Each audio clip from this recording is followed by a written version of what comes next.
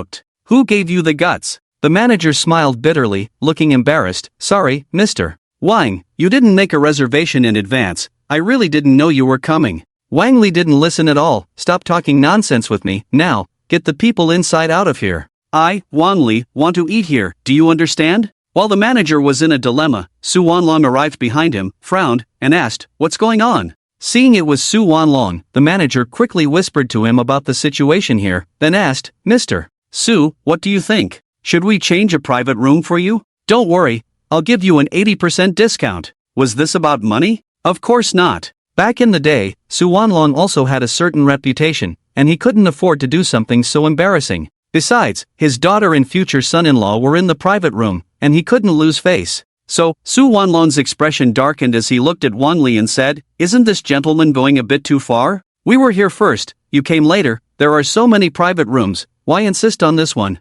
Wang Li heard the person in front of him daring to argue with him, took a puff of smoke, cursed, where did this stupid thing come from? I am a distinguished guest of Tai Xian Zhuang. I often eat in this private room, do I need to explain to you? Now, immediately get your people out of here, do you hear me? Don't provoke me. Wang Li was still as arrogant and conceited as ever. It was clear that the last incident did not teach him a lesson. Lin Fei also chimed in at this time. Yes, my husband spends a lot of money here every month. If this is how it is, we won't come here in the future. We'll go eat somewhere else. I don't believe this is the only place to eat in Jiangcheng. The two of them went back and forth. As the manager of Tai Xian Zhuang, he really couldn't afford to lose such a big customer easily. So, the manager turned to Su Wanlong, Mr. Su. Su Wanlong knew what he wanted to say, waved his hand and scolded, get out. We booked the private room first. It's impossible for us to move. Upon hearing this, Wang Li walked up with a smile, looked Su Wanlong up and down. Why do you look so familiar?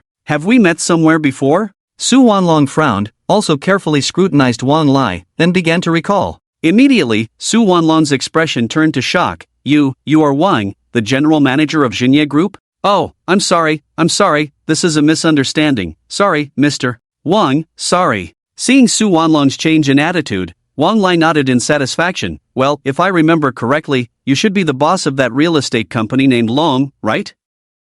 I haven't heard from you in a long time. Previously, as the production and sales director of Xinye Group, Wang Lai had dealings with many people, including Wanlong Real Estate Company, because Lin Xinye and Su Wanlong were old acquaintances, with some shares in Wanlong Real Estate. Su Wanlong looked apologetic, smiled, I was framed before, spent a few years inside, just got out, having a meal. Wang Lai pretended to suddenly realize, nodded as if he remembered something, frowned as if he was about to ask, but then Lu Chen and Su Ruyan walked out of the private room one after another. When Lu Chen saw Wang Lai and Lin Fei, he was somewhat surprised. Wang Lai and Lin Fei also saw Lu Chen. Wang Lai's mind went blank for a moment, not even aware that the cigarette in his hand had fallen to the ground. Lin Fei was even more embarrassed, using her toes to scratch out a 3-bedroom and 1 living room on the ground. Lu Chen and Su Ruyan walked over, worried that Lu Chen might say something to offend Wang Lai. Su Wanlong spoke up before Lu Chen could.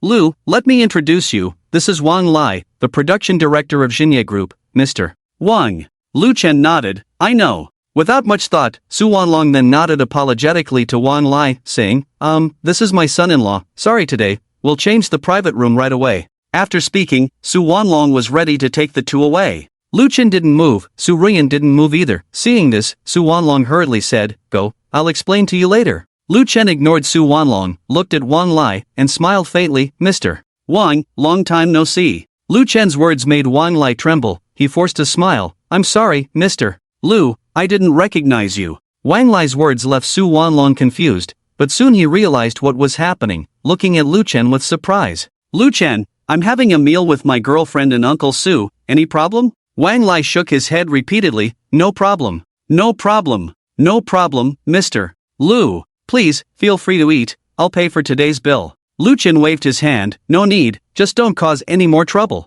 Hearing this, Wang Lai felt like he had been granted a pardon, nodded and bowed, then left. After Wang Lai and Lin Fei disappeared, the manager left shortly after. I'm sorry, sir, for the disturbance. Today, we will offer a 40% discount on your meal. I hope you don't mind. Lu Chen nodded without saying much. After the manager left, Su Wanlong finally walked over, glanced at the direction Wang Lai had left, and then at Lu Chen. For the first time, Su Wanlong realized that his son-in-law seemed not as simple as he thought. After a brief surprise, the three returned to the private room to eat and drink. With this incident, Su Wanlong's attitude towards Lu Chen became more serious, not as relaxed as before. Lu Chen also sensed this but didn't know what to say. After 3 rounds of drinks, Lu Chen's phone rang. Seeing it was a call from Lin Yin, he gestured to Su Ruyan and left the room. Outside the private room, Lu Chen answered the phone. What's wrong, darling? Have you come back? There was silence on the other end, no sound came out. Lu Chen felt something was wrong. Is Lin Jinzu causing trouble for you? I'll come over right now. Just as he finished speaking, Lin Yin's voice finally came through on the phone, but it was crying. Lu Chen, let's break up. Lu Chen was surprised. Lin Yin actually proposed a breakup to him? Soon, Lu Chen realized that Lin Jinzu must have said something to Lin Yin and pressured her. Given Lin Yin's affection for him, she wouldn't say such things unless it was something she couldn't refuse. What are you talking about? What did your dad say to you? Tell me, I'll help you deal with it. Lin Yin, sob, you can't solve this, I'm sorry, husband, sorry sob. Beep beep beep. After saying that, Lin Yin hung up the phone. Looking at the hung up phone, Lu Chen's eyes darkened completely. Although he hadn't been with Lin Yin for long, he already considered her his woman and couldn't let her be bullied by others. Not even by his father. With this in mind, Lu Chen turned and walked back into the private room. Sorry, Su Ruyan, Lin Yin is in trouble. Mr. Su, I have something urgent to attend to, I'll leave first. After speaking, Lu Chen picked up his clothes and left, leaving Su Wanlong wanting to ask more, but Su Ruyan stopped him. Oh dad, he has something urgent, let him go first. Seeing this, Su Wanlong had to give up. On the way to drive, Lu Chen kept calling Lin Yin, but none of the calls went through,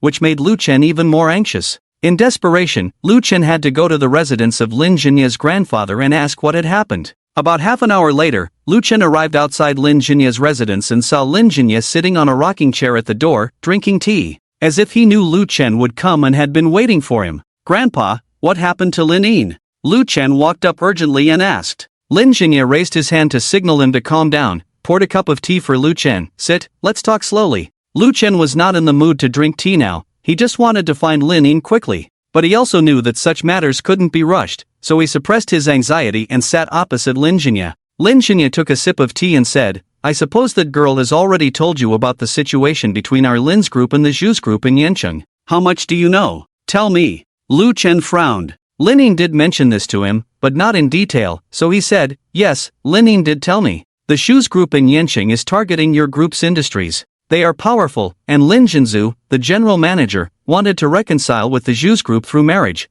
but you rejected it. That's about all I know, Grandpa. Lin Jinya nodded, poured himself another cup of tea, and continued, that's about it. The shoes group in Yanqing is not only powerful, they are the unique supergroup in Yanqing, holding all the resources in the city. In recent years, the shoe group has not been satisfied with the status quo and has set its sights on the market in Jiangcheng, wanting a piece of the pie in our territory. But we, the three giants of Jiangcheng, are not to be trifled with. Naturally, we cannot stand by and watch an external force enter. So, in recent years, the three giants of Jiangcheng have been united in resisting the Zhu group. Unfortunately, even with our three giants united, we are no match for the Zhu group. The longer it goes on, the more losses our three giants suffer. As businessmen, internal conflicts are inevitable. Not long ago, Tang Lei of Tenghui Group was the first to withdraw from the alliance, choosing neutrality to recuperate. Wan Qishan of Wanbei Construction also began to waver, and the alliance is on the verge of collapse. Our Xinye Group was the initiator of the alliance,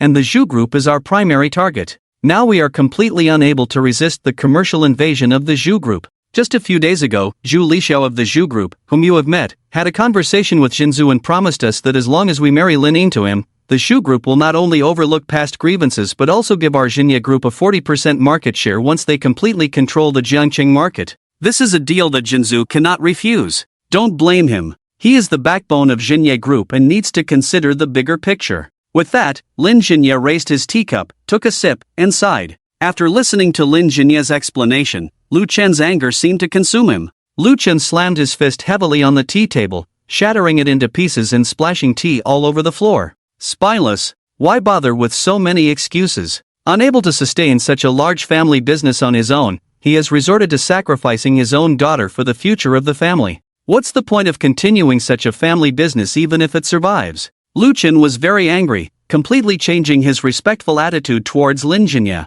Lin Xinye did not seem surprised by Lu Chen's actions, looking at the table of tea utensils, only the one in his hand intact, paused before saying, Lu Chen, look at this teacup. Would it be better to break one teacup and keep the rest mostly intact? Or to break all the others and keep one teacup like this? Lu Chen could clearly hear the implication in Lin Xinye's words and angrily retorted, she is a person. Your granddaughter. Not a teacup. With that, Lu Chen said no more, turned around, and left in a huff. Lin Xinye watched Lu Chen leave, opened his mouth as if to say something, but didn't utter a word. He knew very well that what he was doing was wrong, but between a small mistake and a big mistake, he had no choice, and neither did Lin Jinzu. Their love for Lin Ying was the same, and they would not have taken this path if they were not pushed to the brink. Lu Chen, who left Lin Xinye's house, drove to Xinye Group. On the way, he tried calling Lin Ying several times, but this time it went straight to voicemail. An infuriated Lu Chen vented his frustration on the steering wheel. Arriving at Xinye Group, Lu Chen disregarded the guards and security personnel's attempts to stop him,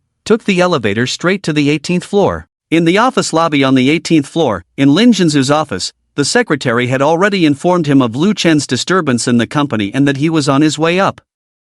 Lin Jinzu waved his hand, and the secretary left. Exhausted, Lin Jinzu leaned back on the sofa and rubbed his forehead. In less than 2 minutes, Lu Chen kicked open the door to Lin Jinzu's office, strode in, and looked at Lin Jinzu, asking, where is Lin Ying? Lin Jinzu looked at Lu Chen seriously and shook his head, I don't know. Lu Chen took 3 quick steps to reach Lin Jinzu, grabbed his collar, pushed him against the wall, and stared at him fiercely. Tell me where she is. Lin Jinzu, we had a deal. You're breaking the rules. Even under Lu Chen's coercion, Lin Jinzu still managed to show a hint of a smile, though it was tinged with a sense of helplessness. I really don't know. After talking to her, she promised me that she would separate from you, and I haven't seen her since then. Lu Chen didn't say anything, stared at Lin Jinzu for a while, and finally let go of him as if deflated. Lin Jinzu straightened his clothes and said, Mr. Lu, there are some things that I can't do anything about, I hope you understand. Lu Chen suddenly turned around, nonsense. In your eyes, your career is always more important than your own daughter.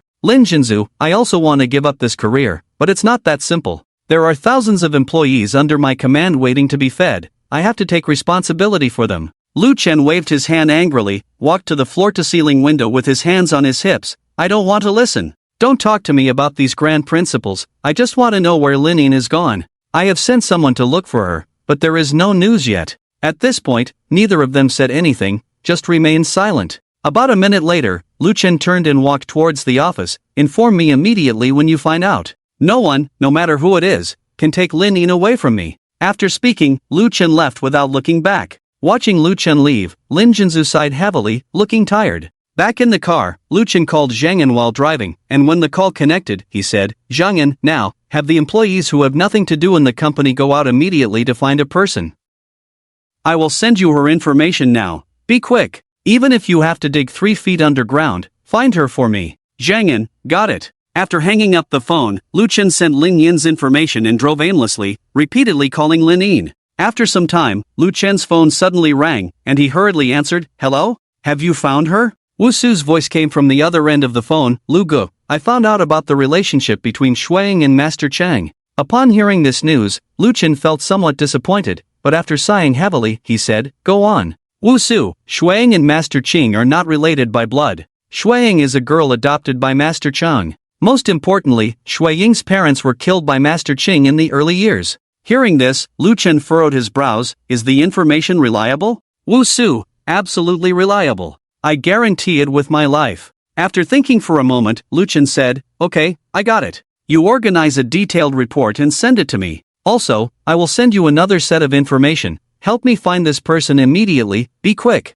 Wu Su, got it, Lu Gu. After hanging up the phone, Lu Chen turned the car around and drove towards home. Upon returning home, Su Ruyan and Shuang were watching TV. Seeing Lu Chen return, Shuang, as usual, left expressionless and went upstairs. It's not that she didn't want to run, but with Su Fei watching over her, she couldn't escape. Lu Chen didn't feel like talking to her. Su Ruyan came up and asked, What happened to Xiaoyin? Why hasn't she come back yet? Lu Chen poured a glass of water and drank it all, tightly holding the glass. He briefly explained what happened to Lin Yin to Su Ruyan. After listening to Lu Chen, Su Ruyan approached him eagerly. Xiaoyin likes you so much, how can she marry someone else? You need to think of a solution quickly. Lu Chen, I will never let her marry someone else. If worst comes to worst, I will go and stop the wedding. Upon hearing this, Su Ruyan paused for a moment, then nodded vigorously. Yes, I support you, my husband. Lu Chen turned around and instructed Su Ruyan, I will handle this matter. By the way, where is Uncle Su?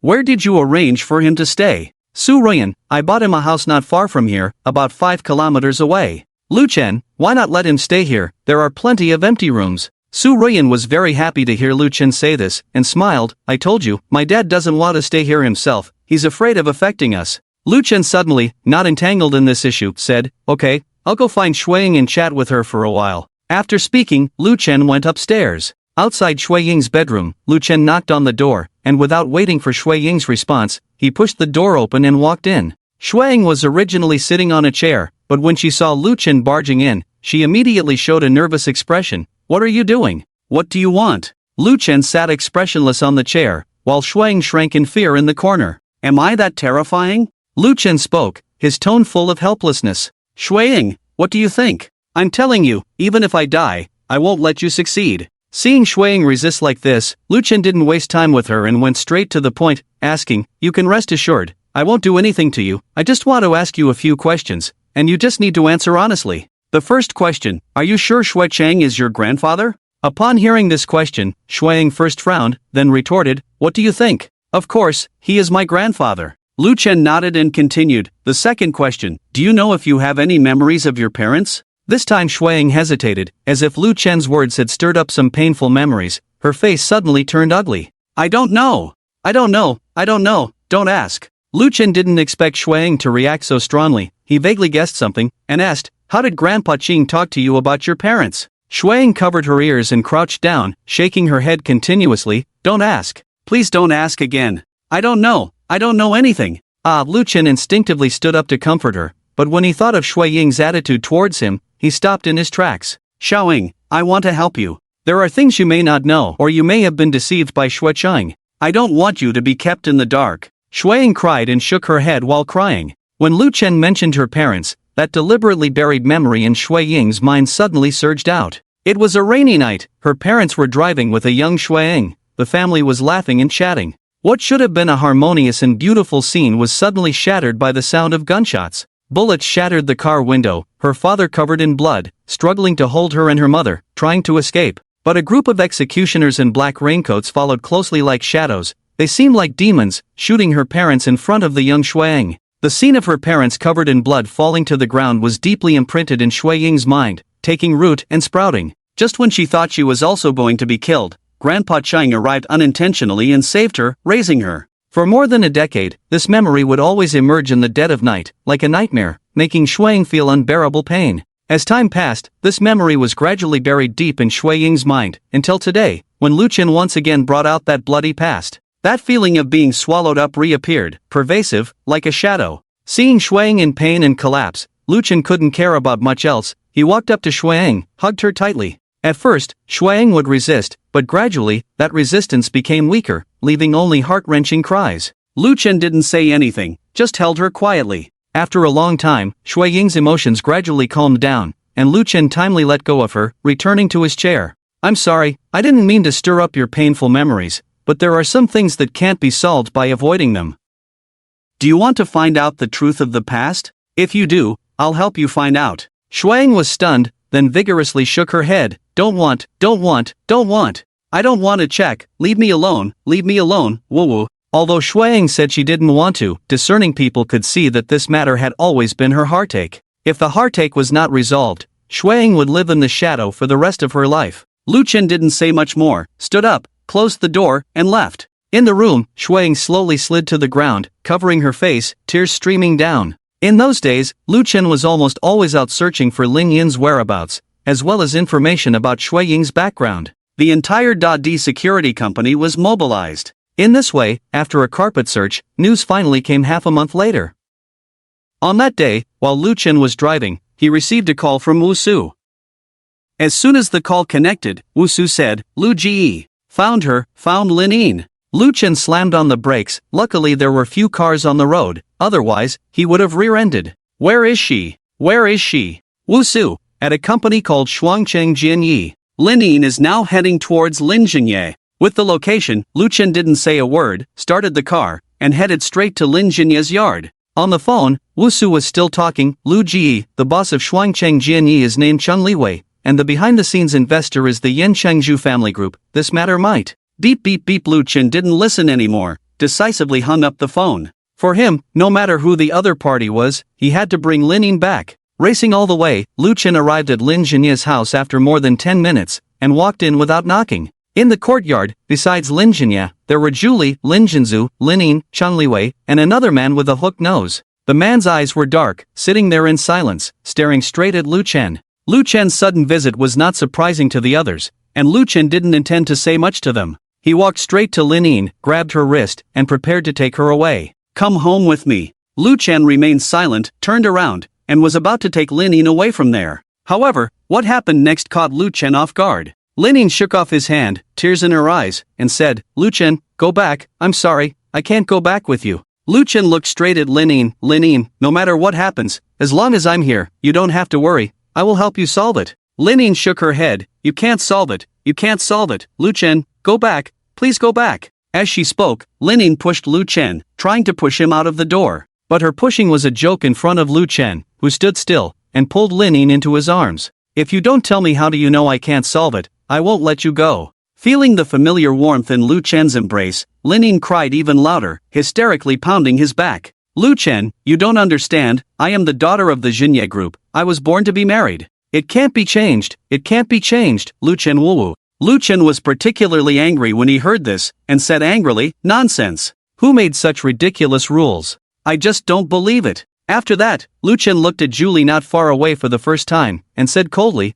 if you want to take her away from me, come and get her yourself. What means do you have to come at me? Dealing with them is nothing. Julie sneered, leaned back in his chair, things that can be done with a little money, why fight with you? This statement left Lu Chen speechless. Indeed, for Julie, using his family's influence to slightly pressure the Jinye group would make them willingly send Lin Yin to his bed. There was no need to fight with Lu Chen. Understanding this, Lu Chen also deeply realized that his current strength was still far from enough. Although his own strength was already strong enough, the power of one person was ultimately limited. There is simply no way to compete with a family that has been entrenched for hundreds of years. This is the second time Lu Chen has felt powerless, The first time was when Lin Fei cheated in front of him. Lu Chen released Lin Yin, gently wiped away the tears on her face, and then walked towards Julie. As he was about to reach Julie, the man with the hooked nose stood up and blocked Lu Chen's path. "Young man, I advise you to go back where you came from." Looking at the stranger in front of him, Lu Chen was wary, sizing him up but feeling nothing.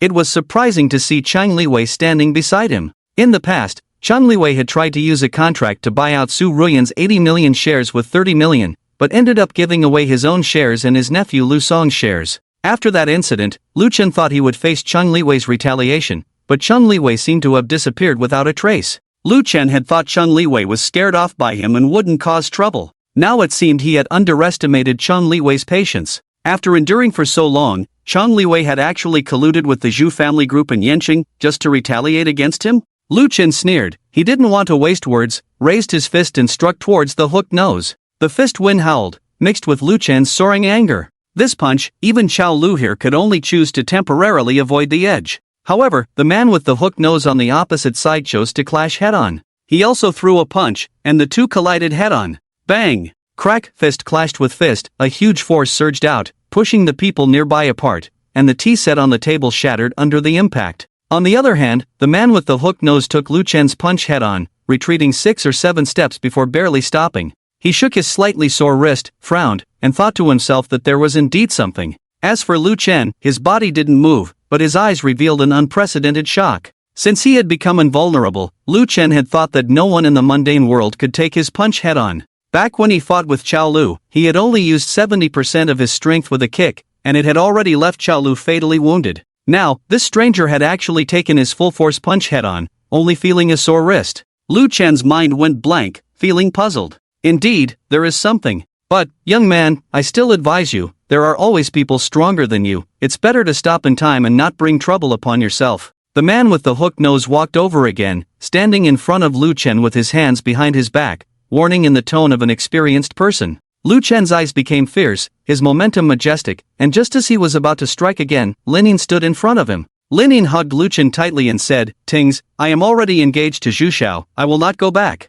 This sentence made Lu Chen feel cold all over. Lin Yin let go of Lu Chen, sniffed, and said, "Moreover, Lu Chen, you are vacillating, already have Su Ruyan, why provoke me? What can you give me? Can you marry me? Can you give me a home?" Lin Yin's questions left Lu Chen speechless. Her words hit a sore spot for Lu Chen. Indeed, Lu Chen couldn't give Lin Yin what she wanted. At this moment, Lu Chen felt lost and shaken. "Lin Yin, Lu Chen, let's stop here. Let's leave some dignity for both sides. Part ways decently, okay? Don't make a scene." Lu Chen looked at her, and with difficulty, he said, "Yin, have you really made up your mind?" Lin Yin forced a smile, walked to Zhu Li's side, took his arm, and leaned on Zhu Li's shoulder. "Of course, Zhu Li has already proposed to me, we will get married in 3 months, and I invite you to come and drink at our wedding banquet." Wishing glanced at Lin Yin, with a slight smile on the corner of his mouth, then looked at Lu Chen. Lu Chen took 2 steps back, shaking his head in disbelief. Suddenly, he remembered something and checked Lin Yin's affection for him. 100. Still 100. It means that Lin Yin's true love is still him. It has always been him, Lu Chen. Why did Lin Yin do this? Thinking of everything that had happened in the past few days, Lu Chen understood. In the end, it was because he was too weak, unable to protect Lin Yin, unable to protect Xinye Group. What Zushi Group could offer them, Lu Chen couldn't. It's that simple. After understanding this, Lu Chen nodded with a bitter smile. "Okay, I'll go." After speaking, Lu Chen turned around and left the courtyard without looking back. It wasn't until the sound of Lu Chen's car engine faded away that the people in the courtyard came back to their senses. Lin Yin let go of Wishing and ran into the house crying. Her heart was in pain. After Lin Yin left, Wishing smiled and shrugged. "Isn't this resolved? Isn't it difficult?" Lin Jinye closed his eyes, his old face covered with frost. Lin Jinzu also felt heartache but could only accompany with a smiling face. This is the way of the world. Love between children, human relationships, helplessness. Wishing patted his clothes, stood up. "All right, let's end it here today. In 3 months, I will marry Miss Lin in a grand manner. Ha, let's go." With that, the man with the hooked nose and Chang Liwei followed Wishing out. After leaving, the 3 of them got into a Maybach and left. Inside the car, Wishing casually asked, "How is it? Are you confident?" The man with the hooked nose frowned, thought seriously for a moment, evaluated it, and said, "Not sure. This guy's strength is the strongest I've encountered. He should also be extraordinary. I don't know if he has any other cards or background. who thinks it's better to investigate him thoroughly first. After listening to the man with the hooked nose, Wishing nodded, okay. Then, Wishing turned his gaze to Chen Liwei, how are the things you were supposed to handle? Chen Liwei respectfully lowered his head and said, Wishing, everything is proceeding in an orderly manner. Tang from Tenghui Group and Wan from Wanshan Construction have agreed to cooperate with our company, as well as many other big and small companies. Wishing nodded, well done. At night, past midnight, Lu Chen had not returned yet. Su Ruyan paced anxiously in the room, repeatedly calling Lu Chen. Soon, the door opened, and Lu Chen returned with a serious face. Su Ruyan, seeing him, ran up with a worried look. Where have you been? You didn't answer the phone. Lu Chen forced a smile, walked to the sofa, sat down, and rubbed his face hard. Su Ruyan sensed Lu Chen's frustration, sat in front of him, and asked, where's Xiaoying? Did you find her? Lu Chen covered his face and nodded, I found her, but she's going to marry someone else. Upon hearing this, Su Ruyan stood up abruptly, what a joke, how can Xiaoying marry someone else? What's going on? Lu Chen calmed down a bit and told Su Ruyan about what happened at the Lin Jinye's house. After listening, Su Ruyan's first words were, are you stupid? Xiaoying clearly still loves you, she said that just to make you angry, she is helpless. Lu Chen, I know, but I really can't help Jinye Group, I'm too weak now. Su Ruyan sighed, held Lu Chen's face, and patiently advised, Lu Chen, I won't allow you to say that about yourself. In my heart, you have always been the most capable, invincible person, and I believe Xiaoying must think the same. Can you imagine how desperate Xiaoying is now? She's waiting for you to save her, waiting for the man who rides on a colorful cloud. That person is you, Lu Chen. You know Xiaoying loves you. By the time she really marries Julie, it will be too late. We still have time and a chance now. I am a woman, I understand her better than you. I believe Xiaoying is waiting for you now too. It has to be said that Su Ruyan is a qualified wife. After being comforted and encouraged by Su Ruyan, the defeated eyes of Lu Chen regained their spirit. Yes, who is he? He is Lu Chen, a man blessed by the system. Heaven has given him the conditions for a comeback, yet he is being blocked by such trivial difficulties, experiencing sorrow and regret. He is not being much of a man, and he is letting down his own system. After understanding all this, Lu Chen stood up, tightly embraced Su Ruyan, and kissed her on the lips. Thank you, Su Ruyan, I know what to do now. Su Ruyan smiled and nodded without saying a word. At this moment, Lu Chen made a bold decision. He decided to transcribe the secrets of bronze skin and iron bones and give them to more people to learn and practice. His individual abilities are ultimately limited, and if he wants to go far and stand tall, he must rely on the power of a team. Thinking of this, Lu Chen immediately asked in his heart, System, can I let others learn bronze skin and iron bones? The system remained silent. If you don't speak, I'll take it as a yes. Lu Chen made up his mind to do this. After convincing himself, he plunged into the study. The whole night passed, and the next day, nearing noon, the study door finally opened. The slightly tired Lu Chen stretched and walked out. After staying up all night, the contents of the bronze skin and iron bones secrets were finally organized and put into written form. Su Ruyan should have gone to the company, the maid had prepared the meal, Lu Chen didn't have time to eat, so he grabbed a chicken leg and left, heading straight to the Grand Earth Security Company. Half an hour later, Lu Chen arrived at the company and called for a meeting in the conference room with all the company's senior executives, led by Zhang Yan. After this period of development, the Grand Earth Security Company now had nearly 200 employees, divided into 20 teams, each with a team leader. In the conference room, all 20 team leaders were present. Lu Chen sat in the main seat and distributed the printed bronze skin and iron bones secrets to everyone. Lu Chen, this is a secret to strengthen the body, called bronze skin and iron bones.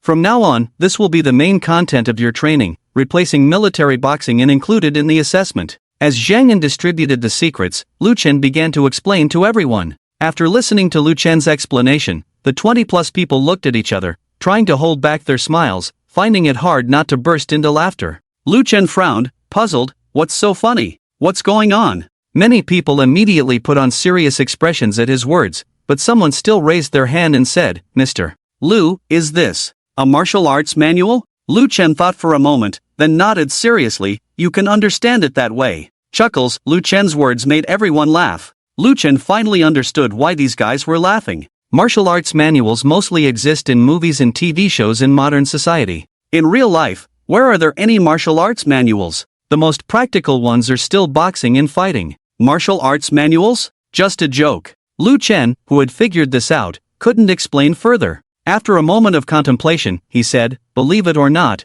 this must be included in the assessment. After my organization, it is divided into 4 levels based on each person's proficiency: white guard, yellow guard, black guard, red guard. There will be a monthly assessment. Those who have not mastered it will be dismissed by the company. Similarly, the higher the level, the higher the salary. Lu Chen's serious expression, coupled with the regulations he announced, immediately turned the 20-plus people from playful to serious, as they began to carefully examine the secrets in their hands. The content of the secret book was excerpted in plain language by Lu Chen. There is no situation that cannot be understood. The extent of learning depends on individual talent. The setting of this level was also adjusted by Lu Chen after staying up all night to focus on the content of the secret book. Judging by him, Hongwei's strength is on par with him, and even the lowest rank by Wei is much stronger than they are now. After printing out the secret book, each team leader will ensure that each person has a copy, strictly prohibit any leaks. Otherwise, military law will be enforced. That's it. If there are no issues, the meeting is adjourned.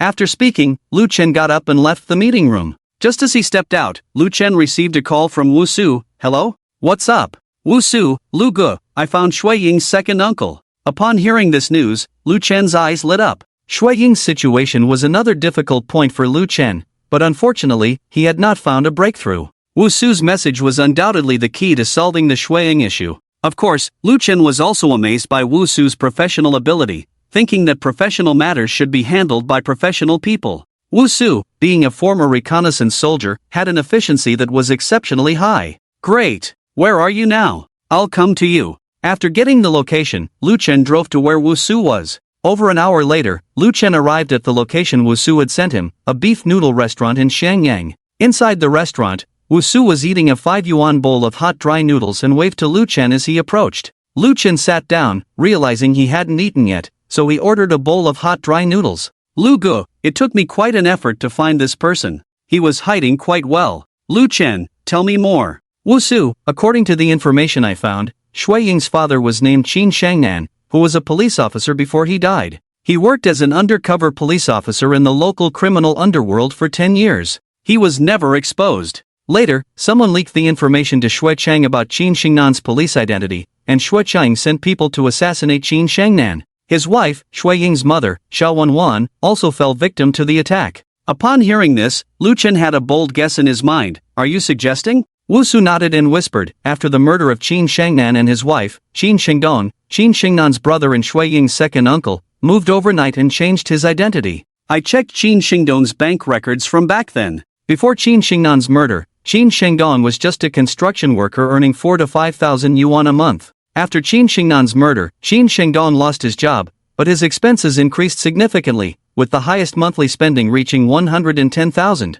Lu Chen understood Wu Su's implication and said, are you suggesting that after Qin Shangnan's murder, Qin Shengdong received a large sum of money? Wu Su nodded heavily, yes. Otherwise, it wouldn't make sense. Qin Shengdong, a construction worker, couldn't afford a 7 to 800,000 yuan house, let alone pay in full, and drive a BMW 3 Series. That would have cost a lot of money back then. Lu Chen nodded, pondered for a moment, and said, it's just a speculation for now. We need to confirm it later. Have you finished eating? If so, let's go. Wu Su wiped his mouth. Let's go. With that, the two got up, Lu Chen paid the bill, and they drove to Qin Shengdong's house. On the way, Lu Chen also gave Wu Su the secret book Copper Skin and Iron Bones, saying, this is a good thing. Study it well when you have time, it's powerful. Wu Su solemnly accepted it. Yes, I will. 3 to 5 minutes later, their car entered an old residential area. This area might be considered old now, but a decade ago, it was undoubtedly a king of buildings. Led by Wu Su, the two arrived at Qin Shengdong's door, and Lu Chen knocked.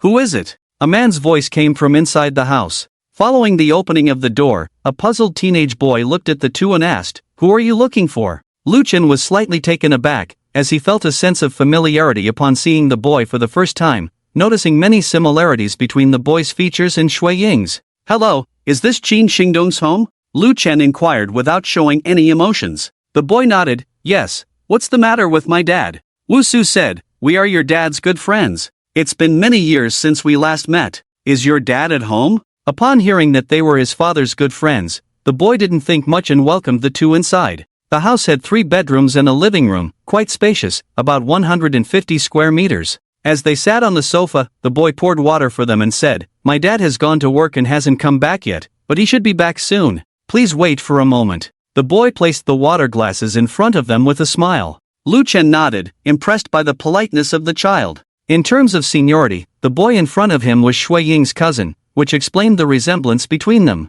Wu Su asked, "What's your name, kid?" "I'm Qin Song." "Oh, what does your dad do now? And your mom?" Wu Su continued. Qin Song replied, "My dad owns a mobile phone store nearby in the market, and my mom just went to help him. He should be back soon." Just as he finished speaking, the sound of keys opening the door was heard. The boy's face lit up, saying, "My dad is back." With that, the boy went to the door to welcome Qin Shengdong. A middle-aged man entered, first smiling and patting Qin Song's head, but became alert upon noticing strangers in the room. Qin Shengdong asked, "Song, who are they?" Qin Song replied, "Dad, they said they are your good friends, so I let them in." Lu Chen and Wu Su didn't stand up, smiling as they looked at Qin Shengdong. Qin Shengdong had a bad feeling. "Have you finished your homework? School is starting soon." "Go finish your homework, and Dad will chat with his friends." Qin Song nodded, then ran into the bedroom. After washing his hands, Qin Shengdong sat across from the two and said, "You two look unfamiliar to me.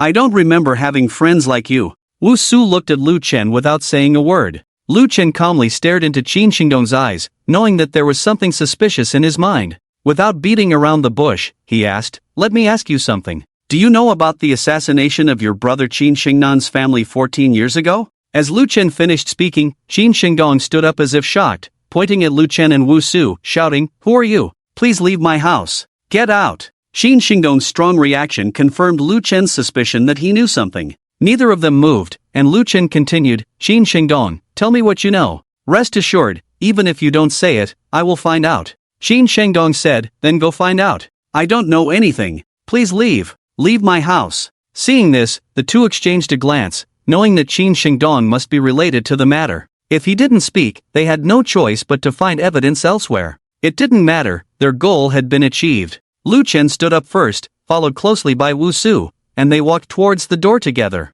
When they reached the door, Lu Chen stopped, turned to Qin Shengdong, and said, "Qin Shengdong, have you been sleeping soundly these past 10 years? Have they come to find you?" Qin Shengdong's face turned pale in an instant, then quickly walked up to them, pushed them out without a word, and slammed the door shut. Lu Chen and Wu Su exchanged a glance. Wu Su said, "What should we do now, Lu Gu? Have we alerted the enemy?" Lu Chen shook his head. "What I wanted was to alert the enemy." With that, the two walked downstairs. Lu Chen took out his phone and called Zhang Yan. After the call connected, he said, "Zhang Yan, I will send you a location. Send 2 people here to keep watch, closely monitor his every move." Hanging up the phone, Lu Chen sent the location and information about Qin Shengdong. Going back downstairs to the car, Wu Su asked, "Lu Gu, what should we do now?" Lu Chen thought for a moment, turned to Wu Su, and said, "I'll take care of the rest. You rest for a couple of days. I'll call you if needed." Wu Su hesitated for a moment, nodded, "Okay, Lu Gu, call me anytime." Lu Chen nodded, drove with Wu Su to the outside, and took a taxi to leave. After Wu Su left, Lu Chen sat in the car and thought carefully. He was now almost certain that this matter was definitely related to Qin Shengdong. Logically speaking, with such a big case, the police should have investigated. Why was there no result? Moreover, Qin Shengnan was still an undercover agent for the police. If Qin Shengdong was really the one who betrayed Qin Shengnan, shouldn't the police have caught him sooner? What is going on here? After much thought, Lu Chen decided to go to the police station to take a look and check the files. After looking at the information about Qin Shengdong from back then, Lu Chen drove to the police station that handled the case back then. Upon entering, Lu Chen walked up to a window and said, "Hello, I would like to check the file of the assassination case of Qin Shengnan 14 years ago." Behind the bulletproof glass was a young police officer, who, after hearing Lu Chen's request, laughed. "Hey, are you here to joke around? Check the file? Do you have the authority for that? Even I don't have that authority. Why do you think you can check it?" The words of the young officer made Lu Chen uncomfortable. He frowned and asked, "Then how can I see the file of this case?" The young police officer shook his head. "I don't know. There is no precedent for this. Theoretically, only police personnel related to the case have the right to view the file." Lu Chen frowned. "This case is very important to me. Can you make an exception?" Lu Chen spoke politely, but the young police officer, after hearing Lu Chen's words, slammed the table, stood up, and pointed at Lu Chen, scolding, "What do you mean? Bribery, right? Let me tell you, you've got the wrong person." Lu Chen stood there looking confused, feeling uncomfortable as the police officers kept approaching him, feeling as if he had eaten a fly, making him feel awkward. Several police officers surrounded Lu Chen. One of them patted Lu Chen's shoulder and pointed to the door. "Sir, please leave." Despite Lu Chen's good temper, being scolded by the young police officer for no reason and being falsely accused made him angry. He coldly looked at the 4 police officers and said, "I am just making a lawful request as a citizen, why should I leave?" The leading police officer had no intention of explaining to Lu Chen. He pushed him, "Please leave." Lu Chen was a bit angry. He lightly pushed the police officer's arm, and the leading police officer sat on the ground. Immediately, assault on a police officer. He dared to assault a police officer. "Arrest him! Arrest him!" So, the other 3 police officers instantly became serious and surrounded Lu Chen. Seeing these police officers indiscriminately arresting people, Lu Chen was almost driven to anger.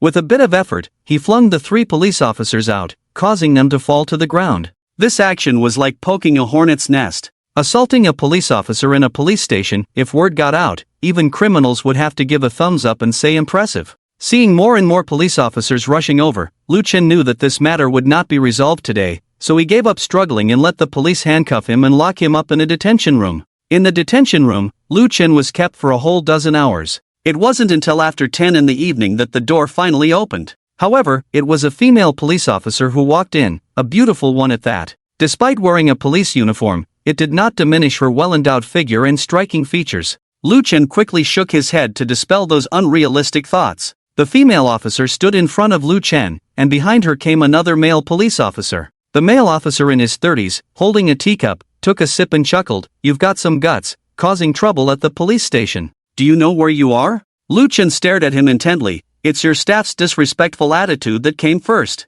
I just wanted to check a file." Upon hearing Lu Chen's words, the male officer sneered, "Ha, do you think you're the chief of the police station, wanting to check just like that? Even if you were the chief, you'd still need to apply to check the file. What? Do you think you're more awesome than our chief?" Lu Chen was left speechless by this remark. Indeed, he was not very familiar with the ins and outs of the administrative system, making a fool of himself. What he didn't know was that as the male officer spoke, the female officer beside him furrowed her brows slightly. "So how can I access the file? This matter is crucial to me," Lu Chen continued to inquire. After some thought, the male officer shook his head and said, "Citizens do not have the right to access case files, you can't check it." Upon hearing this outcome, Lu Chen clenched his fists tightly, feeling a sense of powerlessness wash over him. It was at that moment that Lu Chen first felt the importance of rights. "What file are you trying to check? Why do you want to check it?" In the silence, a voice as melodious as a nightingale's first song rang out. The female officer spoke.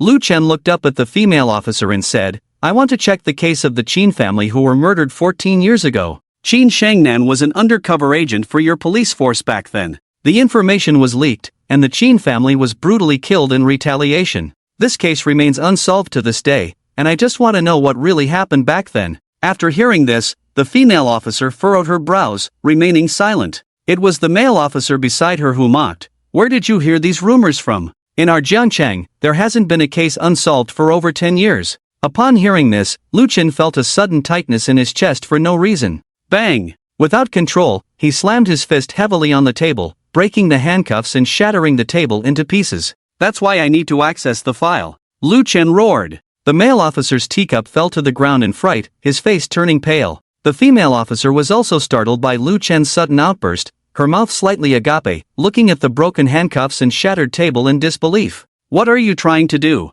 The male officer, who had reacted, pointed at Lu Chen and shouted loudly, his legs going weak. With the dominance Lu Chen displayed, it would be too easy to deal with him and a female officer. Even the male officer had already figured out where he would bury himself. Lu Chen also realized he had lost control, sitting back down on the chair, bowing his head. "I'm sorry, I lost control." Lu Chen's apology relieved the male officer, and of course, it also diminished the arrogance he had just displayed. Okay, since you're sincere now, we'll detain you for a while, you can go back first. After that, I'll report to the superiors, leave your contact information, and we'll inform you if there's any news. Oh, before you leave, you'll have to compensate for the damaged furniture." Lu Chen nodded silently. He had also come to understand that relying solely on his courage would not solve any problems. Before leaving, the female officer's gaze lingered on Lu Chen for a long time. Clearly, she had developed a strong interest in this unfamiliar, somewhat hot-tempered man. After leaving the police station, Lu Chen drove aimlessly on the street with the car windows wide open, smoking one cigarette after another. His mind was a mess right now. In theory, he wouldn't do something as stupid as causing a scene at the police station, but the thought that he only had 3 months left was overwhelming. 3 months later, if he still couldn't control the outcome, did he really have to watch Linine marry Julie? He didn't know. So, Lu Chen had to figure out a way, and the best solution was the system. The system said that Shuang was Lu Chen's destined woman, and as long as the woman's favorability reached 100, the system would reward him. And the rewards were much more important than usual. Lu Chen wanted to see if he could raise Shui Ying's favorability towards him to 100 by helping her with this matter. If he could do that, maybe he could find a way with the system's reward. Unfortunately, Lu Chen was stuck right from the start. This matter was not as simple as it seemed. It had been 14 years since the case happened, and reopening it was too difficult. Lost in his thoughts, Lu Chen's phone rang. It was a call from Luo Xiaolong. Seeing Luo Xiaolong's name, Lu Chen suddenly remembered that he hadn't visited Luo Xiaolong for some time.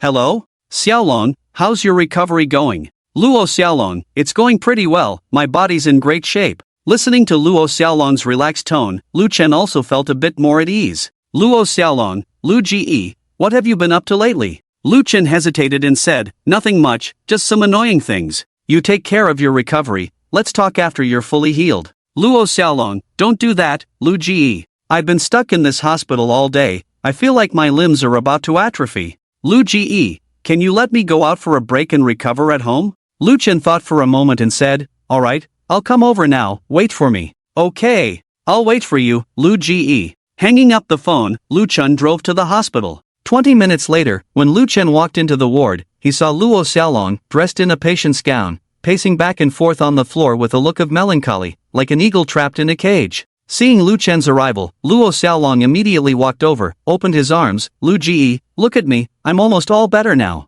Can you talk to the hospital staff and let me go out? I promise to take my medicine on time and eat on time. Seeing Luo Xiaolong's pleading look, Lu Chen smiled and nodded. Yes, I've already talked to the hospital, pack up and come with me. Luo Xiaolong couldn't believe it had actually happened. He was so happy that he almost jumped up, quickly started packing his things. Great! Finally seeing the light of day again. Lu Chen helped Luo Xiaolong pack his things. The reason why Lu Chen agreed to let Luo Xiaolong leave the hospital was not for any other reason but copper skin and iron bones. Luo Xiaolong had a good foundation, and learning copper skin and iron bones would definitely be faster for him than others. Most importantly, learning copper skin and iron bones could help with recovery more effectively than any medicine. After spending more than half an hour in the hospital, the two finally left. In the car, while Luo Xiaolong was excitedly reminiscing, Lu Chen threw a copy of Copper Skin and Iron Bones to him, saying, "You wanted to know why I'm so powerful, right? It's because of this. Study hard during this period, there will be an assessment in a month."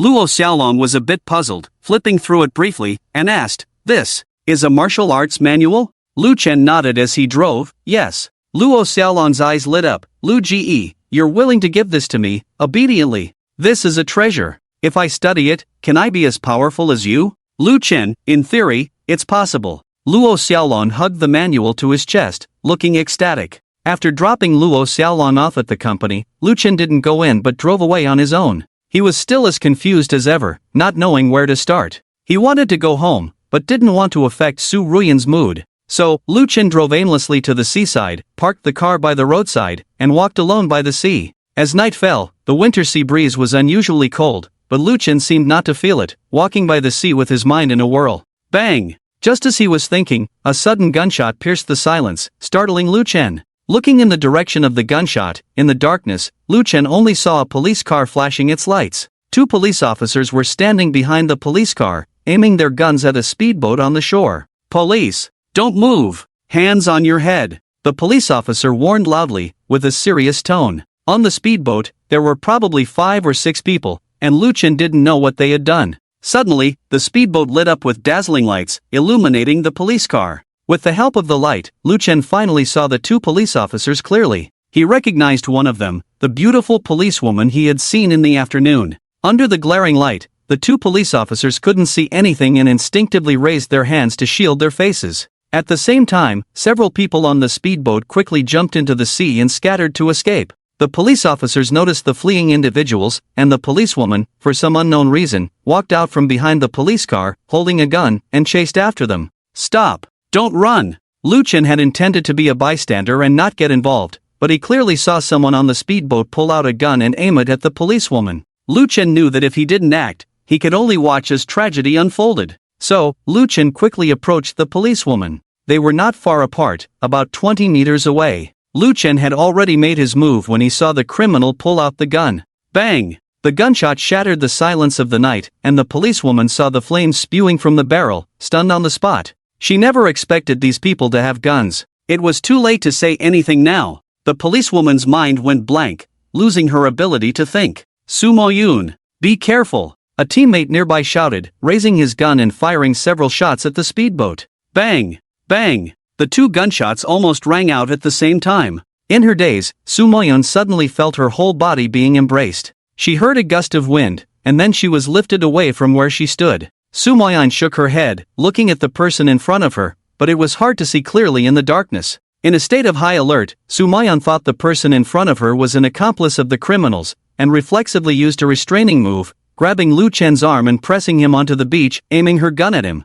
Don't move! The criminal who had fired from the speedboat had already been taken down by Sumo-yun's teammate. The crisis was averted. Hey, be gentle, it hurts. Lu Chen lay on the beach, looking disgruntled. Hearing this voice, Sumo-yun frowned, feeling somewhat familiar. She turned Lu Chen over and recognized him. It's you? What are you doing here? Lu Chen, just taking a walk, officer. What else can I do? I just saved your life, you know? Sumo-yun looked at Lu Chen suspiciously, clearly not believing him. Tell the truth. Are you with them? Lu Chen rolled his eyes. Don't talk nonsense, I don't even know them. At that moment, Sumo-yun's teammate ran over, handcuffed Lu Chen without a word. Don't move. Behave. Lu Chen took a deep breath, feeling hopeless. Being handcuffed twice in one day. What kind of sin was he committing? Over 4 hours later, it was past midnight. Lu Chen sat in the detention room, almost falling asleep. Suddenly, the door opened, and Sumo-yun and two unfamiliar police officers walked in.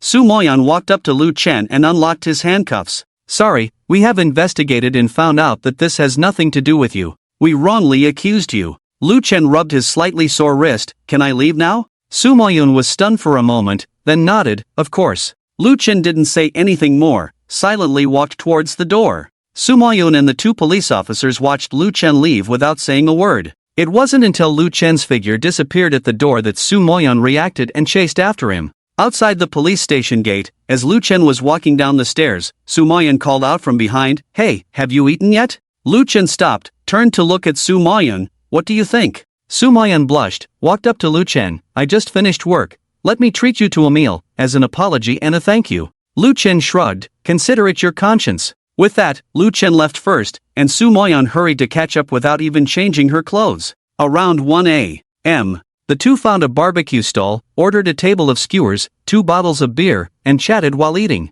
Sumo-yun said, Thank you for saving me today. If it weren't for you, I might have been in danger. Lu Chen took a bite of the skewer, vaguely said, Let's not dwell on the past. Let's have a drink. It's been a while since I had one. Sumo-yun smiled, not a big drinker herself, clinked glasses with Lu Chen and finished the drink in one go. Who are you really? Why are you so capable? It feels not like a normal person. Sumo-yun pondered for a while before blurting out this question. Lu Chen choked on his food, not pleased. Can't you watch what you say? Sumo-yun apologized. I'm sorry, I didn't mean it that way. Lu Chen didn't really blame her, he just found this policewoman quite amusing. They toasted and continued chatting. Everything was fine at first, all very normal, until the 2 bottles of wine were almost finished. Lu Chen heard a loud thud. Sumo-yun's head rested on the table, motionless. Lu Chen was dumbfounded. He had seen people with low alcohol tolerance, but never this bad. Hey, wake up. Are you serious? If you can't drink,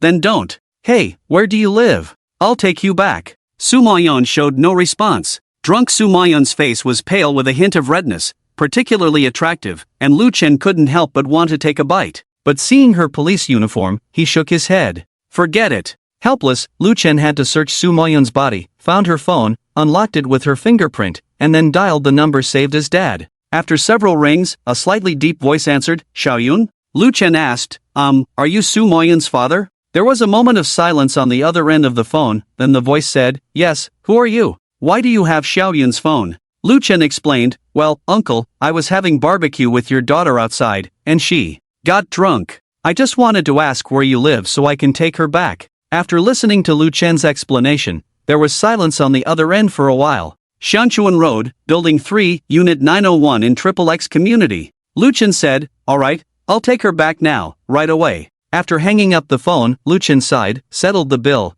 picked up the completely drunk Su Moyan and placed her in the back seat of his car, then drove to Su Moyan's home. "Don't talk to Lucien about not driving after drinking. How much did you drink? Damn it." Lucien complained all the way, first being interrogated, then apologizing and thanking for the meal, but in the end, he still paid the bill himself. Life was a mess. Su Moyan's place wasn't far, about 10 kilometers, and they arrived in about 10 minutes. When Lucien arrived at Su Moyan's doorstep carrying her, the door was open, so Lucien walked in while holding her. The room was lit with spotlights. A middle-aged man in gray pajamas and glasses sat on the sofa, next to a glamorous woman who bore some resemblance to Su Moyan. Needless to say, she must be Su Moyan's mother. Lucien awkwardly smiled, placed Su Moyan on the sofa, and said, "Uncle and aunt, I brought her back to you. I'll go now, goodbye." The man nodded without speaking, not even getting up, and the two of them watched Lucien leave the house like that. Su Moyan woke up again the next morning at exactly 8 o'clock, awakened by her work alarm. She habitually stretched, smiled slightly,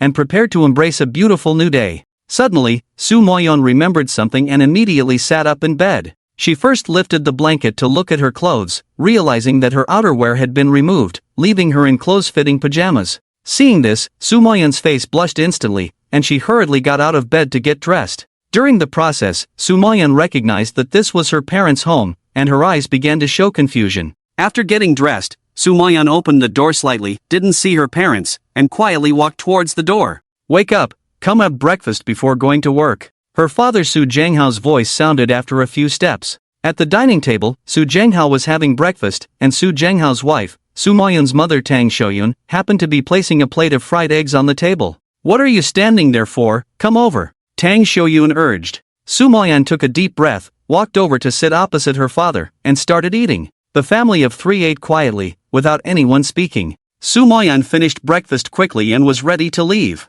At this moment, Su Zhenghao finally spoke. "Who was the young man who brought you back last night?" Su Moyan was stunned and asked, "I was brought back last night?" Tang Shoyun glared at her daughter irritably. "You really, knowing you can't handle alcohol, why did you drink so much? What if you encounter bad people?" "Lucien is not a bad person." Su Moyan instinctively defended Lucien. Su Zhenghao and Tang Shoyun both stopped what they were doing and looked quietly at their daughter. Su Moyan blushed again and explained, "He saved me yesterday. I wanted to thank him by inviting him to dinner, but I lost control and drank too much. Mom and Dad, don't think too much. We are just ordinary friends, not even friends. We have only met twice. We really have no relationship at all. Oh, forget it, I'm going to work." Seeing herself digging a deeper hole, Su Moyan decided not to explain further and was about to leave when Su Zhenghao spoke again. "Invite him to dinner at home tonight. Let your mom cook something nice to thank him." Su Moyun, ah? Su Zhenghao stood up, put on his clothes. "Good, I'm also going to work. I'll give you a ride." Su Moyun, "Oh, okay." Back at the police station, Su Moyan was like a lost soul, with Lucien's shadow filling her mind and unable to shake it off. Her phone was almost worn out, but Su Moyan still hadn't figured out how to bring up the matter with Lucien. She didn't have Lucien's contact information, but that wasn't a problem for her as Lucien had left his number at the police station. Now the problem was how to tell Lucien about this, her father inexplicably wanting to invite him for dinner. What was that all about? Meeting the parents? But they had only met twice. She spent the whole day sighing and feeling distressed. Lucien spent the day at the company, watching every employee study bronze skin and iron bones and stepping in to explain when they encountered something they didn't understand. What troubled Lucien somewhat was that the copper skin and iron bones that he didn't need to study turned out to be not as simple as he had imagined. After a day, none of the 200 employees had grasped the basics, let alone understood it. Lucien speculated that at this rate, by the assessment in a month, maybe not even half would reach the level of Baiwei. Just as he was anxious, his phone rang, displaying an unfamiliar number, and he answered. "Hello? Who is this?" "Su Moyun, hello, is this Lucien?" Lucien recognized Su Moyun's voice. "Su Moyun? Su Moyun, it's me, sorry about last night, and, well, how should I put it? Are you free now?" Lucien was puzzled. "Free, what do you want to say?" There was silence on the other end of the phone for a moment, then, "My parents want to meet you, invite you to dinner at my place tonight. I've already promised them, you must come." After hearing Su Moyun's words, Lucien's first reaction was confusion, followed by amusement. "Hey, is this never ending? Why should I come to your house for dinner? Lu Chen was straightforward. Thinking about last night made Lu Chen inexplicably annoyed. Su Moyun was very pretty, but was Lu Chen lacking a woman? Was he a lapdog? He also had his limits. Su Moyun, Lu Chen. You must come. Lu Chen, oh, must I? What if I don't go? Are you going to handcuff me? Su Moyun, Lu Chen. Do you really think I wouldn't dare? Lu Chen, oh my, you're scaring me, then come and handcuff me. After that, Lu Chen didn't give Su Moyun a chance to speak and hung up the phone directly. On the other end, Su Moyun looked at the disconnected phone with an incredulous expression, then angrily dialed again. Who was Su Moyun? A policewoman. In the entire police station, whether married or not, everyone who met her was polite. What was wrong with this man? Did he have a screw loose? However, the call Su Moyun made was directly hung up by Lu Chen, not even answered. Su Moyun tried calling several times, but each time, the call was rejected. Eventually, Su Moyun was completely irritated and sent a message. Do you know who my dad is? My dad is Su Zhenghao, the director of the Jiangcheng Public Security Bureau. If you dare to hang up on me again, I'll have my dad arrest you. After sending one message, Su Moyun continued to edit another. And what happened last night was an accident. My parents want you to come to my house for dinner to thank you. Don't be ungrateful.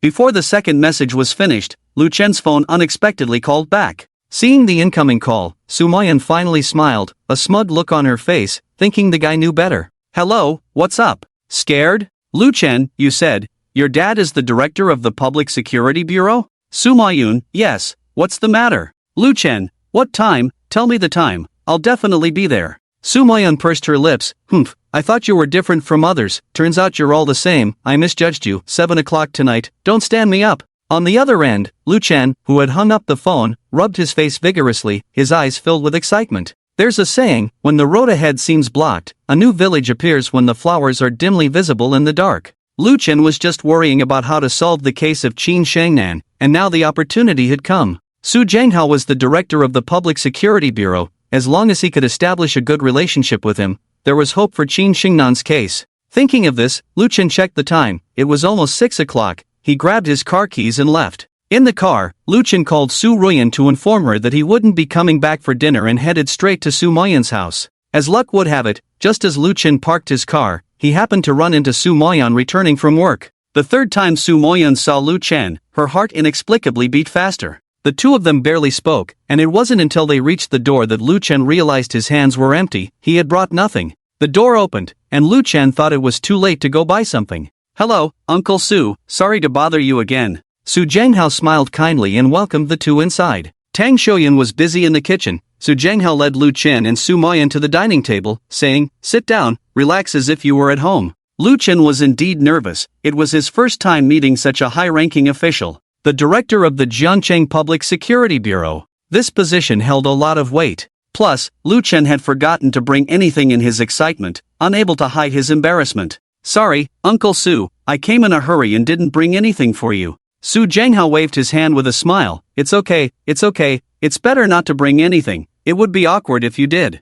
Lu Chen could understand Su Zhenghao's meaning. He smiled and didn't say anything. 5 dishes were already on the table, all common home-cooked dishes. Tang Shouyun finally brought out a pot of spare rib soup, completing the family feast. Tang Shouyun sat with Su Zhenghao, while Su Moyun and Lu Chen sat together, creating a somewhat awkward atmosphere. Su Zhenghao said, come on, taste the dishes your aunt made, how do they taste? Lu Chen nodded, picked up his chopsticks and took a bite, and the conversation started as they ate. Lu Chen, can I call you Xiaolu? Of course, Uncle Su. I already know about what happened yesterday, thanks to you, you handled it well, have you had training? Lu Chen was momentarily speechless, unsure how to explain. If he said he had training, Su Zhenghao could easily uncover his background with his abilities. If he said he hadn't trained, it wouldn't explain his actions in saving Su Moyun yesterday. After some thought, Lu Chen said, maybe. I was in a hurry at the time, and my potential was forced out. Ha, interesting, Su Zhenghao laughed heartily at this answer.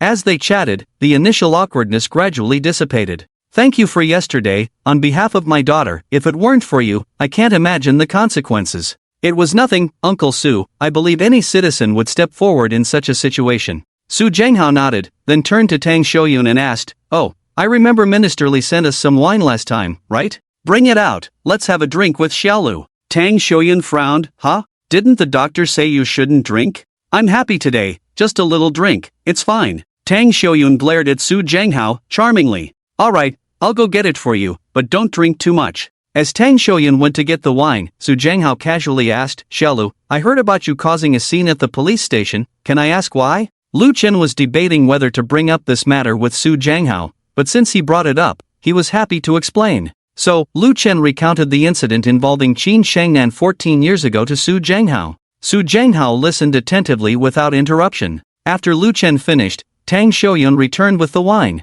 Su Zhenghao poured a glass for each of them, clinked glasses lightly, and said, if what you said is true, then this matter might be quite troublesome, after all, it's been 14 years. Lu Chen nodded, well aware of this. However, he knew he had to resolve this matter. After finishing the white wine in one gulp, Lu Chen said, in cases like this, I believe it's necessary to investigate, no matter how many years have passed. Su Zhenghao nodded, about to speak when Su Moyun interjected, is it true? How come I've never heard of this case? Su Zhenghao chuckled, how long have you been in the police station? Su Moyun fell silent immediately. After a pause, Su Zhenghao pondered for a moment and said, in this way, Xiaolu has helped us so much this time. It is only right for us to help him solve this trouble. I will have someone look into this matter, and once we have the information, I will contact you. Xiaolu was waiting for this sentence. He excitedly poured a glass of wine for Su Zhenghao and raised his glass, saying, thank you, Uncle Su. I am just a small security company owner. If you need anything in the future, feel free to let me know.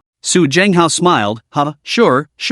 The two clinked glasses, and Xiaolu finished his drink. It was the best wine Xiaolu had ever tasted. Perhaps it was the good conversation. Xiaolu and Su Zhenghao drank quite a lot of wine. When Xiaolu started feeling a bit dizzy, he knew he couldn't drink anymore and stopped. Xiaoyun, send Xiaolu off and arrange for a designated driver for him, Su Zhenghao said casually, instructing Su Moyun to see Xiaolu off. Uncle Su, I had a great time tonight. Thank you for everything, Xiaolu said before leaving. With the help of the alcohol, Xiaolu even bowed to Su Zhenghao before leaving. Su Moyun picked up her bag and belongings before leaving, saying, Mom and Dad, I'll be sleeping on my side tonight. You two rest early. Su Zhenghao smiled and watched Su Moyun help Xiaolu into the elevator before returning to his room. As the elevator descended, Su Zhenghao sat on the sofa and rubbed his temples. Tang Xiaoyun timely brought a glass of cold water, saying, how long has it been since you last drank? Didn't we agree not to drink anymore? Su Zhenghao smiled and replied, this kid is quite interesting, not simple.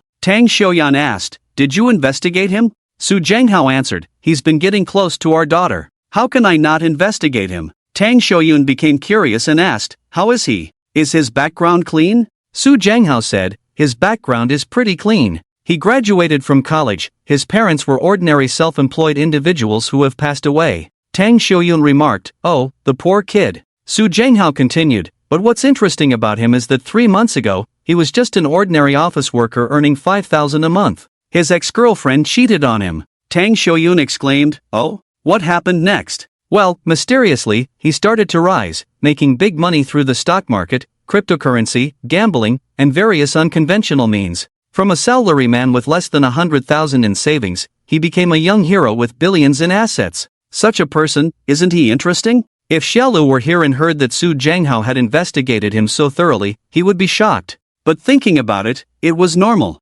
Su Zhenghao was the director of the Jiangcheng Public Security Bureau, and there was probably no one he couldn't investigate, at least in the city of Jiangcheng. From his words, it was also evident that the funds Xiaolu received from the system had been laundered through legal means, and even Su Zhenghao couldn't find any fault. Now, he has established a security company, recruiting many retired soldiers. Do you know Shui Chang? Tang Xiaoyun asked. Shui Chang? Is he the self-proclaimed underground emperor of Jiangcheng? Su Zhenghao nodded, even Shui Chang had to yield to him. Hearing this, Tang Xiaoyun sensed something and looked at her husband strangely. Honey, you don't mean to. Su Zhenghao embraced Tang Xiaoyun and kissed her on the cheek. Exactly, during this period, although Jiangcheng seems calm on the surface, there are hidden undercurrents. The Ji family group in Yancheng is openly attacking and annexing local enterprises in Jiangcheng. The three major giants are not united and cannot achieve much. Coincidentally, Xiaolu has this plan. This young man is not bad, and he gets along well with our daughter.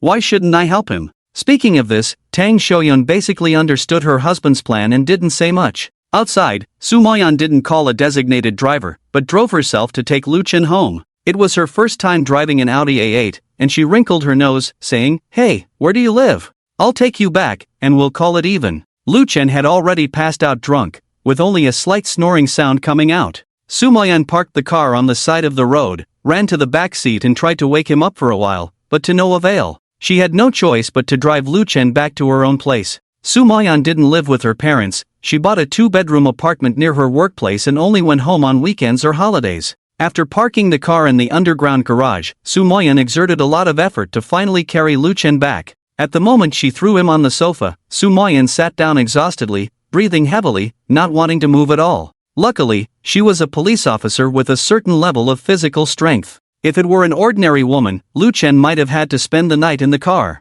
So heavy, if you can't handle your drink, then don't drink so much and cause trouble for others. After complaining for a bit, Soo Moyeon helped Lu Chen take off his shoes and coat, leaving only his pants on. Taking off the clothes from Lu Chen, Soo Moyeon casually threw them into the washing machine. After finishing up, Soo Moyeon finally had a moment to catch her breath. Looking at the deeply asleep Lu Chen, she sniffed and muttered, "He's so drunk, he probably won't wake up again, right?" After saying that, Soo Moyeon nodded to herself, took off her own clothes and put them in the washing machine, then went into the bathroom wearing only her underwear. Soon, the sound of rushing water could be heard from the bathroom. On the bed, the half-conscious Lu Chen heard the sound of water and couldn't hold back the urge to vomit, almost spewing on the bed. He endured the discomfort in his mouth, got up from the bed, searched around on the floor for a trash can but couldn't find one, and staggered towards the bathroom. In the bathroom, Soo Moyeon was naked, covered in bubbles from the shower gel, enjoying her bath. Suddenly, the bathroom door was pushed open and Lu Chen rushed in.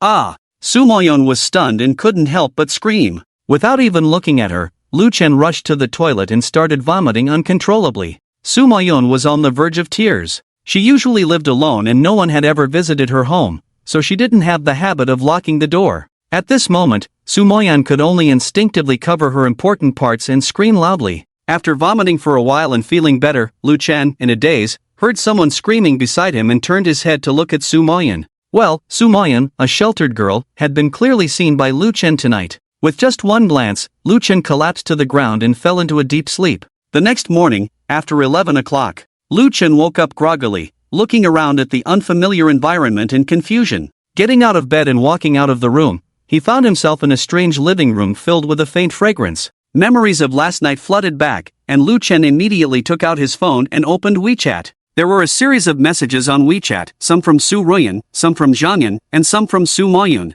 Lu Chen opened Soo Moyeon's message. "Wake up and clean the bathroom for me. Otherwise, you'll be in trouble." After reading the message, Lu Chen immediately rushed into the bathroom and smelled a pungent odor as soon as he entered. Without thinking, he knew it was his own doing. Unable to avoid it, Lu Chen had to pinch his nose and clean up. It was already noon when he left Soo Moyeon's house. Lu Chen called Soo Royeon back and drove home. On the way home, Lu Chen remembered what Su Jianghao had said to him last night. He didn't understand the meaning behind Su Jianghao's words after drinking last night, but now he did. Thinking that Qin Xingnan's case was about to be solved soon, Lu Chen couldn't help but feel excited. At the same time, Lu Chen also knew that with Su Jianghao's help alone was not enough, he had to do something himself. Fortunately, he had a plan. Now, it was inevitable for him, Lu Chen, to confront the Zhu family group in Yancheng. Instead of letting the Zhu family group gradually encroach, Lu Chen decided to take the initiative. Money was the least of his concerns. The reason he had not implemented his plan before was that having money alone was not enough to compete with the Zhu family group. Power was the key to standing firm in Jiangcheng and wrestling with the Zhu family group. With Su Jianghao as his backing, Lu Chen could finally make his move. When he returned home, Su Wanlong happened to be there. Seeing Lu Chen return, Su Wanlong stood up slightly awkwardly. "Lu, Mr. Lu is back. Lu Chen, Uncle Su, please sit down. No need to be polite. I have something to discuss with you." Lu Chen poured himself a glass of water, sat in front of Su Royeon and Su Wanlong, and asked, "Uncle Su, you are familiar with Jiangcheng. I want to ask, what are the nature and specific contents of the industries of the three major giants in Jiangcheng?" After hearing this, Su Wanlong glanced at Su Royeon and began to explain. The three major giants in Jiangcheng have different divisions of labor. Xinye Group mainly focuses on food production and processing, controlling various food channels in Jiangcheng. Tenhui Company is mainly engaged in high-tech industries, cutting-edge technologies, and electronic products. Wanju Construction, as the name suggests, is in real estate, being the leading enterprise in Jiangcheng's real estate sector. The three groups have mature technologies in their respective fields, with a complete production, sales, and after-sales industry chain. Why are you asking about this? After Su Wanlong finished speaking, Su Ruyan asked in confusion. Leaning back in his chair, Lu Chun thought for a moment, and what he said next left the two of them stunned. I'm thinking, is it possible to integrate the three major giants into a supergroup? While Su Ruyan and Su Wanlong were puzzled, Lu Chen continued, although the industries of the three major giants seem unrelated, in fact, high-tech technologies and products can also be applied in the real estate market and the food industry. Similarly, real estate is closely related to the food industry and high-tech industry. Therefore, I think integrating the three major giants is feasible. What do you think, Uncle Su? Su Wanlong stared blankly at Lu Chen, then looked at Su Ruyan, not knowing what to say. At this moment, Su Ruyan said, Honey, are you talking nonsense? Do you know how much money that would require? The figure is unimaginable. We don't have that much money, and even if we did, it's not just about money. The relationships involved are too complex, so it's basically impossible. Su Ruyan's cold water poured on Lu Chen was not surprising, as his idea was too far-fetched, and any normal person would find it impossible. Lu Chen did not argue and asked, in your estimation, how much money would it take to acquire the industries of the three major giants?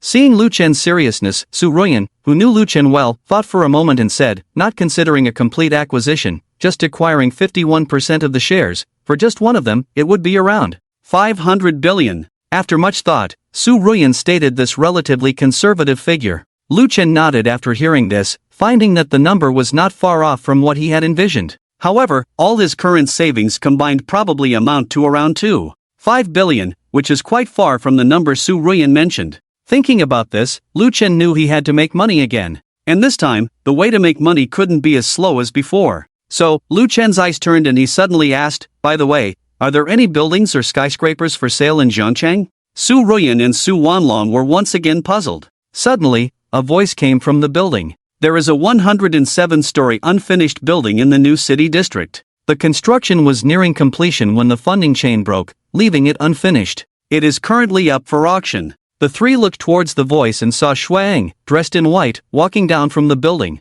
Her stunning beauty momentarily dazzled Lu Chen. Shuang was the most beautiful and perfect woman he had ever seen. Unfortunately, Shuang harbored a deep hatred towards Lu Chen and had never shown him a good face. Today was the first time she took the initiative to speak. Lu Chen was somewhat pleasantly surprised and was momentarily speechless. Shuang walked down from the building, sat down next to Su Ruyan, and continued, if you want to integrate the three major giants, this building must be acquired. Shuang stared straight at Lu Chen, her words exuding dominance. Lu Chen nodded blankly, alright, we'll acquire it. Then Lu Chen frowned and asked, you seem very interested in this matter? Shuang calmly looked at him and said, my grandfather has always wanted to integrate the industries of the three major giants, but unfortunately, he has never succeeded. I heard that the Zhushi group has been encroaching on the Jiangcheng market recently. If I'm not mistaken, the people in Jiangcheng will definitely not sit idly by. The best way to resist the invasion of the Zhushi group is to integrate the industries of the three major giants. After hearing Shui Ying's analysis, Lu Chen began to look at this young girl with newfound respect. A freshman, 19 years old. Just from her few words, he could deduce such important information. Lu Chen knew he had struck gold. What major are you studying? Lu Chen asked eagerly. Shui Ying replied, financial management. Clap. Lu Chen couldn't help but clap his hands and stand up, unable to contain his excitement. That's great. That's great. The only thing missing from Lu Chen's entire plan was a reliable and strong financial expert, and now Shuang had appeared. After the excitement, Lu Chen quickly became worried. He remembered Shui Ying's hatred towards him. Could he let a woman who hated him control the finances of such a large group? Lu Chen secretly checked Shui Ying's affection towards him, 0. Very stable low. Seeing this number, Lu Chen's hesitation deepened. He paced back and forth on the balcony, unsure of what to do. After much thought, Lu Chen called out to the system in his mind, hey, what's the difference between it and an ordinary woman?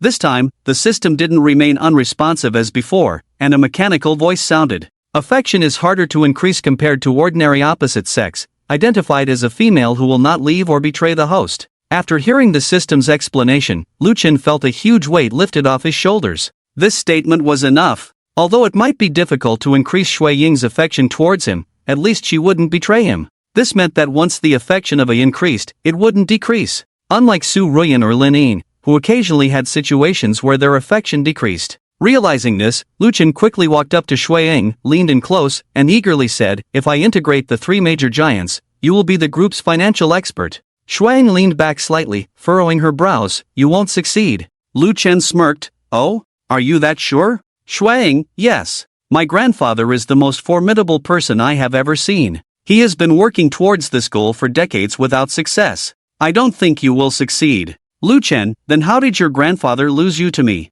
Upon hearing this, Shuang was indeed angry and stood up in anger. Fortunately, at this time, Su Ruyan stood up and comforted a few words. Su Ruyan stared at Lu Chen, really, stirring up trouble for no reason. Shuang, that was just an accident. It was just your luck. Don't get too cocky. My grandfather will come to take me back one day. Lu Chen did not back down at all, staring at Shuang intently. Is that so? How about we make another bet? Shuang, what are we betting on? Lu Chen, I bet on whether I can integrate the 3 major industries of Jiangcheng. 1 year is the limit. If I fail to integrate by then, I will personally drive you back to your grandfather. How about that? Shuang, it's a deal. Lu Chen chuckled. Don't you want to hear what will happen if I succeed? Shuang's lips curled up. I don't think you will succeed. This was the first time Lu Chen saw Shuang smile. She smiled beautifully, really beautiful. Whether I will succeed or not is beside the point, we still need to have a bet. Shuang, then you say it, I agree to anything you propose.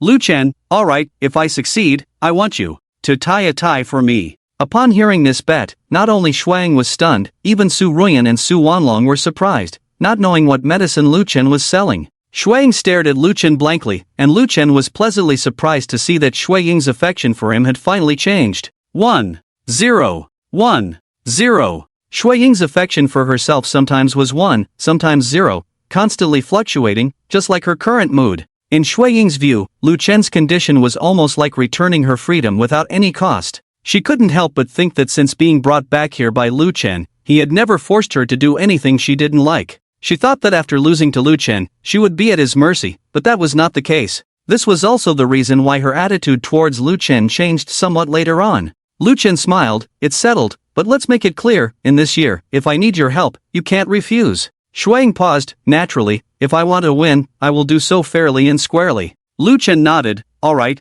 you mentioned that unfinished building, where is it being auctioned? How much? Shuang, it's at the Jiangcheng Underground Auction, twice a year. The first summer auction has ended, and the winter auction is the day after tomorrow. Last year, this unfinished building was unsold, and the price is probably around 15 billion. Lu Chen frowned. An unfinished building is still that expensive? Shuang, this building has already invested over 5 billion in construction, plus it is located in a prime area in the new city district. 15 billion is a conservative estimate. Lu Chen hesitated, realizing that he needed to make money first. He only had a net worth of 2.5 billion now, still far from 15 billion. After a brief thought, Lu Chen waved his hand. I'm in a good mood today, let's go out shopping together. Shopping. Lu Chen acted on his words, and with a few people, he was ready to go out shopping. Shopping was a pretense, making money was the main purpose. I think I'll pass on this one. Su Wanlong felt a bit awkward. Lu Chen, Uncle Su, I've been busy with some things lately and haven't had time for you. Today happens to be free, let's go out and have a good time. Su Wanlong, is this appropriate? Lu Chen, what's inappropriate about it? Let's go. So, Lu Chen took Shuang, Su Ruyan, and Su Wanlong, and the 4 of them went out in a grand manner. It was still Dawang City, the largest commercial center in Jiangcheng with the highest foot traffic. 4 people arrived at Dawang City and began the shopping process. Anything that Su Ruyan and Shuang glanced at, Lu Chen would buy without hesitation. Clothes, shoes, lipstick, bags. After an hour, the hands of several people were already full. Of course, Lu Chen also made tens of millions. Looking at the amount in his account, Lu Chen frowned, thinking that making money at this speed was too slow. In one day, he wouldn't be able to reach 15 billion at all. Even if he had a system that offered 10 times cashback, it would be useless if he couldn't spend the money. Oh, Manager Su. Just as Lu Chen was frowning and thinking of a solution, a slightly sharp voice rang out. Following the direction of the voice, a charming and graceful middle-aged beauty in her 40s walked over. The middle-aged beauty walked straight through the 3 people and approached Su Wanlong, sizing him up and down, and said with a smile, Su Wanlong? When did you come out? Why didn't you tell me, so I could pick you up? I've been so busy every day, I almost forgot that you were getting out of prison. Although the beauty's words were full of apologies, there was no trace of remorse in her expression, only mockery. Lu Chen noticed something was amiss and looked at Su Wanlong with confusion. Su Wanlong grinned awkwardly and said, This is my friend, a friend. Friend? Su Wanlong, you didn't say that to me back then. The beauty interrupted Su Wanlong, her tone unfriendly. Su Wanlong touched his nose, his expression complicated. Lu Chen understood what was going on. Just as he was about to interject, Su Wanlong introduced, "This is my daughter, this is my son-in-law, and this is my son-in-law's friend, Ran Mei. Give us some face, we just wanted to come out and have a stroll today, don't cause trouble for us, okay?" Ran Mei, the woman, looked at Lu Chen, Su Ruyan, and Shui Ying, her eyes filled with jealousy. "Oh, Su Wanlong, it's been a few years. Where's your former arrogance? It seems the reform here has been quite effective." Ran Mei's words were cutting, not just towards Su Wanlong, but even Lu Chen couldn't bear it and frowned in confusion. Su Ruyan stepped forward and scolded, "Can't you speak properly?" Su Wanlong reached out to protect Su Ruyan behind him, gesturing with his eyes, then smiled at Ran Mei. "Ran Mei, the past is in the past. Let's pretend we never met today." After speaking, Su Wanlong turned around, winked at Lu Chen and Su Ruyan, and prepared to leave. However, Ran Mei couldn't just let him go like that. "Stop right there. What do you mean by pretending we never met? Are you saying I'm blind?" Ran Mei's voice suddenly raised, and shortly after, a refined man nearby walked over. The man was in his 20s, fairly handsome, but a bit effeminate in appearance, giving off a somewhat feminine vibe. "Ah, Ying?" To Lu Chen's surprise, the man seemed to recognize Shui Ying, showing a look of astonishment. Lu Chen looked at Shui Ying, who slightly furrowed his brows and said, "Quan Shaokai, I've told you many times, call me by my name." After that, Shui Ying didn't even look at Lu Chen and explained, "He's my classmate." Lu Chen suddenly realized, thinking it was quite a coincidence. Quan Shaokai ignored Shui Ying's coldness, seeming accustomed to it, and instead turned his gaze to Lu Chen. After sizing him up, he pointed at Lu Chen mockingly, "Ying, you've been refusing to accept me because of him?" Shui Ying replied, "Quan Shaokai. I'll say it one last time, don't call me Ying. And, he and I are just friends." Shui Ying's introduction was as expected by Lu Chen. Looking at the young man in front of him, he felt more helpless and ridiculous. "Do you know her, Shaokai?" Ran Mei seemed somewhat surprised and asked. Quan Shaokai nodded and said, "Well, the girl I often talk to you about is her, the school flower of our school." Hearing this, the relationship between the two was self-evident. They turned out to be mother and son. Ran Mei suddenly realized and nodded, then looked at Shui Ying and said, "She does look good, Shui Ying, right? I heard you have always refused my son, why? Is he not good enough for you?" Shui Ying frowned, "I don't like him." After speaking, Shui Ying grabbed Su Ruyan and was about to leave. Lu Chen also prepared to follow, not wanting to get entangled with this mother and son pair who seemed to have issues. However, just as Shui Ying took a few steps forward, Quan Shaokai ran up to them. "Don't leave, my mom is asking you a question, no manners at all." "Do you know who my mom is?" "Half of the stores you were shopping in belong to our family. As long as you agree to be my girlfriend, I will change a bag for you every day. Never the same one twice. How about it?" Su Ruyan couldn't hold back anymore and scolded, "She already said she doesn't like you, can't you see? Go away. Don't block us." Quan Shaokai remained unfazed. "Oh, mature woman style, not bad, feeling jealous? If you are willing to warm my bed, that's not impossible either." Quan Shaokai licked his lips, with a wicked smile on his face, completely unaware that Lu Chen's expression had turned cold. At this moment, Su Wanlong stepped forward, frowned at Ran Mei and said, "Ran Mei, control your son."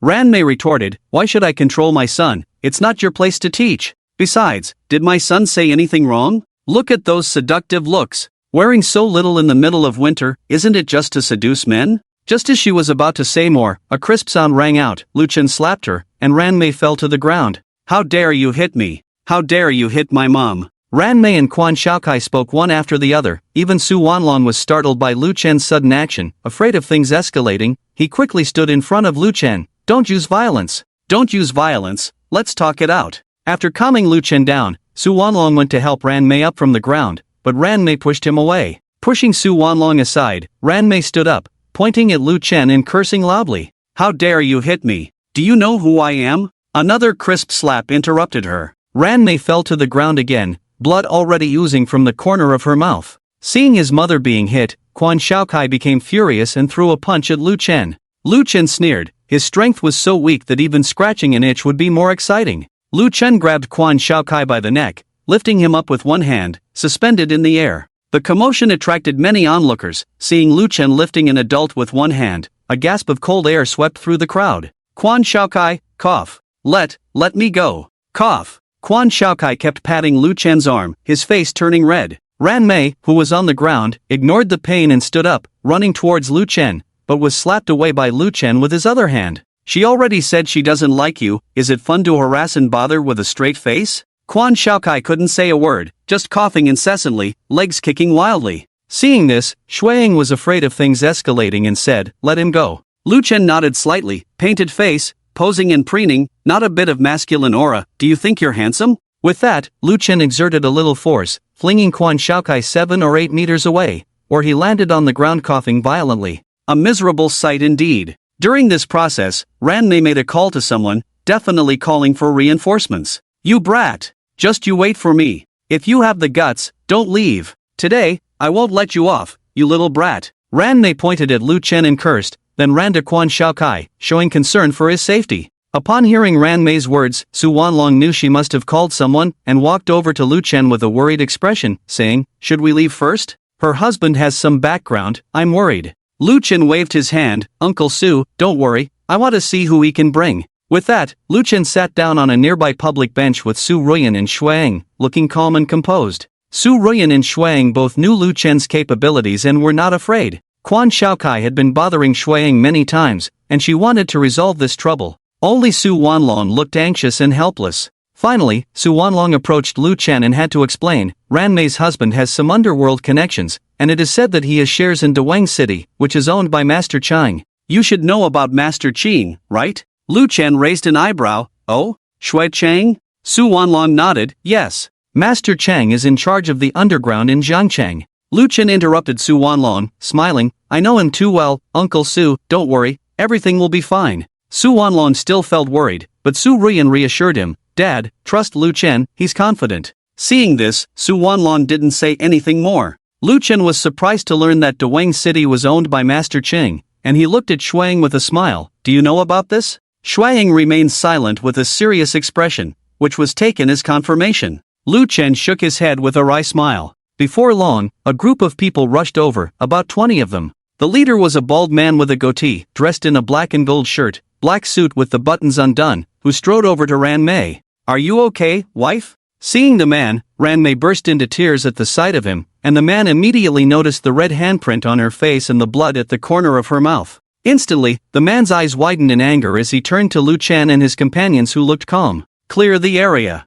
Everyone not involved, leave. The man ordered. Immediately, the onlookers were all driven away, leaving the mall deserted. Over 20 people surrounded them. With the man in front, he asked, Did you hit my wife? Lu Chen nodded. Yes, I did. The man's chest heaved violently, and just as he was about to act, Su Wanlong stepped forward with a smile. President Quan, do you remember me? President Quan looked at Su Wanlong, squinted his eyes, and thought for a moment, You are Su Wanlong? Su Wanlong smiled and nodded, looking somewhat humble, causing Su Ruyan, Lu Chen, and Shuang to frown. Su Wanlong said, President Quan, this is just a misunderstanding today. For my sake, can we let this matter go, alright? Before Su Wanlong could finish, President Quan raised his hand and slapped him, causing Su Wanlong to stagger back a few steps. Who do you think you are? You hit my wife and son, and you think it's that easy to settle? Su Wanlong, still wearing a smile of apology, approached again. President Quan, I have worked under you before, please consider. President Quan slapped him again, this time causing blood to flow from Su Wanlong's mouth. Seeing this, Su Ruyan couldn't help but stand up. Dad, consideration? What consideration? I have so many people under me, who do you think you are? President Quan cursed arrogantly. Su Ruyan walked up to her father and supported him, frowning. Dad, what are you doing? I told you Lu Chen can handle this, does it hurt? President Quan looked at Su Ruyan up and down, licked his lips. Oh, this is your daughter? He looks pretty good. If your daughter could spend a few nights with me, I might consider it. Hearing this, Lu Chen finally couldn't sit still, stood up, and looked at Quan with an expressionless face. What are you looking at? Before Quan could finish his sentence, Lu Chen kicked him in the chest, sending Quan flying. Bang! After a dull thud, Quan hit the wall and fell to the ground, spitting out blood. Seeing this, Ran Mei and Quan Shaokai rushed over. Husband. Dad. What are you all standing there for? Kill him for me. Quan pointed at Lu Chen from a distance, burning with anger. Upon hearing this, his men immediately rushed towards Lu Chen. A few minutes later, Lu Chen patted his wrinkled suit, and Quan's men lay on the ground, groaning in pain. Seeing this, Quan, Ran Mei, Quan Shaokai, and even Su Wanlong were stunned. Lu Chen could actually fight so well. This family could actually fight so well? Only Su Ruyan and Shuang didn't find this result strange at all. Lu Chen took a step and slowly walked towards Quan, who was lying on the ground not far away. Quan's face turned pale with fear, and he involuntarily backed away. Ran Mei and Quan Shaokai were also frightened, huddling behind Quan. But behind them was a wall, where else could they hide? Don't come over. I'll tell you, hitting someone is a crime. Lu Chen seemed to ignore his words, walked up to Quan, lifted his foot, and stepped on Quan's ankle, exerting force slowly. The sound of a pig being slaughtered rang out, leaving Ran Mei and Quan Shaokai dumbfounded, trembling in fear. At that moment, Lu Chen appeared as a demon in their eyes.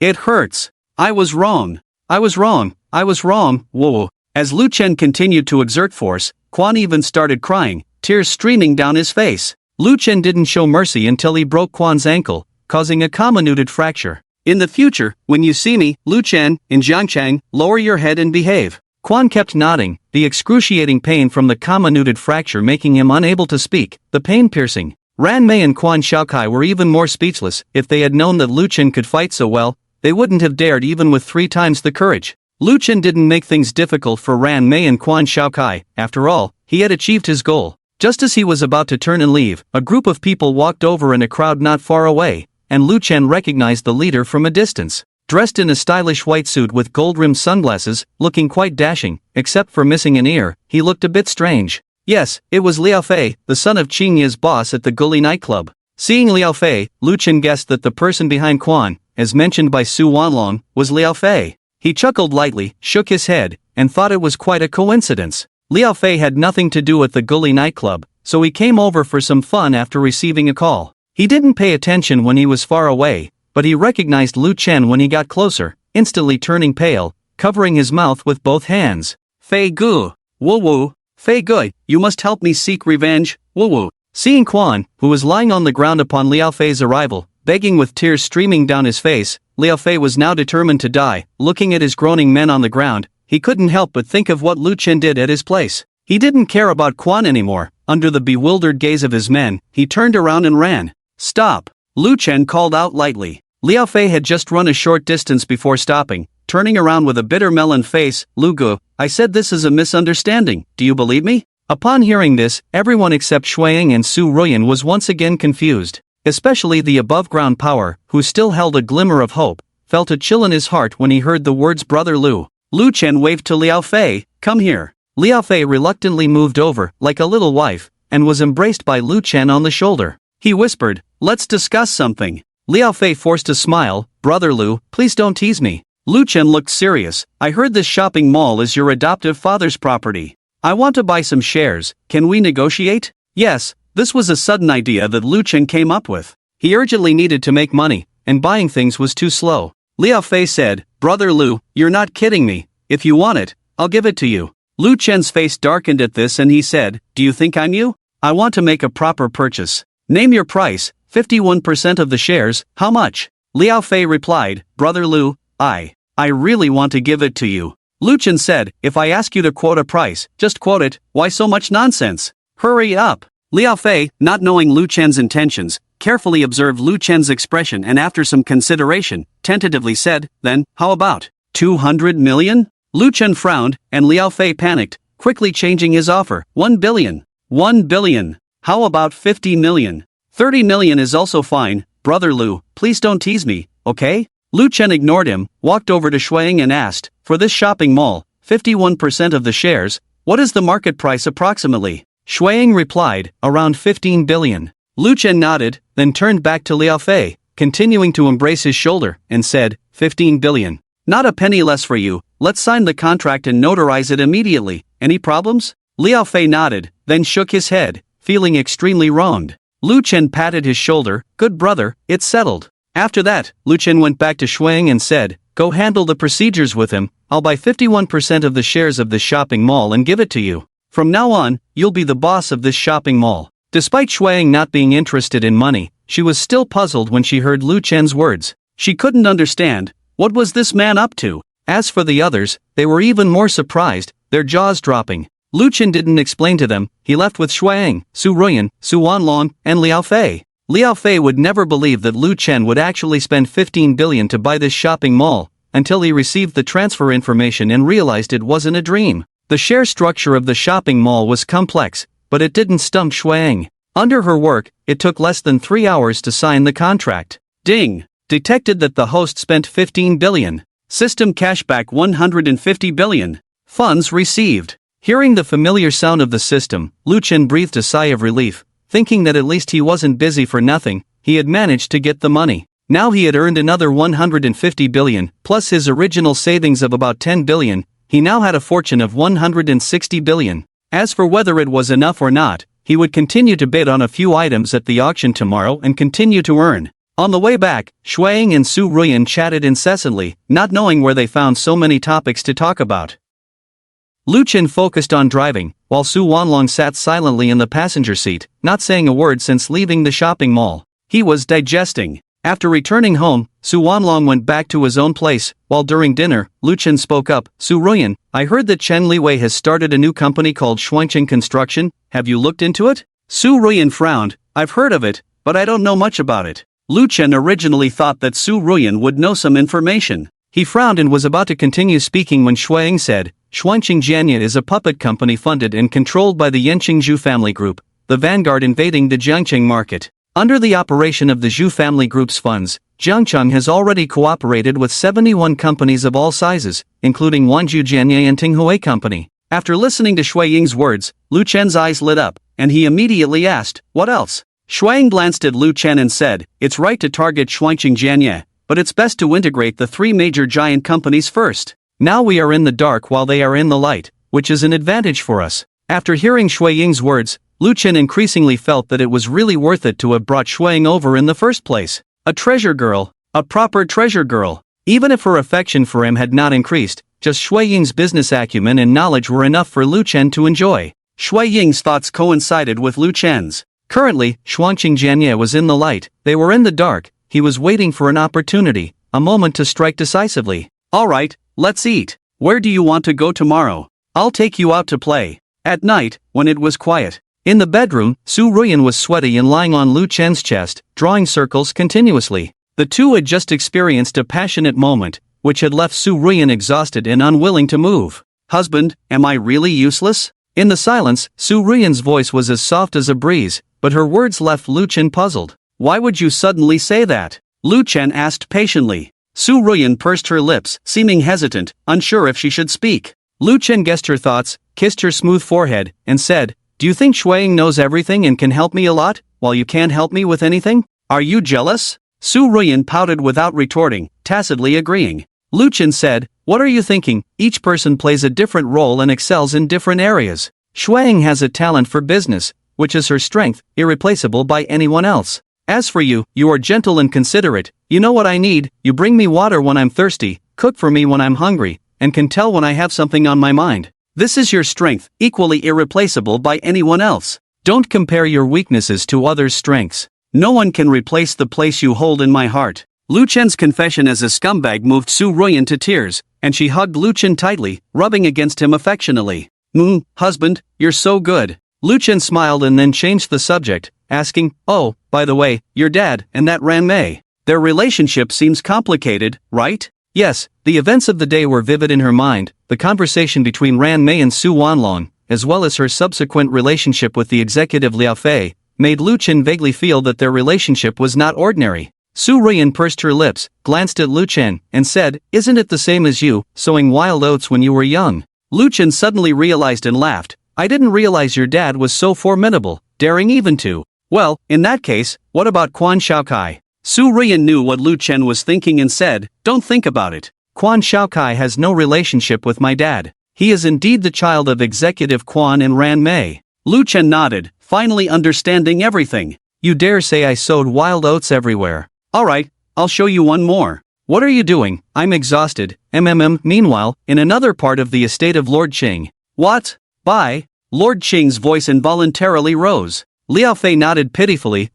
I don't know what tricks he's playing, but he did buy it, spending 15 billion. Master Qing frowned, exchanged a glance with Renwu beside him, stood up, pacing back and forth in the room. What is this guy up to? After a while, Master Qing looked at Renwu and asked. Renwu shook his head, I don't know. Master Qing furrowed his brows, looking uneasy. In his view, Lu Chen suddenly spending 15 billion to buy Dawang City was completely inexplicable, likely preparing for something, but he couldn't figure it out. After pondering for a while without an answer, Master Ching waved his hand. Alright, you can go now, Lu Chen won't be bouncing around for long. Hearing this, Liao Fei obediently left the room. After Liao Fei left, Master Ching continued, Lu Chen will also participate in tomorrow night's auction. He will bring Ian with him. We must ensure that nothing goes wrong. It must not fail. Runwoo looked conflicted, hesitated for a moment before saying, Big brother, do we really have to do this? It's been so long since those things happened. Even if she knows, what can she do? Master Ching looked at Runwoo, his expression cold.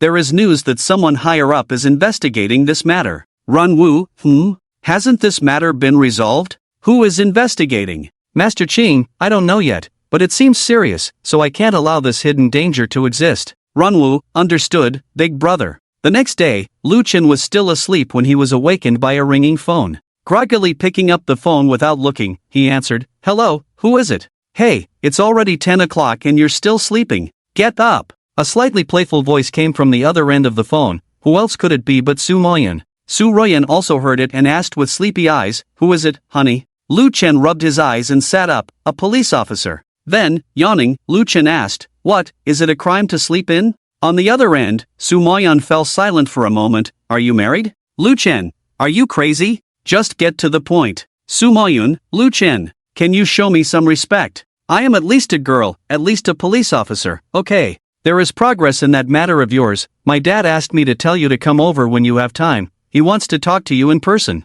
Hearing this, Lu Chen couldn't help but be secretly shocked by Su Zhenghao's efficiency. Indeed, a director is a director. Okay, I'll come over in the afternoon. Su Moyun, hang up. After hanging up the phone, Lu Chen started to get ready and went downstairs. Shuang was in the living room, drinking coffee, and looking at the laptop, looking serious. Lu Chen walked up behind Shuang and saw various stock charts and data on the computer screen, making his head spin. What are you doing? Ah! Startled by Lu Chen's sudden voice, Shuang closed the laptop, looking angry. Lu Chen didn't dare to offend her, raised his hand in retreat, keeping a distance from this lady. Sneakily checking Shui Ying's affection for him. 1. No change, still very stable. After a simple wash, Lu Chen left to go to Su Zhenghao's house. While driving, he received a call from Wu Su. Lu Gu, Xin Shengdong is trying to run. Lu Chen, keep an eye on him. Don't let him escape. Wu Su, Lu Gu, I suspect Master Chan wants to silence someone. Lu Chen had already guessed this possibility, saying, Understood, protect him well, have a few more people watch him. Got it. Hanging up the phone, Lu Chen continued on his way to Su Zhenghao's house. Wu Su's call made him understand that he was on the right track. It must be Su Zhenghao's investigation, involving some people who definitely can't sit still, and the best way is to kill and destroy the evidence. After arriving at Su Zhenghao's house, Su Moyun was also there, but her face didn't look good, full of resentment. This time, Lu Chen was smarter, bringing something over, not a gift to embarrass Su Zhenghao. 3 pounds of beef, along with some vegetables and fruits. Su Zhenghao pointed at Lu Chen and laughed, You kid, you know I like to eat beef. Ha, wife, cook. Tang Shouyun greeted Lu Chen with a smile, exchanged some pleasantries, and took the beef and fruits into the kitchen. Lu Chen sat at the table, while Su Moyun glared at him angrily. Lu Chen was a bit puzzled and turned to Su Moyun. What's wrong with you? What did I do to provoke you again? Su Moyun, Su Moyun just snorted and turned her face away, leaving Lu Chen confused. Alright, we'll talk about your young people's matters later. Xiaolu, the reason I called you here is to tell you that the case you mentioned has been solved. Hearing this, there was a sense of urgency in Lu Chen's eyes. Really, Uncle Su, that's great. Su Zhenghao, but don't get too excited yet, this matter is not that simple. It involves too many people. Although the case has been solved, it's going to be very troublesome to resolve. Lu Chen was puzzled. Why? If it's solved, can't we just arrest the people involved? Idiot. Su Moyun blurted out. Lu Chen was even more confused, and Su Zhenghao laughed. If it were that simple, let me tell you a few names, and you'll understand. The director of the Jinyang District Bureau, the director of the Sancheng Police Station, and Xue Qing, not to mention some other minor roles. Now, do you still think this matter is that simple? Su Zhenghao smiled as he looked at Lu Chen. Lu Chen was still puzzled. The case of Qin Xingnan's murder has been suppressed for so long without being solved. There must be collusion between insiders and Xue Qing's side, which Lu Chen had anticipated. What he didn't understand was why, now that there was evidence, they couldn't make arrests. So, Why can't we make arrests? Lu Chen couldn't help but ask. Su Jianghao and Su Moyan exchanged a glance, and Su Moyan explained, "It's not that we can't arrest them, but if we arrest so many people at once, it will have a significant impact on the government system. If it gets exposed by the media, it will easily provoke public anger and create a negative impact. We need to consider the interests involved," Su Moyan emphasized. Hearing this, Lu Chen finally understood a bit and tentatively said, "So, if I understand correctly, you're worried that arresting people will undermine the credibility of the government system in the eyes of the people, right?" Su Moyan nodded. "Yes, you can understand it that way." Lu Chen continued to look at Su Jianghao, who also nodded, "Yes." Lu Chen felt a bit uncomfortable. "So, Director, what do you plan to do?" "Su Jianghao, I called you here to discuss this matter. I want to hear your thoughts on this case. Isn't it necessary to solve it?" Hearing this, Lu Chen basically understood Su Jianghao's attitude. Feeling a bit disappointed, he stood up. "Director, is this case important or not important to me? Does it matter?" Su Jianghao and Su Moyan looked at Lu Chen with complex expressions. Lu Chen knew that there was no need to continue the conversation, and said, "Sorry for bothering you, Director, I have something else to do, I'll leave first." After speaking, Lu Chen decisively turned around and left the room without looking back. Su Moyan stood up subconsciously, but in the end, she couldn't bring herself to say the words to stop him. After Lu Chen left, Su Jianghao shook his head with a wry smile. "This kid, quite stubborn.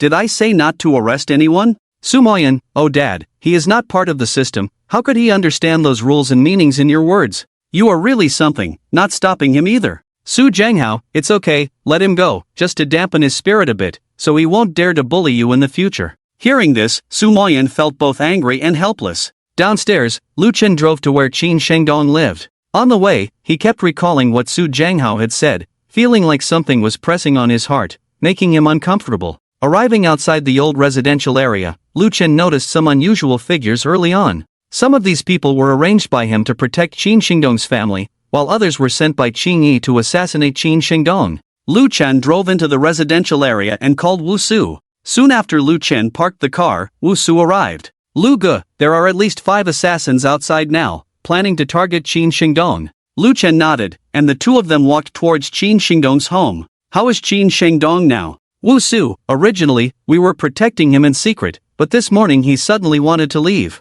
We had no choice but to stop him, and it has been chaotic ever since." As they spoke, the two went upstairs and entered Qin Shengdong's home again. Compared to last time, the house looked much emptier. Qin Shengdong, Qin Song, and Qin Shengdong's wife were all there. In addition to the 3 of them, there were 5 people arranged by Lu Chen in the room, standing cautiously in various corners, closely watching the outside movements. Seeing Lu Chen enter, Qin Shengdong suddenly stood up and pointed at Lu Chen, cursing, "Is it you causing all this trouble? I knew it must be you, this is illegal detention. I will call the police. Let us go." Lu Chen sat calmly on the sofa, lit a cigarette, and handed his phone to him. "No password, go ahead and call." Qin Shengdong held the phone, his eyes wandering and his expression complicated. He dared not call the police. He knew best what he had done, barely escaping the police, how could he rush to his own death? Soon, Qin Shengdong returned the phone to Lu Chen. "Forget it, as long as you let us go. I won't pursue this." Lu Chen sneered, his hidden intentions could not escape Lu Chen's eyes.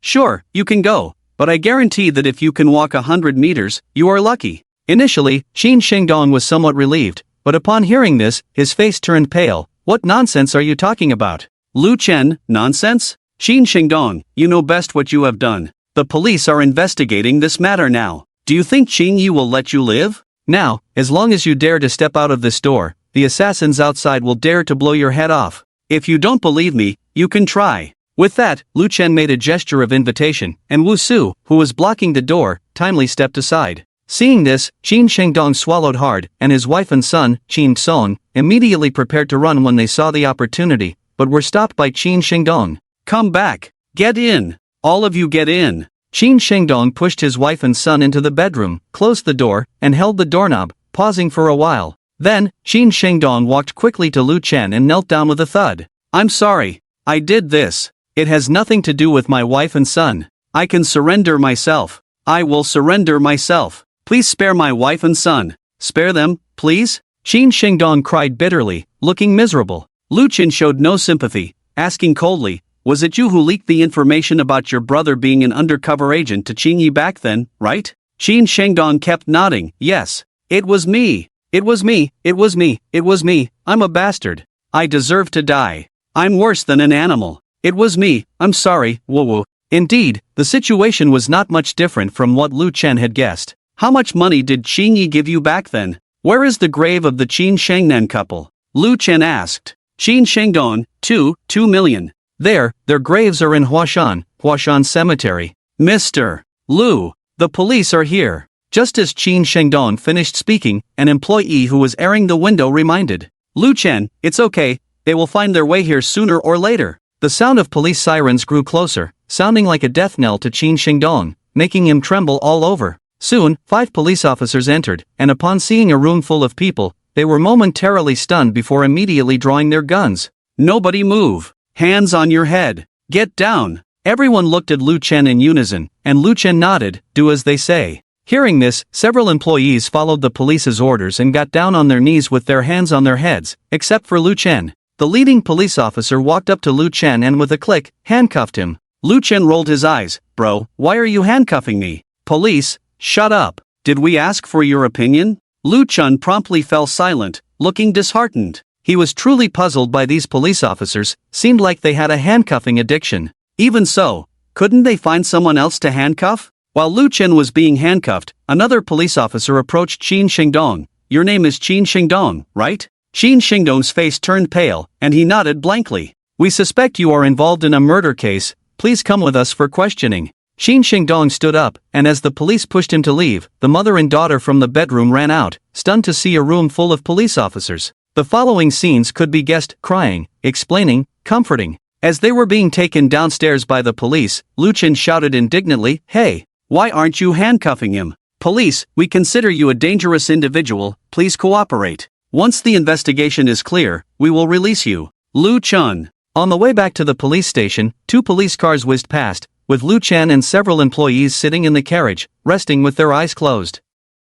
The scenery on both sides of the road rapidly receded, and an employee glanced out the window and said, "Strange, those people seem to have disappeared. Did they give up?" Who knows, at this point, it's pointless for them to continue waiting. The 2 employees exchanged words, but Lu Chen, with his eyes closed, didn't feel the same way. According to his speculation, Qin Yi would definitely not let Qin Shengdong return safely to the police station, most likely choosing to intercept them on the way. Initially, he didn't want to get involved in this matter, but now that he was handcuffed, he had no choice but to participate. As the police car turned at an intersection, the right turn signal blinked. At that moment, on the opposite side of the road, a heavy-duty box truck was speeding towards the police car, as if the brakes had failed. Honk! The piercing sound of the horn echoed, and Lu Chen suddenly opened his eyes. "They're here! Stop the car!" Lu Chen commanded without hesitation. In front, the police officer driving the car didn't need Lu Chen's reminder and slammed on the brakes. Bang! A loud impact resounded, and the police car in front, along with the people inside, was hit by the box truck and crashed into the roadside, flipping over, with thick smoke billowing. Qin Shengdong was in the car in front. The purpose of the attackers was clear: it was Qin Shengdong. In the overturned car, Qin Shengdong was knocked unconscious, covered in blood on his face and head, and the 2 police officers in the car were also seriously injured, unable to move. At this moment, some onlookers began to help, with assassins mingling in the crowd, heading towards the police car to check if Qin Shengdong was still alive. Lu Chen sensed the danger and ordered, "Get out of the car. Protect Qin Shengdong." Subsequently, Lu Chen kicked open the door of the police car, and several employees and police officers got out of the car in unison. A police officer ran over to block them. "Go back. All of you, go back." Lu Chen, "Comrade police, this is no accident, this is premeditated murder. Their target is Qin Shengdong. Police, we will handle this. Please cooperate and go back." Faced with the unreasonable police, Lu Chen could only stand silently about 10 meters away from the overturned police car, watching. The overturned police car was emitting thick smoke. With the danger of explosion at any moment, time was extremely precious for everyone. Several police officers worked together to try to open the car door and rescue their colleagues. But the car was severely deformed, and the police officers were stuck inside and couldn't get out. At the same time, several suspicious-looking individuals approached, and Lu Chen knew at a glance that these people were definitely there to finish the job. Lu Chen knew that continuing like this was not an option, so he quietly broke free from the handcuffs, walked up to the overturned police car, and before the police could say anything, he forcefully broke open the deformed car door with his bare hands. Seeing this, the police officers were speechless. What are you standing there for? Save people. 3 police officers quickly realized and hurried to rescue their 2 colleagues trapped in the car. As for Lu Chen, he casually approached the assassin, swiftly striking the assassin's neck with his hand, causing the assassin to faint on the spot. Someone fainted. Call an ambulance. Quickly call an ambulance. The chaos continued. Lu Chen signaled to Wu Su, who understood and led the other employees to spread out, closely monitoring the suspicious individuals coming and going. After about 10 minutes, the 2 police officers and Qin Shengdong were finally rescued. Just as everyone was about to breathe a sigh of relief, suddenly, bang! The sudden sound of gunfire pierced the tranquility. Lu Chen's expression turned serious, almost instinctively pulling Qin Shengdong away. Bang! The bullet hit the police car behind Qin Shengdong, leaving a terrifying bullet hole. Seeing this, the police officers finally reacted, all drawing their guns. Be on guard! Be on guard! Call for backup! Call for backup! There's a gun! The police officers looked serious, as if facing a formidable enemy. Lu Chen followed the direction of the gunfire and saw, about 30 meters away, a dark-skinned man with a briefcase slung over his shoulder, the gun hidden inside the briefcase. Missing the first shot, the man seemed surprised, and once again aimed the briefcase at Qin Shengdong.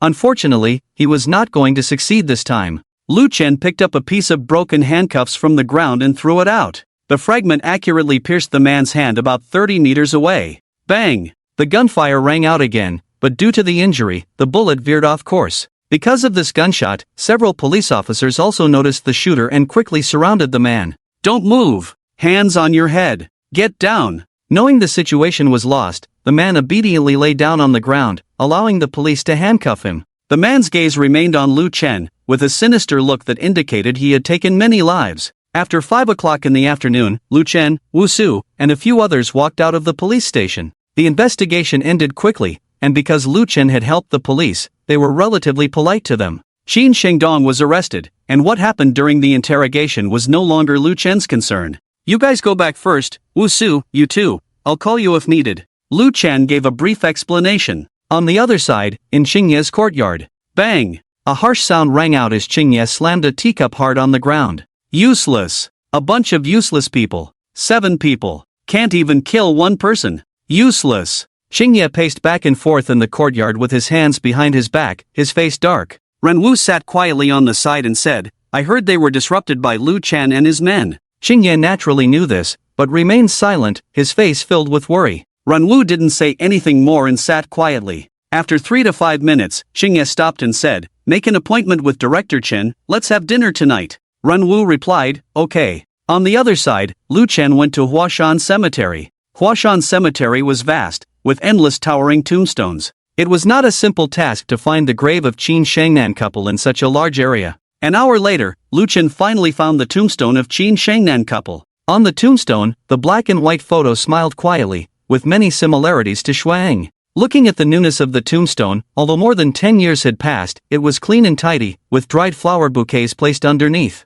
Without thinking, it must have been done by Qin Shengdong. Over the years, Qin Shengdong, the betrayer, must also be enduring the condemnation of his conscience. This ending might be a kind of relief for him. Lu Chen unconsciously reached out and touched the cold tombstone. Uncle Qin, Aunt Xiao, rest assured, your daughter is doing well now. I will bring her to see you in a few days. After saying that, perhaps it was an illusion, a breeze came, and a sense of loss swept over, as if the unresolved knot in the hearts of the 2 elders was finally released at that moment. After saying those words, Lu Chen left Huashan Cemetery and drove back home. Next, Lu Chen had to prepare wholeheartedly for the auction tomorrow night. He set himself a small goal to earn 3,000 targets at the auction. Time passed quickly, and at 5 o'clock the next day, Lu Chen set off punctually with Su Ruyan and Shuang, heading to Fengquan Villa. As usual, at the biannual auction venue, elites from various industries in Jiangcheng would attend, including the 3 major giants and many entrepreneurs of all sizes. Lu Chen, accompanied by 2 stunning beauties, instantly became a beautiful scenery, attracting countless envious glances. Among them were people who had seen Lu Chen at the previous auction, coming over with champagne to chat with him. Seeing some people approaching, Lu Chen whispered to Shuang, I'll rely on you later. Shuang nodded, as they had agreed on the way there. To integrate the 3 major giants and the entire market of Jiangcheng, Lu Chen needed to deal with all sizes of enterprises in Jiangcheng. This arduous task was entrusted to Shuang. Mr. Lu, long time no see, do you remember me? Mr. Lu, you were quite outstanding recently, ha ha. Mr. Lu, I am planning to sign a bodyguard contract with your company, let's talk about it. Everyone was talking at once, giving Lu Chen a headache. Fortunately, Lin Jinya appeared at a critical moment. Seeing Lin Jinya, Lu Chen felt like he had seen his savior and said with a smile to the people around him, "Sorry, everyone, I have something to discuss with Mr. Lin. This is our company's financial director, you can talk to her about relevant matters." After that, Lu Chen immediately left with Su Ruyan. When he arrived in front of Lin Jinya, Lu Chen's expression became serious. "Mr. Lin, how is Lin Yin doing recently?" Lin Jinya glanced at Su Ruyan's face, looking somewhat strange, and took Lu Chen aside. "Kid, let me tell you something. It seems like Lin Yin is pregnant." Upon hearing this news, Lu Chen's eyes widened. "What? Is it true?" "Mr. Lin, please don't joke with me." "Lin Jinya, can I joke about this kind of thing?" "That girl has been having severe morning sickness these days, eating and drinking like crazy." Lu Chen roughly calculated the time. It had been about a month since he and Lin Yin had first been together, which matched up perfectly. Thinking of this, Lu Chen urgently said, "Then what are we waiting for? Hurry up and give Lin Yin back to me." Lin Jinya stared at Lu Chen. "You little brat, do you think my granddaughter is just anyone? Besides, the engagement with the Zhu group has been arranged. I can't make the final decision on this matter now. It mainly depends on Lin Yin and his father's attitude." Lu Chen knew the old man was right. This news was very important to him, and he couldn't wait to drive back to pick up Lin Yin. But he knew he couldn't. He had more important things to do. "Alright, you still have time. Lin Yin gave you 3 months because she wants you to come and take her home openly and honestly. Good luck. I believe in you, young man." "I'll go talk to those 2 old guys first," Lin Jinya said, walking towards Tang Lei and Wan Qishan not far away with his hands behind his back. Lu Chen stood still for a long time until Su Ruyan came over and called out to him, snapping him out of his thoughts. "Honey, what's wrong with you?" "Lu Chen, I'm fine. The auction should be starting soon. Go call Shuaying over, let's take our seats." This time Lu Chen arrived just in time, so the auction quickly began. As they walked towards Shuaying to take their seats, 2 familiar figures at the entrance of the banquet hall caught everyone's attention. "Oh my! Lord Cheng!" Lord Cheng is actually attending this auction, rare sight.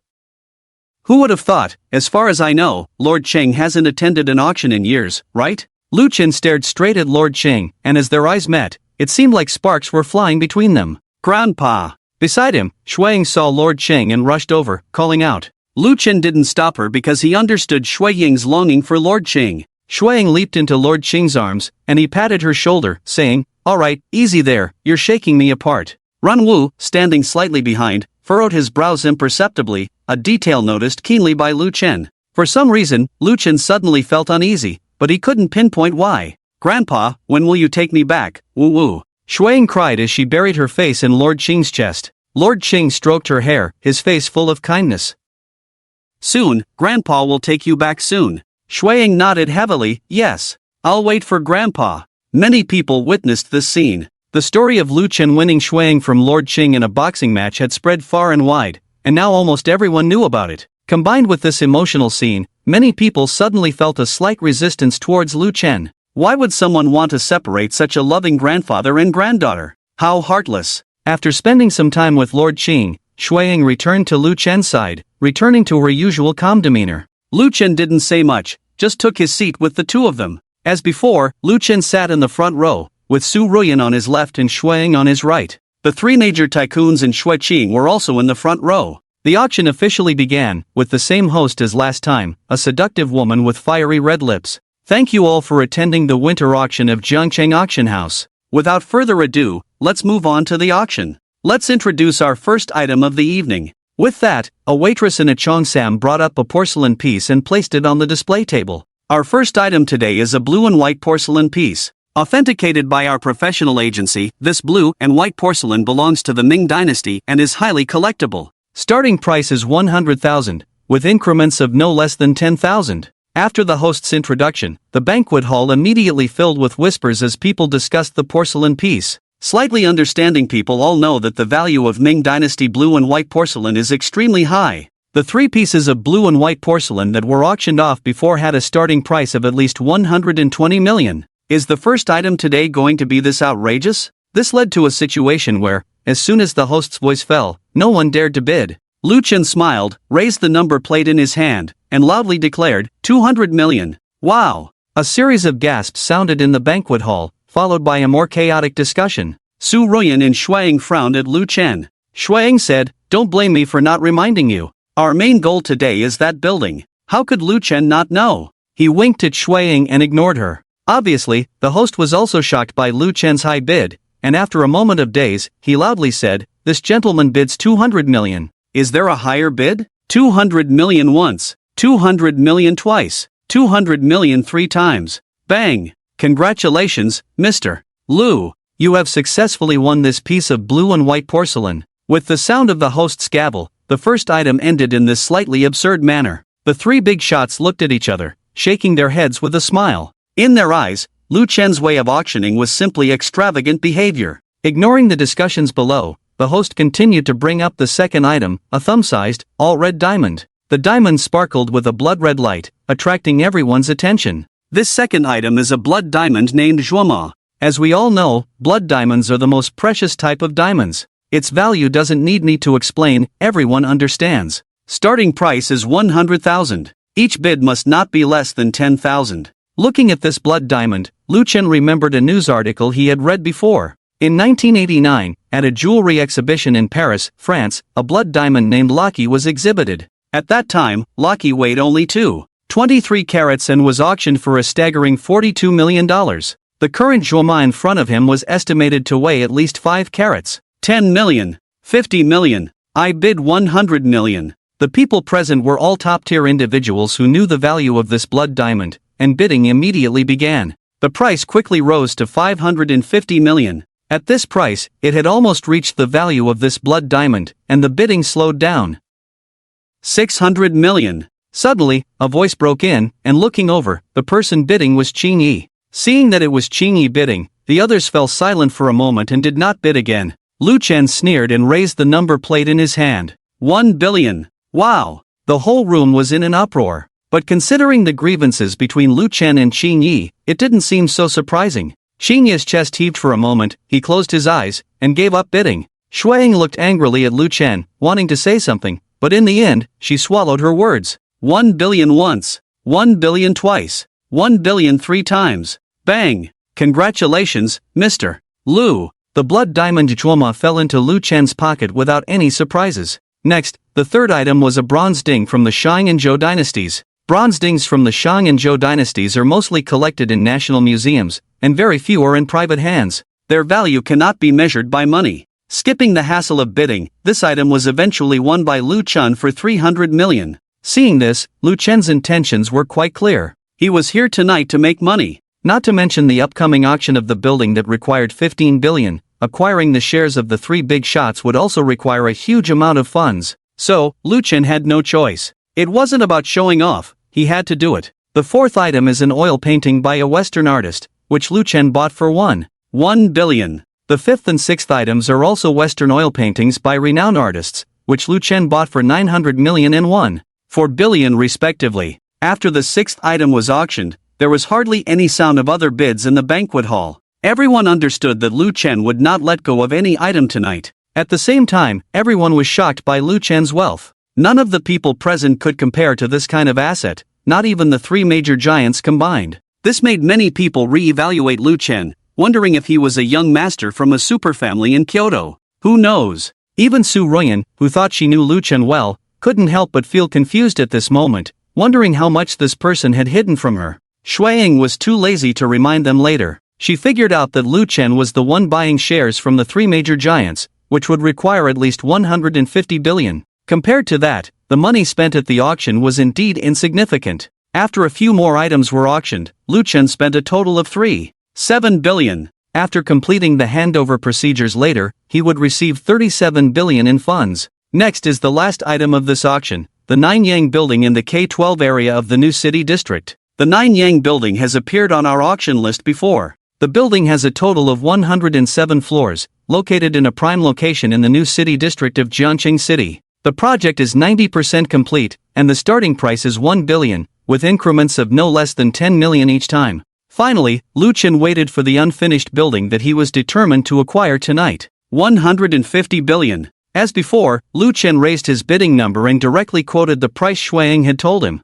The others in the banquet hall were used to it, shaking their heads with a bitter smile. On the stage, the host was excited to hear Lu Chen's bid, as this unfinished building had been unsold for a long time. Mr. Lu has bid. Mr. Lu bids 150 billion. Any higher bids? 150 billion once. 150 billion twice. 150 billion thr. 151 billion. A sudden voice interrupted the host. Everyone looked in the direction of the voice and saw a stranger sitting towards the back. Lu Chen frowned, not recognizing this person whom he had never seen before. Why did he want to bid on this building? Lu Chen was puzzled. But he couldn't lose this building. 160 billion. Lu Chen bid again. 161 billion. The stranger continued, staring expressionlessly at Lu Chen. Seeing this, Lu Chen finally confirmed that this person was here to cause trouble, as he kept increasing the bid by 1 billion each time. However, he was happy to have someone help raise the price to earn more money, so he played alone. 170 billion. 171 billion. 180 billion. 181 billion. 200 billion. Lu Chen quoted a price that made others hesitate. Hearing this, Shuiying interjected, "I remind you, it might not be worth it to continue raising the bid." Lu Chen replied, "Don't worry, I know what I'm doing." With that, Lu Chen looked provocatively at the stranger. The man made a gesture of invitation, clearly indicating that he would not bid anymore, nor dare to. If Lu Chen stopped bidding, he would lose out. It's serious to lie about prices at an auction. Lu Chen sneered, turned to the host on stage, and made a gesture of invitation. Let's congratulate Mr. Lu. He finally won the Nanyang building. With that, the somewhat peculiar auction finally came to an end, leaving everyone with different feelings. An entire collection of items was taken by one person. Many people encountered this for the first time. At the beginning of the party, Lu Chen stood up and took Su Ruyan and Shuiying to the backstage to collect money. Yes, it's collecting money, not spending money. In the backstage, the staff had already arranged Lu Chen's items properly. After Lu Chen checked them, he could pay and take them away. The financial staff were already in place, starting to count each item one by one. Lu Chen, all these items are registered under the names of my 2 girlfriends, no need to write my name. Several staff members who were counting the items looked at Lu Chen in unison upon hearing this. Then they glanced at Su Ruyan and Shuiying next to Lu Chen. Shuiying, who are your girlfriends? Lu Chen, oh, right, she's not yet, same, write it under her name, consider it a gift. Shuiying frowned and said firmly, I don't want it. Don't give it to me. Lu Chen was dumbfounded. Please don't refuse. If you don't want it, I'll die for you to see. Shuiying, if I said no, then no. You go ahead and die. Lu Chen ignored this issue, feeling a bit frantic, and finally thought, you can refuse other things, but this building must be registered under your name. You will be the financial director of our group in the future. It will be more convenient for work. I don't like trouble. Shuiying frowned, that's not necessary. Lu Chen interrupted her, it's settled, don't forget our agreement. Shuiying pouted, looking angry. Perhaps in her eyes, she had boarded a pirate ship. So, the Zhouyang building will be registered under this lady's name, and everything else will be under my wife's name. The staff members sniffed and nodded blankly. Well, who is this person, giving away hundreds of billions just like that? Damn, I really want to become a woman to seduce him. Detected that the host has spent 2 billion for women, system cashback 20 billion, already credited. Detected that the host has spent 10 billion for women, system cashback 100 billion, already credited. Detected that the host has spent 3 billion for women, system cashback 30 billion, already credited. Detected that the host has spent 11 billion for women, system cashback 110 billion, already credited. Detected that the host has spent 9 billion for women, system cashback 90 billion, already credited. Detected that the host has spent 14 billion for women, system cashback 140 billion, already credited. Detected that the host has spent 37 billion for women, system cashback 370 billion, already credited. Detected that the host has spent 200 billion for women, system cashback 2000 billion, already credited. The entire handover process lasted for over an hour. For more than an hour, the mechanical voice of the system kept on, incessantly. Lu Chen was already numb. System, how much total deposit do I have now? After the handover was completed, Lu Chen asked in his mind. Current bank card balance of the host, 302,063,837,308.00 yuan. After hearing this number, Lu Chen finally breathed a sigh of relief. Over 300 billion. With this amount, it should be no problem to take down the 3 major giants. The auction staff will have professional personnel deliver the items to Lu Chen's home. The issue of money was preliminarily resolved, and Lu Chen breathed a sigh of relief. After that, there was a party that lasted for over an hour, chatting, boasting about business, and cooperating with each other. Lu Chen pushed Shuiying and Su Ruyan out to deal with those upper-class people, and he went to a nearby snack bar alone to enjoy the food. Both women were top-notch businesswomen, better at handling such matters than him. While eating a slice of cantaloupe, Lu Chen received a call from Wu Su. Something happened, Lu Gu. Xin Shengdong is dead. As soon as the phone connected, Wu Su delivered unexpected news to Lu Chen. Lu Chen's chewing motion unconsciously stopped, his gaze pierced through the crowd, looking towards Qingyi not far away. Qingyi seemed to sense something, also looked over, their eyes met. Qingyi raised his glass in a gesture, with a kind smile on his face. What's going on? Isn't he at the police station? Lu Chen asked. The explanation given by the police is that he committed suicide out of fear. Wu Su replied. F***K is nonsense. XXXXXX. Lu Chen couldn't help but curse. He knew this matter was definitely related to Qingyi. He underestimated Qingyi's power. Even if Qin Shengdong was inside, he would still find a way to kill him. With this in mind, Lu Chen thought of his previous uneasiness and ordered, Wu Su, immediately take a few skilled men to Fengquan Villa. I suspect he will target Shuiying. Wu Su, okay, Lu Ji. After hanging up the phone, Lu Chen continued to enjoy the fruit dessert on the table, but his mind was working overtime, standing in Qingyi's shoes, thinking about what his next move would be. The more he analyzed, the heavier Lu Chen's mood became. Because he couldn't find a reason for Qingyi to spare Shuiying. In the Jianghu world, they emphasize cutting the grass and rooting out the roots. Leaving Shuiying alive back then was already a mistake for Qingyi. If Shuiying's parents' matter had not been exposed, Qingyi would have acted like nothing had happened. But now, Shuiying would definitely know the truth about his parents' death. At that time, no matter how much Shuiying loved him before, he would hate him just as much afterward. He wouldn't let a seed of hatred against him take root and grow. After confirming this, Lu Chen knew he shouldn't stay here for long. He wiped his mouth with a tissue and headed towards Su Ruyan and Shuiying not far away. Let's go back, it's getting late, a few bosses, we'll chat another day. After speaking, Lu Chen left the banquet hall with Su Ruyan and Shuiying without looking back, heading straight to the parking lot. Along the way, Lu Chen was very cautious, on guard against any possible dangers around him, carefully checking if the car had been tampered with before driving. After confirming the car was safe,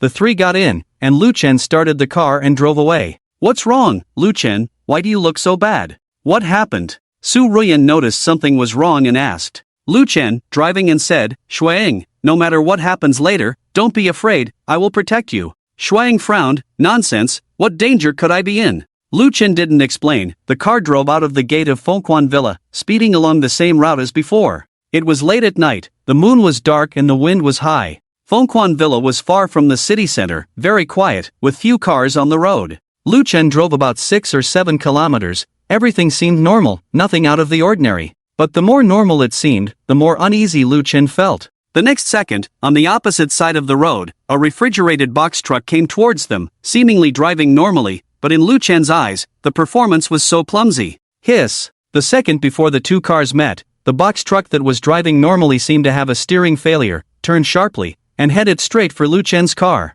Ah, be careful! Su Ruyan and Shuiying saw the situation and exclaimed loudly. Thanks to Lu Chen's early precautions, when the box truck came rushing towards them, he also turned, and the two cars passed by each other. Bang! The box truck hit the roadside guardrail and stopped. Lu Chen didn't want to get entangled with the other party here because he wasn't alone. So, Lu Chen continued to start the car, wanting to leave the area. However, another box truck followed closely, blocking Lu Chen's way. Then, the box truck opened, and more than a dozen people jumped out of the car, each holding a gun. Husband, who are they? What do they want? Su Ruyan grabbed Lu Chen's arm in panic, looking worried. Shuiying frowned but didn't say anything. Lu Chen unbuckled his seatbelt. It's okay, stay in the car and don't move. I'll go check it out. When the car was last repaired, Lu Chen had installed bulletproof measures, so staying in the car was relatively safe. After speaking, Lu Chen had already gotten out of the car and closed the door again. Be careful, Lu Chen. You must not get into trouble. Inside the car, even though Su Ruyan was usually calm and wise, she was now at a loss and didn't know what to do. In the back seat, Shuiying also felt a lot of pressure. She took out her phone, found her grandfather's number, and dialed it. When the call connected, Shuiying immediately said, Grandpa, we're in trouble at the foot of the mountain, there are many people with guns. Oh, what's going on? Little Ing, Don't be afraid, Grandpa will come over right away. On the other end of the phone, Xue Qing was still pretending, afraid that Xuang would know that these people were sent by him to kill her. Xuang didn't understand and nodded heavily. Yes, Grandpa, hurry, it's not far from here, just 7 or 8 kilometers. Hurry, Grandpa. Outside the car, after Lu Chen got out, he looked around. Based on his experience from watching TV dramas, in this situation, both sides would usually exchange words before resorting to violence. However, reality was completely different from TV dramas. About 20 assassins got out of the 2 cars, each holding a gun. Without saying a word,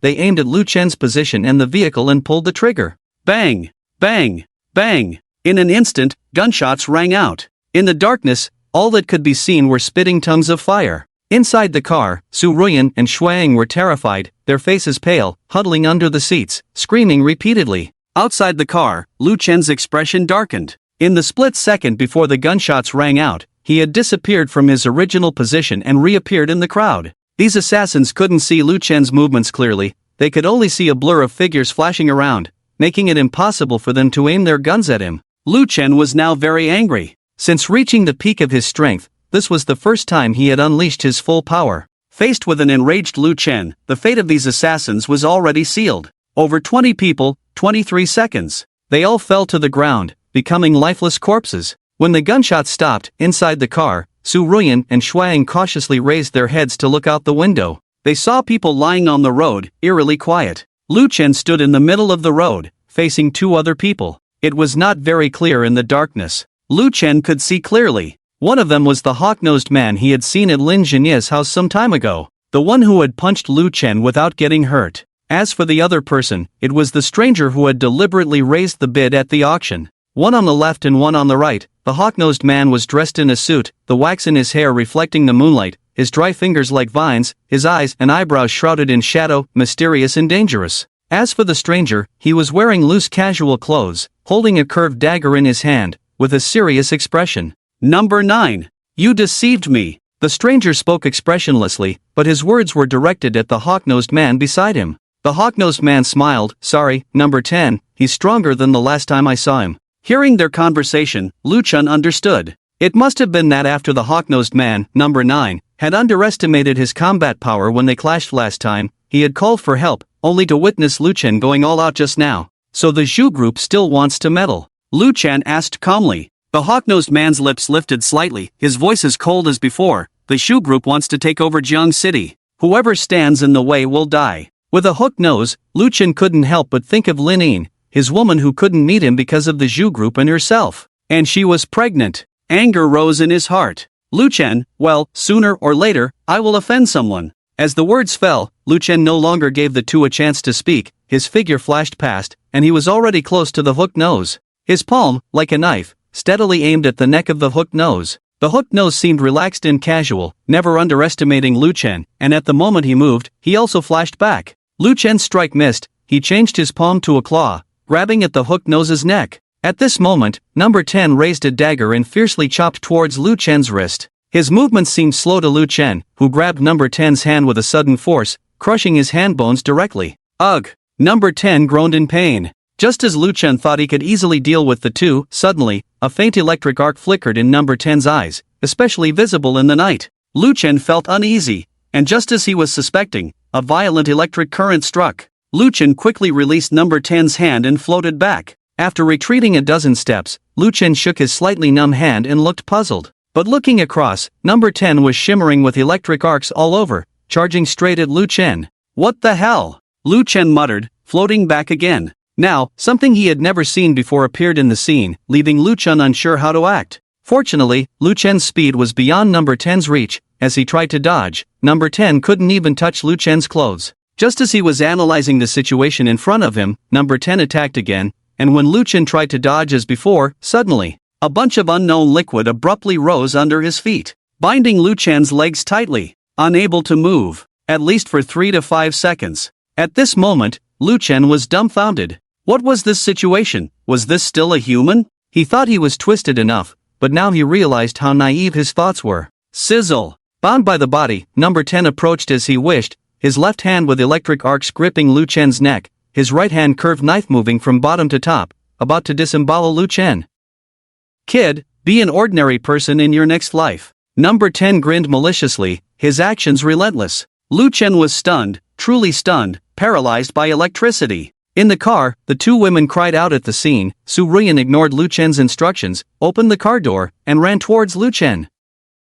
Don't come! Behind her, Shuang also got out of the car, but just stood in front of the car watching. Clang! However, the next moment, the malicious grin in number 10's eyes turned into horror. Because his fatal blow didn't pierce Lu Chen's skin, it was like poking at steel. Instead, he hurt himself too forcefully, almost cutting off his little finger. Blood was flowing. In his moment of confusion, Lu Chen exerted his immense strength to break free from the restraints, delivering a powerful punch to number 10's chest. Puff! Number 10 was blasted out like a cannonball, spitting blood from his mouth. Bang! Number 10 fell to the ground, and after a dull sound, there was no movement, life or death unknown. Lu Chen raised his hand to stop Su Ruyan, who was running towards him. Don't come over. Go back to the car. Su Ruyan stopped. Seeing that Lu Chen was fine, she relaxed and turned back to the car. However, after she turned around, she saw a figure standing behind Shuang. It was the Hook Nose. Lu Chen also saw this scene, his eyes widened in anger. Just as he was bound and fighting with number 10, the Hook Nose took the opportunity to approach Shuang. What's more dangerous was that the two women got out of the car, and if they didn't stay in the car, the Hook Nose wouldn't be able to harm them for a while. Be careful! Lu Chen shouted, and then disappeared on the spot. The Hook Nose raised the dagger in his hand, mercilessly stabbing from behind Shuang, a sly smile on his lips, as if the mission was about to be completed. The dagger aimed straight for Shuang's heart, but just as it was about to pierce about an inch, it was tightly held by the arriving Lu Chen, unable to move a bit. The Hook Nose frowned, fear finally showing in his eyes. It was just a bit too late. Shuang was Lu Chen's destined woman, and he wouldn't let anyone harm her. Angered by the sight of fresh blood seeping from Shuang's back, Lu Chen grabbed the unknown liquid under his feet once again, but this time he was prepared. Lu Chen grabbed the dagger in the Hook Nose's hand, slowly turned around, and under the horrified gaze of the Hook Nose, stabbed it into his heart. Puff! The Hook Nose staggered back, coughing up blood, and finally fell to the ground. Lu Chen ignored him, observed Shuang's wound. Fortunately, it wasn't fatal. Are you okay? Shuang's face was pale, shaking her head. I'm fine. Su Ruyan also walked over at this time, asking with concern, Are you okay, Ian? Shuang smiled and shook her head. Lu Chen said, Su Ruyan, get in the car, help Ian with her wound, and don't get out of the car no matter what happens. After giving this order, Lu Chen walked towards the Hook Nose still convulsing on the ground. The Hook Nose knew he couldn't go back today, smiling bitterly, blood constantly oozing from the corners of his mouth. Who are you people after all? Lu Chen frowned and asked. Numbers 9 and 10, one could control that unknown liquid, the other could control electricity. It was almost like a movie. If he hadn't seen it with his own eyes, he wouldn't have believed it even if he was beaten to death. Heh, he. The Hooked Nose laughed a few times, completely losing his breath. Seeing this, Lu Chen quickly rushed to number 10 not far away. Taking his full force punch, number 10's entire chest collapsed, dead beyond death. Seeing this, Lu Chen knew it was impossible to get anything out of these two anymore. Back in the car, Su Ruyan had already helped Shuang with her injuries, and she was fine. Although she wasn't injured, Lu Chen still felt a bit scared. It was too dangerous. If something really happened to Shuang today, he would never forgive himself. Lu Chen lit a cigarette, opened the car window and took a few puffs. Before he could finish half of it, several cars appeared at the end of the road, their headlights glaring, speeding towards them.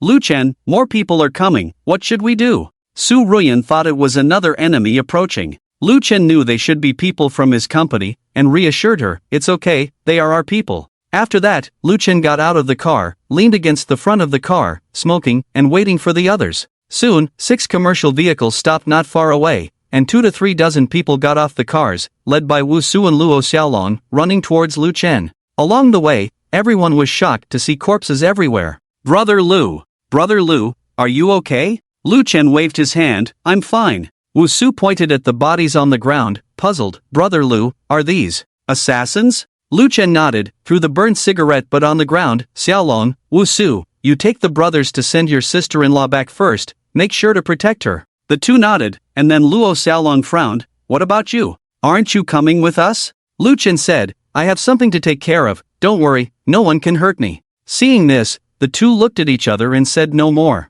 Lu Chen returned to the car and said to Su Ruyan, you go back with Xiaolong and the others first, I'll be back later. Su Ruyan looked worried. grabbed Lu Chen's arm and didn't let go. What else do you have to do? Can't we go home together? Lu Chen smiled and touched her face. Don't worry, your husband is quite capable. Su Ruyan said, but I'm still very worried. Lu Chen glanced at Shuang beside Su Ruyan, who remained silent and expressionless throughout. Don't worry, this time we're not going to fight, we're going to find someone. I'll be back soon, you go home first and warm up my bed. Seeing this, Su Ruyan said no more. Lu Chen watched Su Ruyan leave with Luo Xiaolong, Wu Su, and others, his eyes strangely calm. Why does my grandfather want to kill me? In the silence, Shui Ying's voice sounded, devoid of any emotion. She could guess that Shui Chang wanted to kill her, and Lu Chen was not surprised at all. Shui Ying had always been a very clever girl. He was just curious how Shui Ying had figured it out and asked, why are you sure it's your grandfather? Shui Ying looked out the window, showing a hint of a desolate smile. I called my grandfather as soon as the accident happened. It's only 6 or 7 kilometers away from here. He could come over in less than 10 minutes. Lu Chen understood, indeed. This distance was so short that compared to Luo Xiaolong and the others rushing over from the city, it was too short, so short that Shui Ying couldn't believe it was only 6 or 7 kilometers. Lu Chen did not answer, started the car riddled with bullet holes, and drove away from the place. Do you want to know why? I'll let him tell you in person. Peak Spring Villa. In the underground conference room, Shui Chang and Ren Wu sat in a private room, their faces solemn. Ren Wu, big brother, still can't get in touch. Shui Chang, it's been over half an hour, this shouldn't be happening. With that, Shui Chang got up, paced back and forth on the ground, and after thinking for a while, said, go check the situation. Ren Wu nodded, opened the door, and left. Shortly after, in less than 20 minutes, Ren Wu returned. His face was unusually ugly, his eyes filled with fear. Shui Chang frowned. What's wrong? What happened? Ren Wu, big brother, they're all dead, not a single one left. Shui Chang, who died? Ren Wu, our people we sent, they're all dead. Number 9 and number 10 are also dead. Upon hearing this, Shui Chang's eyes widened like copper bells, and he slumped straight back in his chair. How is this possible? How is this possible? Shui Chang couldn't believe it, muttering repeatedly. Ren Wu lowered his head. Big brother, Lu Chen's identity is too mysterious. He will definitely retaliate against you next. Let's pack up and leave. I'll take you away. Leave Jiang City. Leave tonight. Shui Chang had lost the ability to think, nodding blankly. As for those bodies, Lu Chen didn't need to do anything. Shui Chang would take care of them himself. After all, these people were all his recruits, all involved in shady dealings. If Shui Chang didn't clean up, he would only be causing trouble for himself. After midnight, Shui Chang returned to his yard, rushed into the room very urgently, preparing to pack up. In the instant the light turned on, a familiar figure was sitting on his own sofa. It was Lu Chen. Seeing Lu Chen at that moment, Shui Chang was startled, and after the panic passed, perhaps realizing he couldn't escape today, Shui Chang walked over and sat opposite Lu Chen. I underestimated you. Shui Chang asked, his eyes calm. Lu Chen lit a cigarette and took a puff. Who are your people, number 9 and number 10? Shui Chang frowned. Lu Chen, this is getting boring. Lu Chen didn't understand. Why? Shui Chang, they, like you, are anomalies. Anomalies. Lu Chen repeated this term he heard for the first time. For him, a new world was slowly unfolding. Shui Chang looked at his puzzled expression, frowned, and said, you are also an anomaly, and you don't even know about the anomaly organization? Lu Chen shook his head. You may have misunderstood. I really don't know what anomalies are. Can you explain? Shui Chang, anomalies are people with abilities that normal people don't have. I only found out when I was almost 50, it's very rare. In the world of strangers, there are laws specifically for strangers, which clearly stipulate that any organized strangers must not interfere with the rules of the ordinary world. So, for the vast majority of ordinary people, they have no idea that such an organization exists. After listening to Shui Chang's explanation, Lu Chen had a preliminary understanding of strangers and nodded. So, the 2 strangers sent to kill me were not organized? Shui Chang, yes, most strangers are organized, but there are also some free strangers who have not entered the organization and are not bound by the laws of strangers. Lu Chen, number 9 and number 10, they were trained by the Shu Group, right? Shui Chang hesitated for a moment, then admitted, yes, the Shu Group also wants to deal with you, we have a cooperative relationship. Hearing this, Lu Chen understood his own situation. He changed the subject and suddenly asked, why do you want to kill her? Shui Chang knew Lu Chen was referring to Shui Ying, didn't hide it, smiled bitterly, and said, because of fear. Fear? If you were afraid, why did you leave her back then? Shui Chang's old face couldn't help but tremble, not answering that question. Lu Chen, back then, you killed her parents, but chose to leave her, raised her to adulthood, and now you want to kill her out of fear. Why? Xue Chang stared straight at Lu Chen, then suddenly laughed. Why? Lu Chen, are you teaching me how to do things? I'm 69 this year. I came out to make a living at 16, and for decades, I have been walking on thin ice. If I hadn't been cautious, I would have been killed on the street long ago, not even leaving behind a complete corpse. Why are you questioning me now? I also want to know why those rich and powerful people can take away my woman at will. Why do I have to earn $5 a day washing dishes and pay protection money to them? Why did my parents abandon me? You tell me why. Why? At this moment, Xue Qing's voice was hoarse, his eyes were red, as if he wanted to shout out all the grievances of the past decades. What he didn't know was that just behind the screen, Xueying was already in tears. Lu Chen's gaze was indifferent. He extinguished his cigarette on the coffee table. There are many unfair things in this world, but that has nothing to do with Xueying, nor is it a reason for you to kill her. With that, Lu Chen took out a dagger and threw it on the table. Ding! Settle it yourself. Considering that you raised Xueying, I will give you a memorial. This was the biggest concession Lu Chen could make. Previously, when Lu Chen had just obtained the system, although he had money, his thinking was still that of an ordinary person, ultimately just a wealthy ordinary person. This also led to some harm to the people around him due to his kindness. After experiencing so much, Lu Chen had grown and understood that decisiveness in killing was a skill he must learn, especially when dealing with enemies. Xue Qing's gaze lingered on the dagger, his body visibly trembling, but he didn't reach for it, looking up at Lu Chen. Lu Chen, give me a way out. I will leave Jiang City immediately and never come back in this lifetime. We will never see each other again. Lu Chen looked at him, sneered, do you think that's possible? Xue Qing suddenly stood up, pointing at Lu Chen. Lu Chen, I lost. I have admitted that I lost. I promise not to retaliate against you in the future. Why won't you let me go? Lu Chen leaned back in his chair, looked at the furious Xue Qing, paused for a moment. Everyone has to pay the price for their actions. You're almost 70, don't you understand this principle? Xue Qing froze, as if all his strength had been drained in an instant, and he sat back down. Lu Chen, moreover, you not only want to kill me, but also Xueying. She is important to me, so you must die. The conversation ended here. Xue Qing knew that continuing would only further damage his remaining dignity. After a fierce internal struggle, he reached for the dagger on the table. His hand visibly trembled, but the moment he gripped the dagger, the trembling stopped. With a fierce look in his eyes, he thrust the dagger straight towards Lu Chen's face.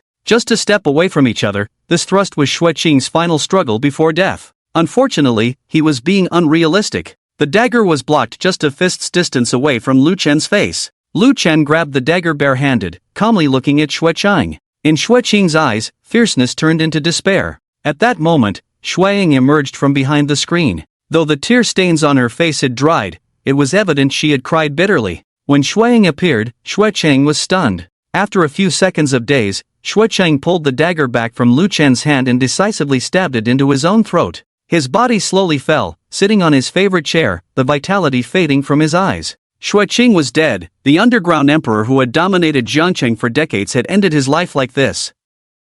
Xueying remained motionless, not even blinking. She silently watched Xue Qing die in front of her, a tear rolling down her cheek, which she wiped away forcefully. Bang! The door was pushed open, and Renwu rushed in, noticing the dagger stuck in Xue Qing's neck. Lu Chen stood up, walked to Xueying, held her hand, and walked towards the door. Passing by Renwu, Lu Chen said, erect a monument for him and bury him properly. Renwu remained silent as Lu Chen led Xueying away. The news of Xue Qing's death spread that night, and all the prominent figures in Jiangcheng went to offer condolences. For ordinary people, life went on as usual, but for the top figures, Xue Qing's death caused significant waves. This included the director of the Jiangcheng Public Security Bureau, Su Zhenghao. Su Zhenghao was surprised to learn of Xue Qing's suicide at home. After investigating, Su Zhenghao not only found out that Lu Chen had dealt with Xue Qing but also learned about Lu Chen's feat at the auction the previous night. Upon learning this information, Su Zhenghao realized that his previous understanding of Lu Chen was not comprehensive enough, and he needed to re-evaluate the significance of Lu Chen to him. Su Zhenghao made a decision, and that day, a massive cleansing began in the Jiangcheng municipal government system. Anyone previously associated with Xue Qing was removed, those who deserved punishment were sentenced, and those who needed care were taken care of. After a whole day, the entire government system was in turmoil and unease. Lu Chen paid no attention to these matters. In the early afternoon, he went to Huashan Cemetery. Lu Chen took Xueying to the tombstone of Qin Xingnan's couple, Xueying's biological parents. Looking at the black and white photos on the tombstone, Shui Ying's long-buried memories rushed through her fragile nerves, tears streaming down her face.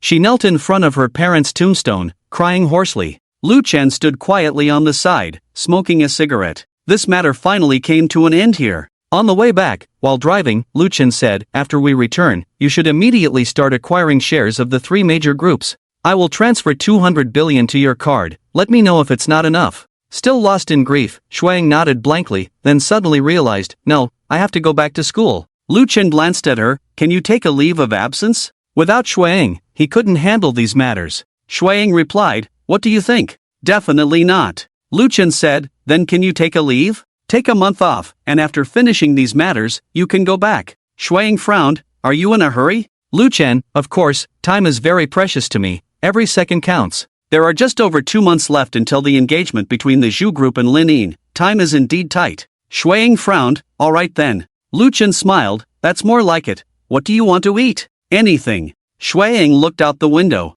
Lu Chen smiled and merged into the traffic. Compared to before, there was something missing from Shuang now, and something new. It was quite mysterious. Lu Chen sneakily checked Shui Ying's affection level towards him. 50. Lu Chen? How is it only 50? Lu Chen was a bit disappointed. The number was quite different from his expectations. But then he remembered the system saying that increasing a woman's affection level is difficult, so he let it go. At least it wasn't for nothing. By the way, let's go to Jiuyang Building this afternoon. Even though it's been bought, there are still some procedures that you need to handle in person. Lu Chen, okay, let's go after eating. Lu Chen took Shuang to eat snail noodles. Yes, snail noodles. Previously, Lu Chen was quite resistant to snail noodles, but for Shuang, he gritted his teeth and ate it. When they left the snail noodle shop, Lu Chen felt dirty and chewed gum all the way. Beside him, Shuang knew what he was thinking, looking out the window with a suppressed smile. Strangely, the affection level that was just 50 increased to 60 just because of eating a meal of snail noodles. This was an unexpected joy. In the afternoon, Lu Chen and Shuang arrived at Jiuyang Building. The 107-story building was a landmark in the new city area. The exterior walls were done, only the bare rooftop remained. Lu Chen and Shuang strolled inside the building. The elevators were working, and the facilities were quite complete. Lu Chen was very satisfied with the building that cost 20 billion, and immediately decided, continue construction on the rooftop. I'll have Su Ruiyan handle this, you go buy shares of the three major groups. Once it's done, this will be the office building of our new group. Shuang, have you thought of a name for the new group? Lu Chen hesitated, he hadn't thought about it, and shook his head truthfully. Shuang, you've always wanted to be the boss who delegates everything, right? Lu Chen forced a smile, I just don't understand these things. It's just a name, let me think. Let's call it Tianzi Group. Shuang, okay. After the tour, Lu Chen was ready to take Shuang home, but she said, you go back first, I have something to take care of. Lu Chen, do you need me to come with you? Shuang, no need, you go back first. In the afternoon, Lu Chen returned home and told Su Ruiyan about the Tianzi Group. Coincidentally, Su Ruiyan's company was in real estate and had partnerships with some construction companies. Su Ruiyan, no problem, this is a small matter, I'll start working on it these days, it should be completed soon. Lu Chen nodded, how much money do you need? Is 2 billion enough? I'll transfer it to you. Su Ruiyan rolled her eyes, you don't need that much, 20 million is more than enough. Indeed, ever since he had the system, Lu Chen's concept of money had become increasingly vague. Money was just a meaningless string of numbers to him. I'll transfer 1 billion to you, keep the rest for yourself. Saying that, Lu Chen grabbed Su Ruiyan's wrist and hugged her, moving her hands up and down. Su Ruiyan knew what Lu Chen was thinking, she rolled her eyes and responded. With only Lu Chen and Su Ruiyan at home, this time Su Ruiyan's voice was particularly loud. Around 6 in the evening, as Su Ruiyan and Lu Chen were preparing to eat, Lu Chen was about to call Shuang to ask when she would be back, and she walked in.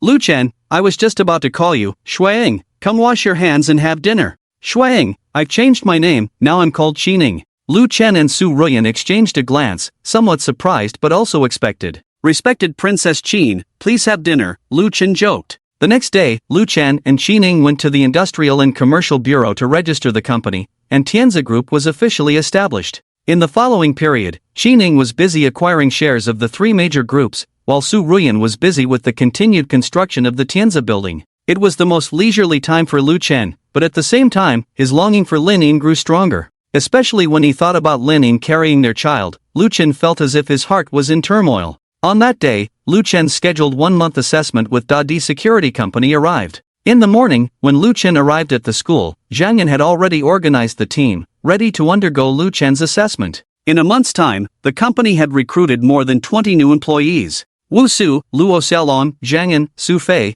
and others whom Lu Chen had seen more frequently were among them. Everyone's faces were filled with confident smiles, clearly indicating that each person felt they had made significant progress in learning bronze skin and iron bones over the past month. Lu Chen brought a force gauge, the kind of machine that could display the force of a punch when struck. The machine was placed in the center of the playground, with Lu Chen sitting on the side. Let me declare the rules. If the punching force is equal to or greater than 300 kilograms, it will be considered a pass in the assessment. Promoted to white guard, equal to or greater than 500 kilograms. Yellow guard, equal to or greater than 700 kilograms. Black guard, equal to or greater than 1000 kilograms. Red guard. This number was not randomly made up by Lu Chen but based on his own strength standards. At the time when he had achieved a minor level of bronze skin and iron bones, the force of his punch was around 500 kilograms.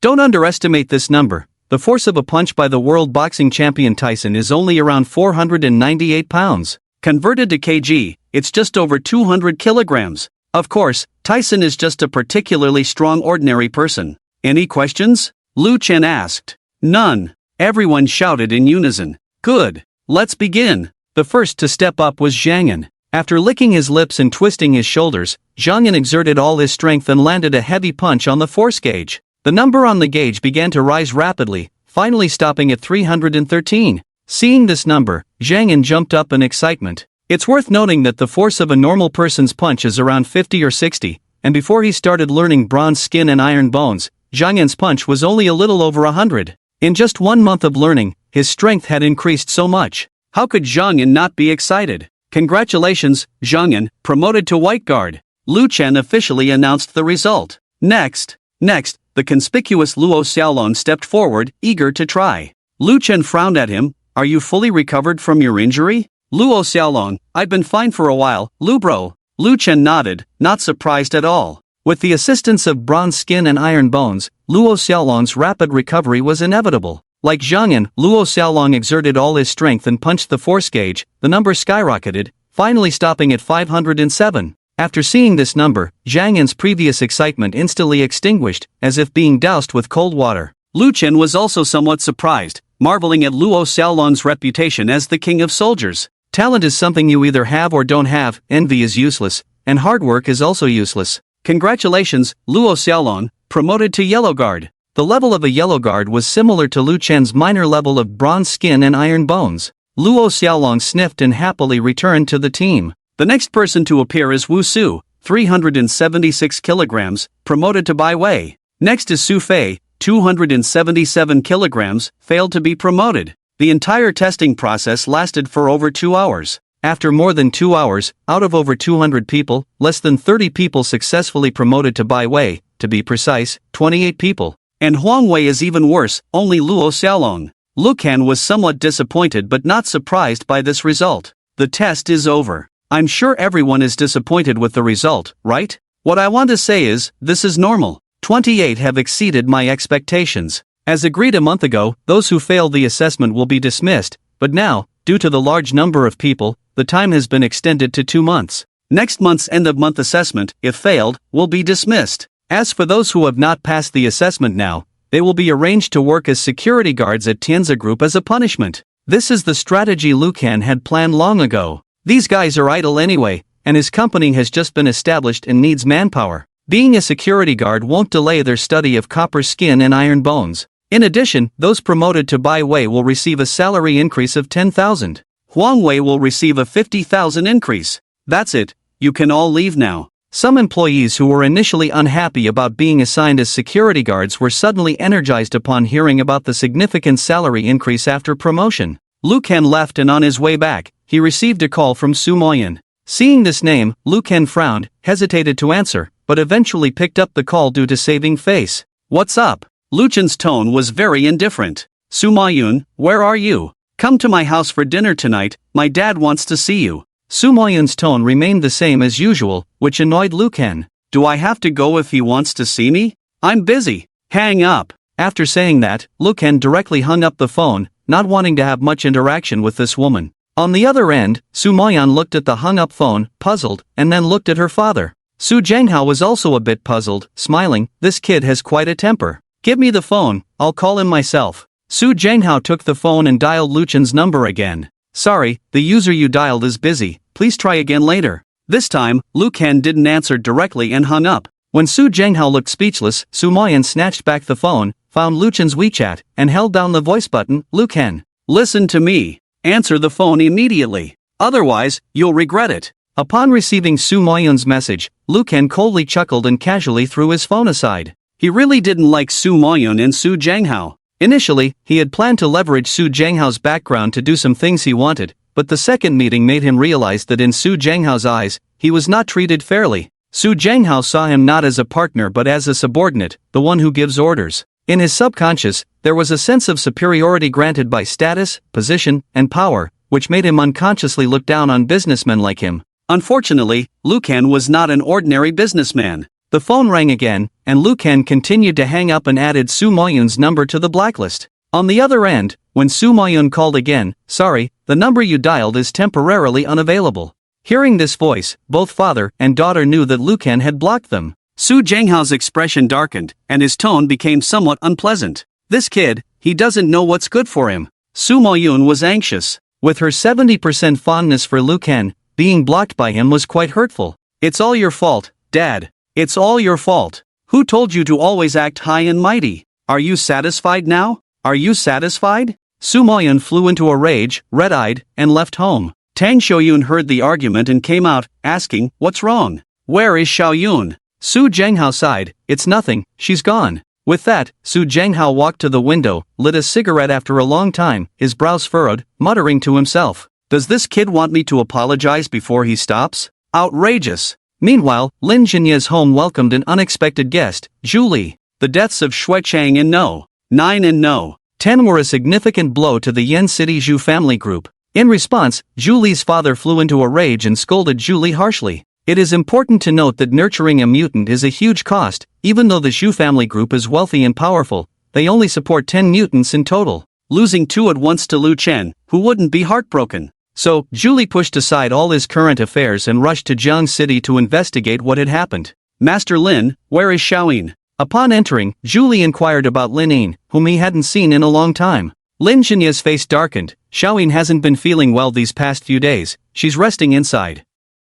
Zhu Li, oh? Then I must go see her. After all, she will soon be my wife, right? Lin Jinya was speechless, watching Zhu Li enter the inner room. He sighed and called Lin Jinzu to inform him of Zhu Li's visit. In the inner room, Lin Yin was wearing pajamas, sitting on a recliner with her legs crossed. Various sweet and sour fruits were placed on the table next to her. Her mind was filled with Lu Chen's figure, never feeling time passing so painfully. But thinking back to how cold-hearted she had been, she felt it was her own fault. During this time, Lin Yin had been in this conflicting state. Just as she was lost in thought, the door opened, and Zhu Li walked in with a mischievous smile. Lin Yin turned her head and immediately furrowed her brows upon seeing Zhu Li. What are you here for? Zhu Li frowned slightly, displeased. What do you mean, what am I here for? You're my fiancé, can't I come to see my fiancé? Lin Yin was speechless, about to speak when a sudden wave of nausea hit her, covering her mouth. She rushed into the bathroom, retching. Outside, Zhu Li watched Lin Yin coldly. When she came out of the bathroom, he squinted and asked, are you pregnant?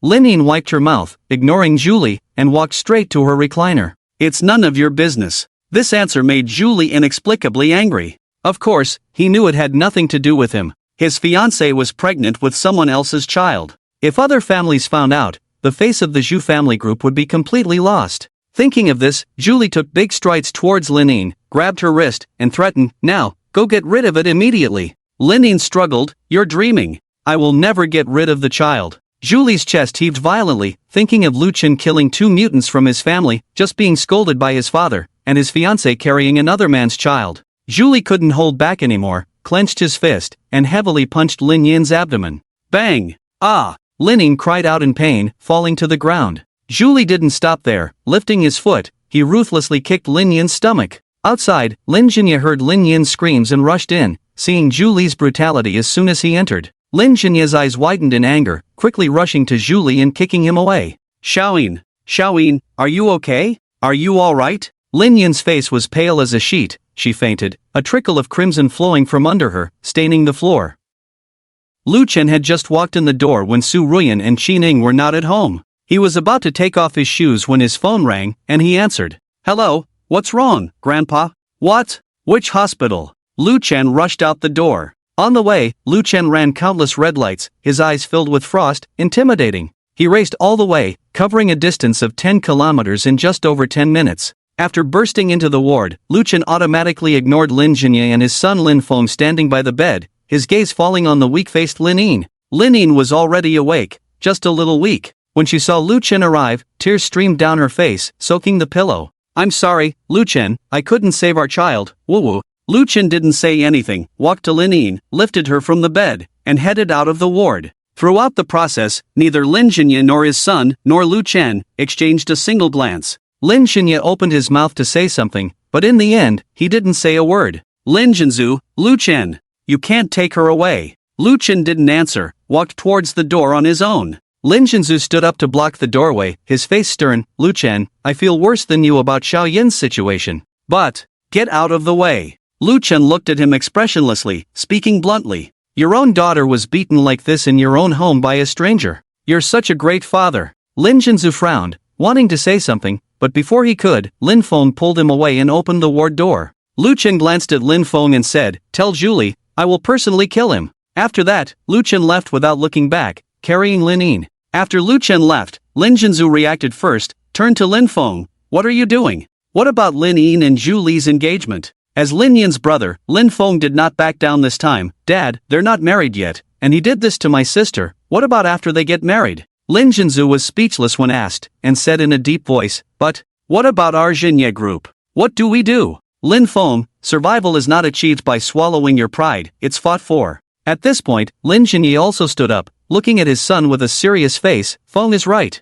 This time, I stand on the side of this Lu kid." After that, the grandfather and grandson left the ward one after the other, leaving only Lin Jinzu alone, angrily venting towards the iron bed in the ward. Lu Chen brought Lin Yin back home, and after sharing their feelings, Lin Yin fell into a deep sleep. Lu Chen went to the living room on the first floor and called Qi Ning. "Ian, how's the progress of the stock acquisition?" "Qi Ning, I'm negotiating with Jinye Group. There's something I wanted to report to you. The chairman of Jinye Group, Lin Jinzu, suddenly agreed to merge with our Tianzi Group for free." Lu Chen nodded, not finding it strange. "Okay, for the remaining Tinghui Company and Wanzhou Jianye, arrange a meeting for me. Let's set it for tomorrow night. I'll go talk." Qi Ning, "Alright, no problem." After hanging up the phone, Lu Chen called Wu Su. "Aksu, tomorrow you and Xiaolong go to Shuangqing Jianye, bring Chen Liwei to see me. Also, tell Zhangyan, notify all companies in Jiangcheng that have reached cooperation with Shuangqing Jianye to immediately cease cooperation. Those who resist will be expelled from Jiangcheng." After making 2 consecutive calls, Lu Chen stood by the window and started thinking. Finally, he picked up his phone again and dialed Su Moyan's number. On the other end, Su Moyan hadn't spoken to her father since they had a falling out and she left home. She tried to call or message Lu Chen, but she was already blocked and didn't know where he lived. The screen full of exclamation marks made Su Moyan look haggard. Just as she was sleeping on her desk, her phone rang. Su Moyan thought it was a call from her father and instinctively wanted to hang up, but when she picked it up, it turned out to be Lu Chen calling, so she quickly answered. "Hello, Lu Chen, listen to me, things are not what you think.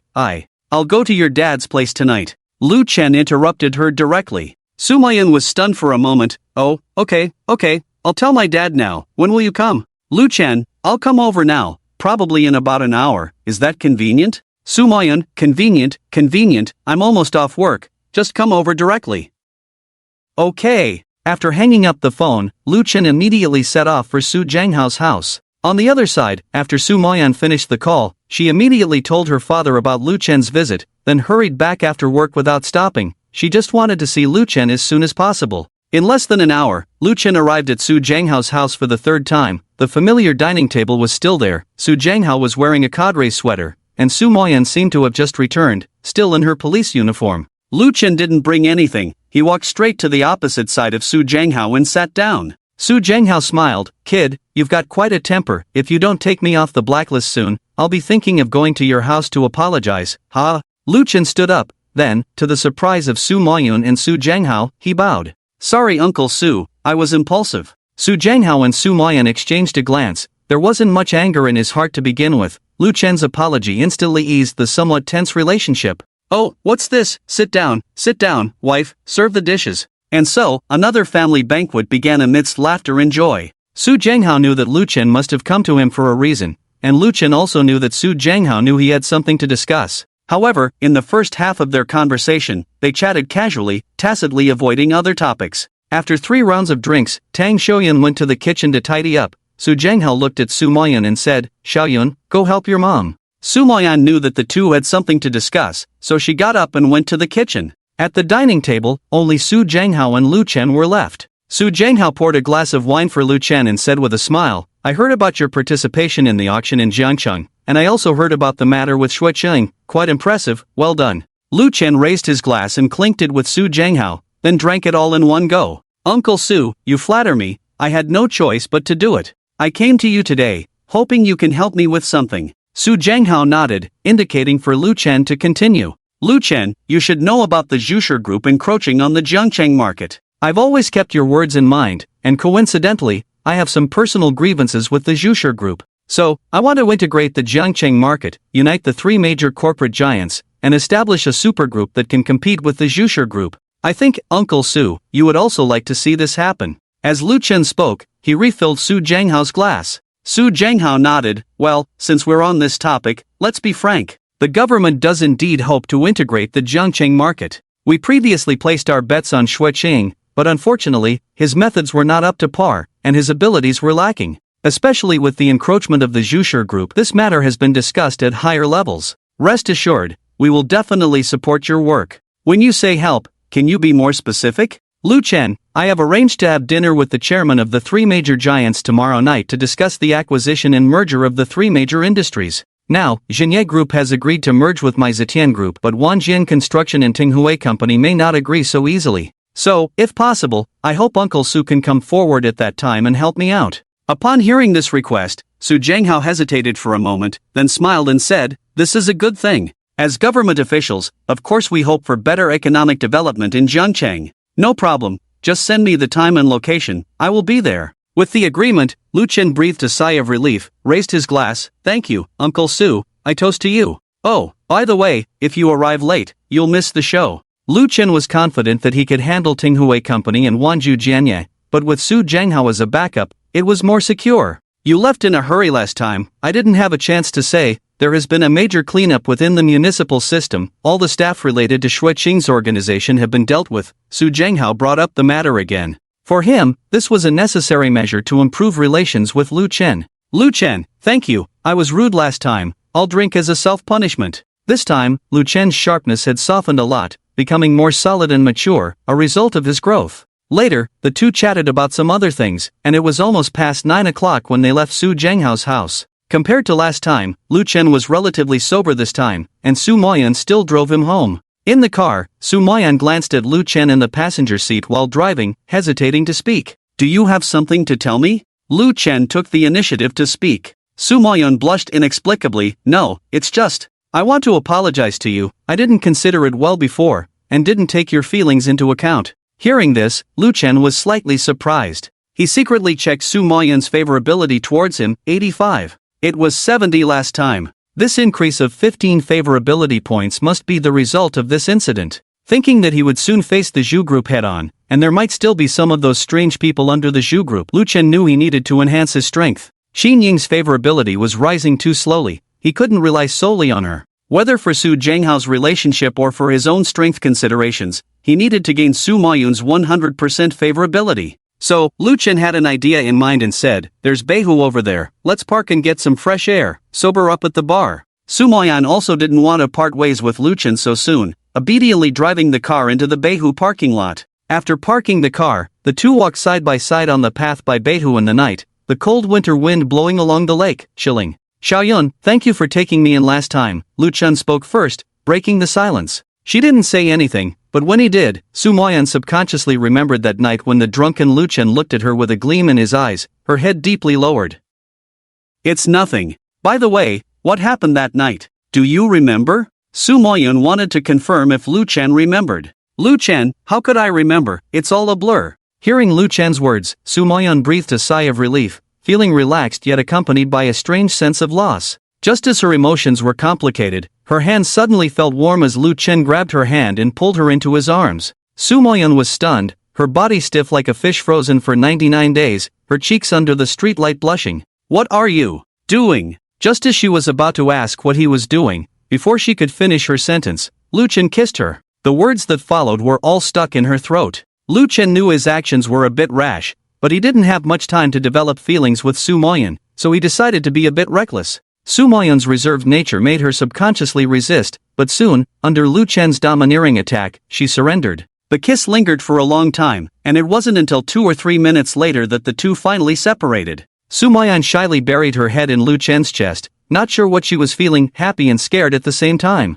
"Lu Chen, if you dare not answer my calls again, I'll catch you." Su Moyun's warning sounded more like a coquettish remark. Lu Chen smiled, holding Su Moyun in his arms as they stood by the North Lake, under the night sky and streetlights. "I'm sorry, I was in a bad mood because of something that happened, and I regretted it afterwards. Xiaoyun, I've liked you since the first time we met." Lu Chen expressed his feelings with utmost sincerity, and Su Moyun couldn't help but be moved. "Me too, from the first time I saw you, I felt that you were different. After you saved me the second time, you were all I could think about." The two confessed their admiration for each other, breaking through the reserved facade in that moment. "Let's go, it's too cold. Let's go to the car." Lu Chen noticed Su Moyun's slight trembling and expressed his concern. Su Moyun suddenly looked up, her face turning red. "Huh? I'm not ready yet. Lu Chen? What are you thinking? I mean, let's go to the car to warm up." Su Moyun realized what he meant, blushing intensely, she escaped from Lu Chen's embrace and ran off. On the way back, Su Moyun drove slowly. When she arrived at the entrance of the Chinese-style courtyard in Chutian Jiangdu, she learned that Lu Chen lived there. Before parting, Lu Chen looked at Su Moyun's reluctant face, and in a moment of surprise, he gave her another lingering kiss. Before getting off the car, Lu Chen checked Su Moyun's affection level towards him, 95%. It worked! Watching Lu Chen enter the house, Su Moyun finally left contentedly, her face flushed with sweetness, humming a tune all the way. Back at home, after Lu Chen returned, Su Ruyan, Lin and Qining were all there. The three women approached him, smelling the strong scent of alcohol on him, indicating that he had been drinking. After helping him sit down, Su Ruyan went to the kitchen to cook a sobering soup, while Lin and Qining sat opposite Lu Chen. Qining said, "We've already made arrangements with the three major players, but Wanli Construction and Tinghue Corporation may be difficult to deal with. They are resistant to the idea of merging into Tianzi Group. Lu Chen, it's normal. When you're used to eating alone,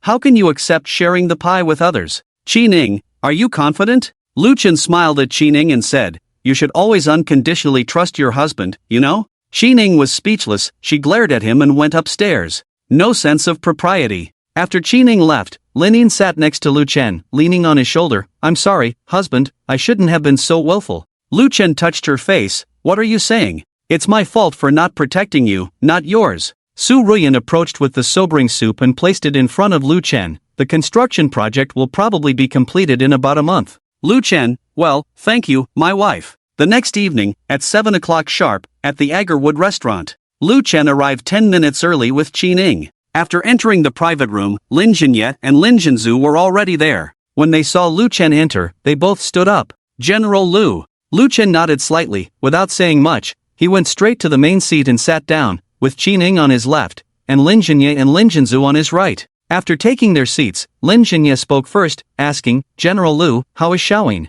Is she okay?" "Lu Chen, she's fine, she's resting." Lin Jinye nodded and didn't say more. Lin Jinzu then said, "General Lu, you're right. I'd been too cowardly this time. I've decided to completely break ties with the Zhu family group. Merge unconditionally into Tianzi Group. Julie owes my daughter this debt. I must personally take it back." Lu Chen nodded expressionlessly, not saying much. Time quickly approached 7 o'clock. Tang Lei from Tenghue Company and Wan Qishan from Wanjian Real Estate had not shown up yet. Lin Jinye frowned. "These two old men, are they trying to show us who's boss?" Lu Chen smoked a cigarette, glanced at the time on his watch, and shouted to the waiter outside the door, "Waiter, bring the food." The waiter hesitated for a moment, then said, "Yes sir, we will serve the food right away." Lin Jinzu and Lin Jinye exchanged a glance, somewhat surprised. "Lu, aren't we waiting for them?" Lu Chen, "Wait for what?" Seeing this, the two stopped talking. The waiter served the food quickly, and within 10 minutes, a table full of dishes was ready, and the four of them started eating and chatting. About half an hour later, the door of the private room was pushed open, and Tang Lei and Wan Qishan walked in one after the other, followed by 2 secretaries. Oh, sorry, the traffic was bad on the way, we are late, sorry. Tang Lei smiled, but his expression turned serious when he saw the half-eaten food on the table. Wan Qishan did the same, looking at Lu Chen with a hint of sarcasm. Lu, looks like you were hungry, you ate so cleanly. Lu Chen looked up at Wan Qishan. I am always punctual for meals, sorry, I thought you two weren't coming. Lu Chen's words left them speechless. After all, they were the ones who were late. After sitting down with a serious face, Tang Lei spoke. Lu, let's not beat around the bush. I know why you invited us out, just say it. We are not selling shares, let alone merging with your Zetian group like the softies at Jinya Group. Lu Chen, oh? May I ask why? Wan Qishan, Lu Chen, don't think you're all that just because you have some money. Are you really that wealthy? You need influence to survive in this world. The 3 big giants have been dominating Jiangcheng for decades. Do you think you can just merge with us? Tang Lei, Xuecheng had this idea before, he tried for decades and failed. Do you think you are better than Xuecheng? Wan Qishan, furthermore, Wanjian Real Estate and Tinghui Company have already decided to start a business partnership. You wanted to cooperate, right? We are also cooperating. Let's see who comes out on top. Hearing this, Lin Jinzu frowned. Old Tang, old Wan, by doing this, aren't you just sitting back and watching the show for the Zhu Group? We should be united against a common enemy now. After all, we are all Jiangcheng enterprises. Lin Xinyat, yes, 2 old friends. What Lu said about merging with Tianzi Group doesn't mean selling our companies to him. We will still remain relatively independent. With a larger platform and more convenient resource cooperation, why not? Lin Jinzu, now that the Zhu Group is aggressively taking over our Jiangcheng market, you two are not unaware of this. If the 3 of us unite, even the Zhu Group will have to think twice. Lin Jinye and Lin Jinzu earnestly explained the pros and cons to the two, which seemed obvious to outsiders but different for Wan Qishan and Tang Lei.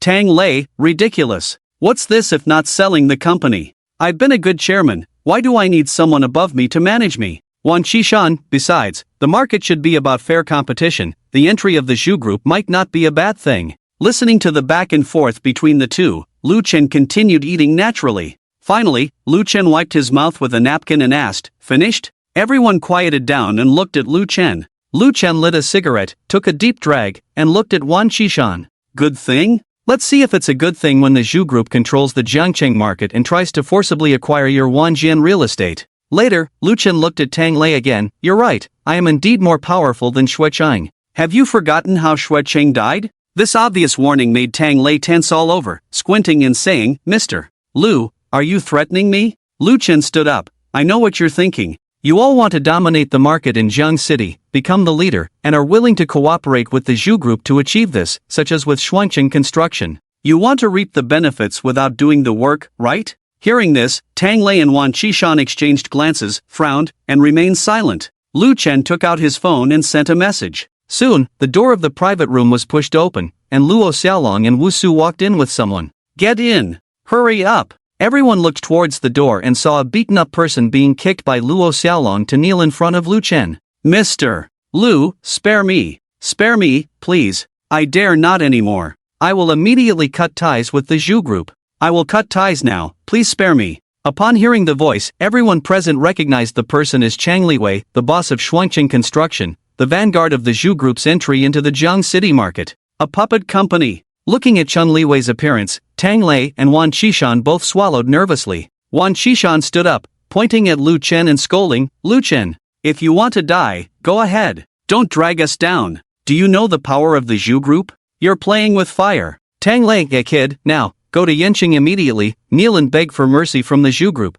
There might still be a chance. Listening to the two, Lu Chen glanced indifferently, spineless. Then, Lu Chen looked at Luo Xiaolong and Wu Su, and they both nodded slightly. Lu Chen, let me tell you all some news. Xuancheng Construction has unilaterally terminated all cooperation with Jiang City Enterprises. From today, Xuancheng Construction no longer exists and is expelled from Jiang City. I am going to inform the Zhu Group. If they want to swallow the market in Jiang City, they have to pass through me, Lu Chen, first. I will bear all the danger. I will shoulder all the responsibility. I will take all the blame. I only need your agreement to merge into the Zetian Group. Only when the 5 fingers are clenched, can the fist we throw have power. Only then will the enemy be afraid. Lu Chen's words were powerful and resolute. Watching Lu Chen's confident and arrogant demeanor, Qining tightly pursed her lips, and her fondness for Lu Chen quietly increased, reaching 70 points. Well said. Lin Jinzu was the first to speak out. applauding in support of Lu Chen. Tang Lei and Wan Qishan exchanged glances, frowned, and hesitated.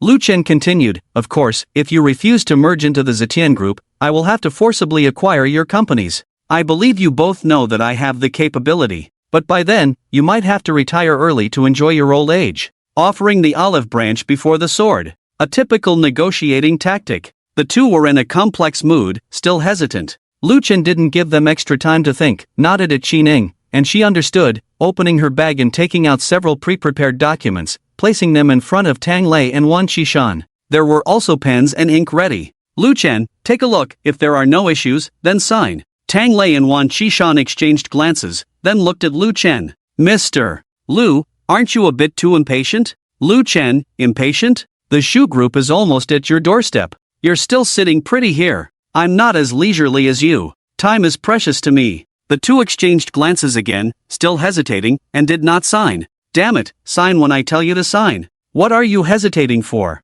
If you don't sign today, try to see if you can walk out of this room." The hot-tempered Luo Xiaolong glared at the two of them, scolding loudly, startling Chang Liwei. Wan Qishan and Tang Lei frowned at Luo Xiaolong, then looked at Lu Chen. Lu Chen turned to Luo Xiaolong and said, "Shut up." Luo Xiaolong sniffed and fell silent. Just as the two were hesitating whether to sign, the private room door opened again, and Su Zhenghao entered with Su Moyun.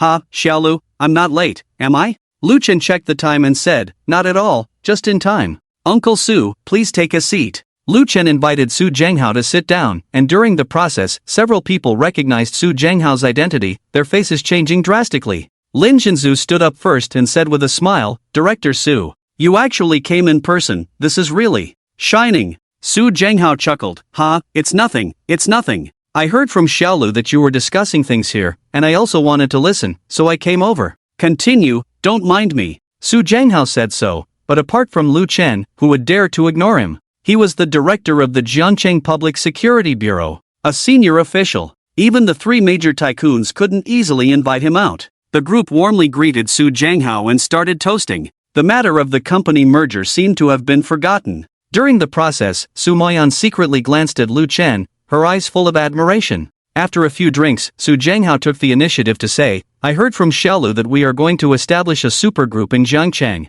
I thought it was a good thing, beneficial for market stability, and the government is quite supportive. People say actions speak louder than words, and the three major tycoons present were no fools." Su Zhenghao's words almost made them sign the contract on the spot. With that, Tang Lei and Wan Qishan's last bit of hesitation disappeared. Tang Lei picked up the contract first and said with a smile, "Director Su is right, we were just discussing this matter. You came in just as we were about to sign the contract, it's really a coincidence." Su Zhenghao asked, "Oh really? Did I disturb you from signing the contract? Have you signed it?" With his final question, Su Zhenghao looked at Lu Chen. Lu Chen smiled and said, "Not yet." Su Zhenghao then looked at Tang Lei and Wan Qishan, and the two dared not say much. "Sign. Sign now. Let's sign now." With that, the two quickly signed the contract and stamped it. "In fact, we have had this idea for a long time. Today, we mainly came to discuss some details of the contract." "Yes, let's discuss." With that, the work of integrating the three major tycoons was finally completed.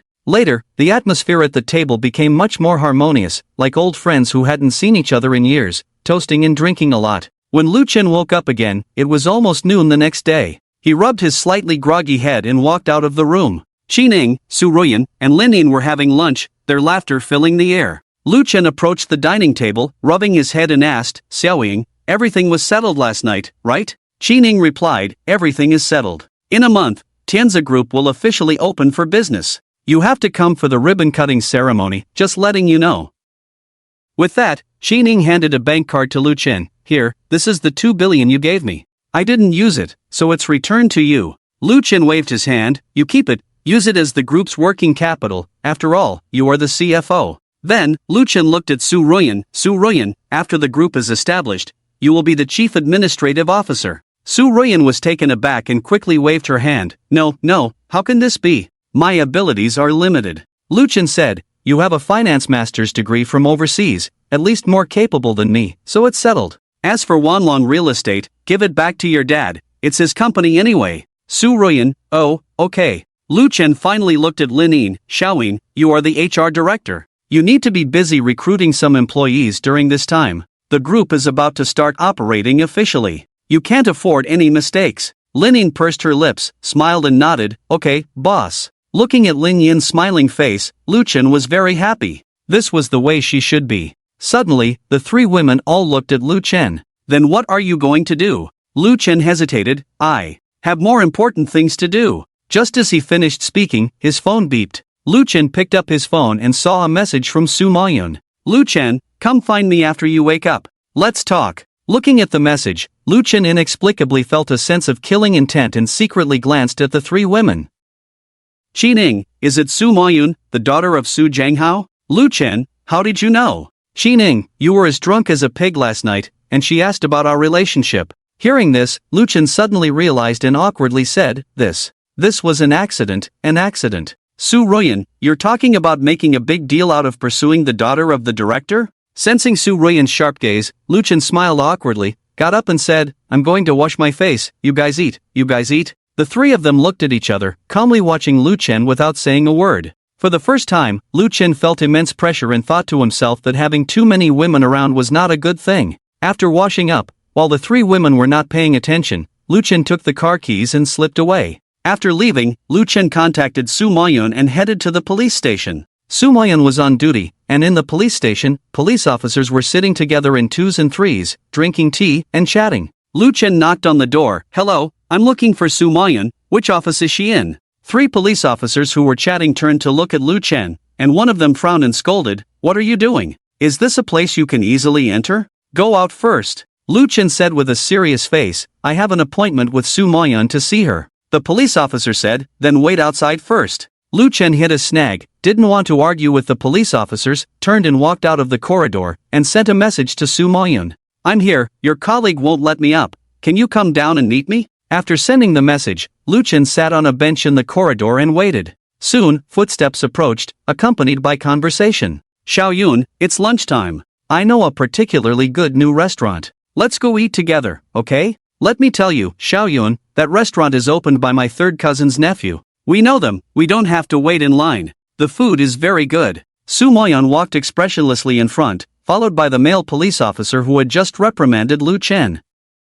Su Mayun walked up to Lu Chen. Why are you still sitting? Let's go. With that, Su Mayun stood up and walked out of the police station gate. Lu Chen hurriedly got up and followed. After just a few steps, the male police officer caught up. Xiaoyun, are you refusing to accept me because of him? Su Mayun and Lu Chen both stopped in their tracks. Su Mayun, Li Kaiping, I've told you we're not suitable. Please don't bother me again in the future. Li Kaiping, as he was called, obviously wasn't very happy, pointing at Lu Chen. Xiaoyun, am I worse than him? At least I have a formal position, what about him? Su Mayun was not pleased, reached out and held Lu Chen's arm, looking at Li Kaiping. That's right, Li Kaiping, we are already together. Please don't bother me again, thank you. With that, Su Mayun forcibly led Lu Chen towards the door. Behind them, Li Kaiping clenched his fists, his steel teeth almost grinding to pieces. Two people got into the car. Lu Chen smiled and said, I didn't expect to be so popular. I've inexplicably gained another enemy, and he's a cop.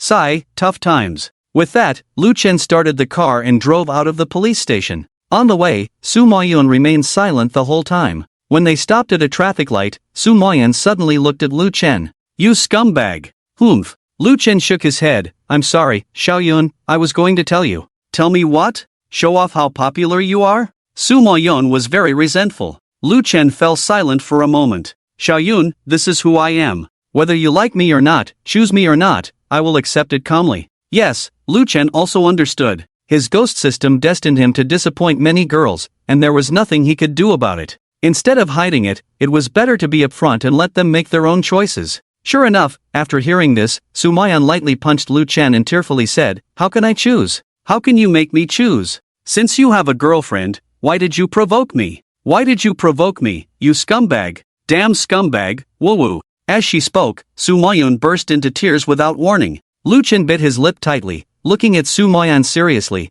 but my feelings for you are also real, I can promise you that. Su Mayun wiped away her tears fiercely. So what? So you want me to be your mistress? To live in the shadows forever, is that it? Lu Chen, it's not that serious. I'm not married. We just met a little late, that's all. Su Mayun, late is still late. An hour late is not acceptable. Not even a minute. Break up with her immediately. Break up now. Lu Chen looked embarrassed and said, Xiaoyun, I still have 3 girlfriends. Upon hearing this, Su Moyun was stunned, forgetting to cry. After a pause, Su Moyun grabbed her bag and fiercely hit Lu Chen. Bang! Scumbag! I never want to see you again. Open the door. Su Moyun tried to open the car door, but it was locked by Lu Chen, who desperately tried to unlock it. Lu Chen grabbed Su Moyun's wrist and pulled her over, kissing her. Su Moyun kept hitting Lu Chen, who didn't let go, and gradually Su Moyun's movements weakened, and she went limp.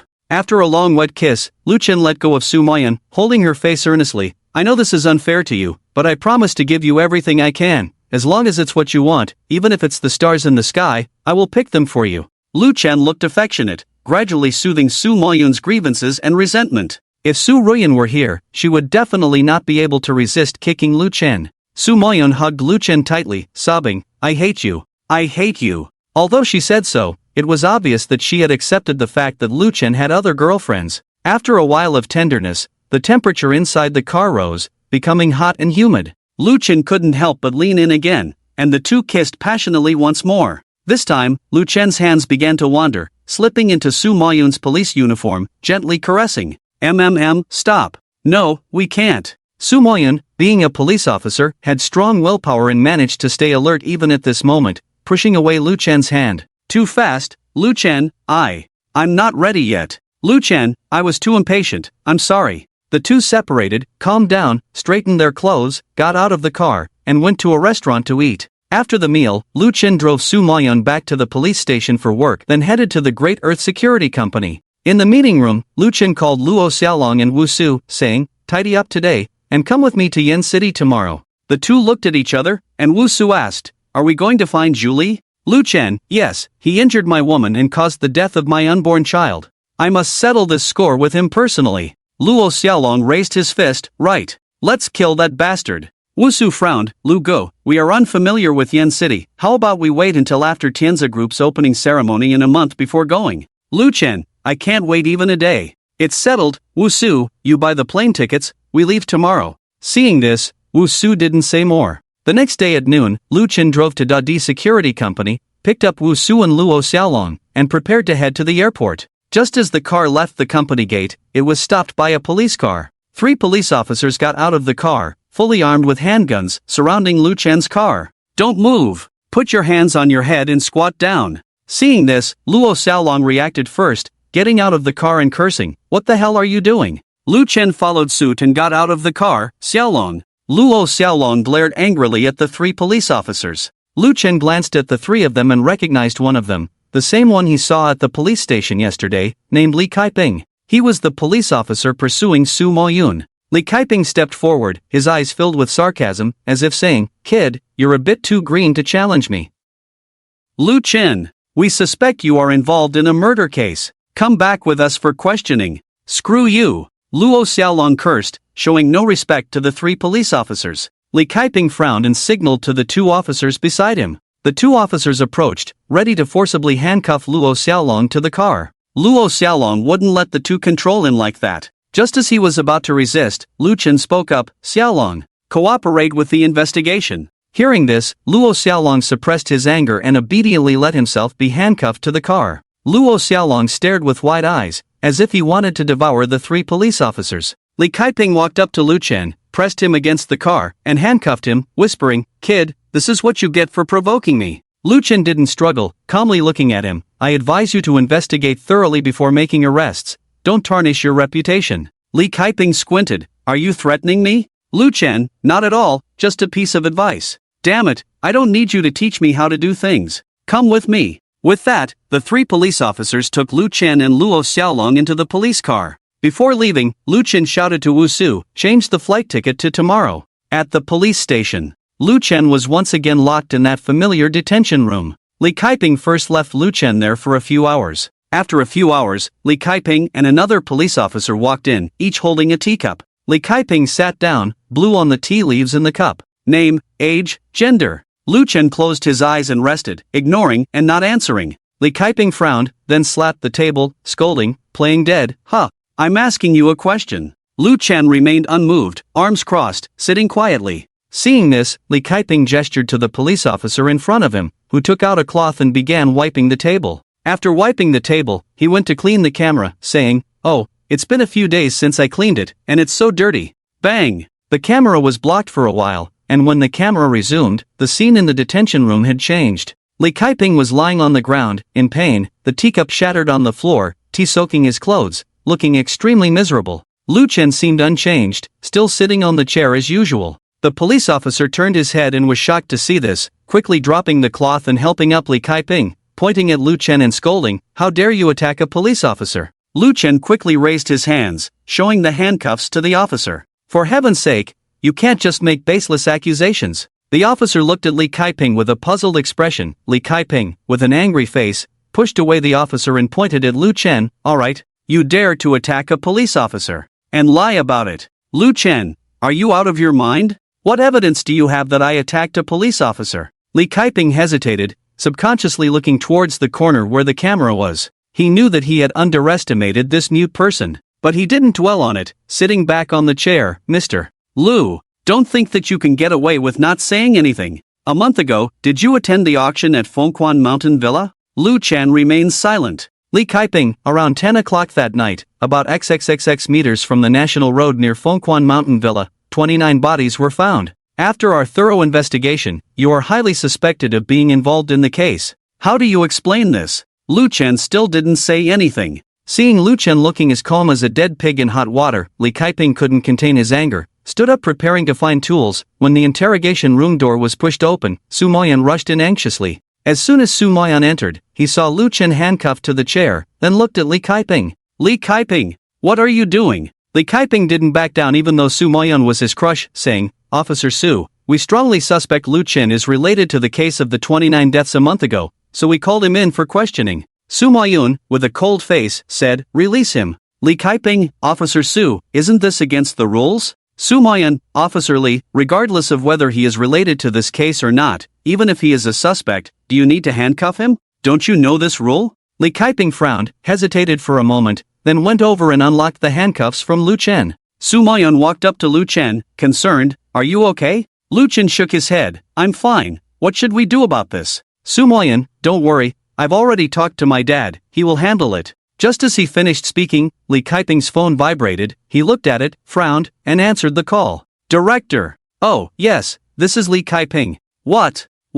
But director, I've been here for 4 years, why suddenly transfer me to the township? There was no prior notice either." Okay, director, I understand." By the end of the call, Li Kaiping's expression became extremely desolate, like an eggplant hit by frost. Su Moyun glared at him, took Lu Chen out of the interrogation room. Li Kaiping didn't stop them. He also knew that this time he had hit a brick wall. Who could he blame? Outside the interrogation room, Lu Chen received a call from Su Zhenghao. "How are you? Everything okay, Lu kid?" Su Zhenghao asked with a smile. Lu Chen, "Everything's fine, thanks Uncle Su for your help." Su Zhenghao, "No problem, whenever you're free, come over and have a drink with me." Lu Chen furrowed his brows slightly, replied, "I might not have time recently, I'm planning to go to Yancheng, not sure when I'll be back." "Yancheng? What are you going to do in Yancheng?" Su Zhenghao was a bit surprised. Lu Chen, "Dealing with some personal matters." On the other end, Su Zhenghao fell silent for a moment, then said, "I can probably guess what you're going to do,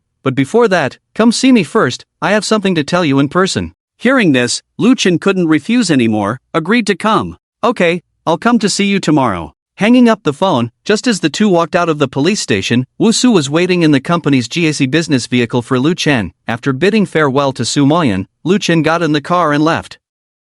The winter days are getting dark early. Lu Chen sat in the car, looking at the bustling traffic outside the window, and said to Wu Su who was driving, "Tomorrow come with me to purchase a batch of cars." Wu Su, "Okay, Lu Ge, are we not going to Yin City?" Lu Chen, "Not for now." "Alright, just let me know whenever you want to go." Lu Chen nodded, "Okay, take me home." The next morning around 11 o'clock, after Lu Chen finished washing up, Su Ruyan and Lining had already gone out early to work, leaving only Qining sitting at the dining table on the first floor looking at the computer. Lu Chen went downstairs while putting on his clothes. "What are you looking at, darling?" As he spoke, Lu Chen walked to the closet and began carefully selecting the clothes and shoes to wear. Qining took a sip of tea from the cup, watching Lu Chen's back. When he was picking a tie, she stood up, walked to Lu Chen, and chose a tie according to her own preference. "Let me help you tie it." Xin Ying's face blushed like a ripe peach, white and red, unable to look directly into Lu Chen's eyes. Lu Chen suddenly remembered that he had a bet with Qi Ning before, that she would personally tie his tie once he successfully integrated the three major giants. It was just a casual remark from him, but Qi Ning remembered. Seeing Qi Ning's shy and pure appearance, a flame ignited within Lu Chen's lower abdomen, and he reacted instinctively. In a daze, Qi Ning, slightly awkward, began to help Lu Chen tie his tie. The two were very close, able to clearly feel each other's breath between their lips and teeth. Qi Ning was truly beautiful, and Lu Chen couldn't help but stare. Before the tie was properly done, Lu Chen suddenly embraced Qi Ning's waist, and Qi Ning uncontrollably pressed tightly against Lu Chen, feeling something unusual coming from below. Looking down at her from above, unable to control himself, their faces drew closer. The hot breath brushed against Lu Chen's face, and he no longer concealed his desires, forcefully kissing Qi Ning's cherry lips, pressing her against the wall, his hands exploring freely. Qi Ning closed her eyes, her earlobes red as if blood was about to drip. Lu Chen could feel Qi Ning's inexperience, her teeth clenched, her mind blank. Lu Chen forcefully pried open her lips, his invasion fiery.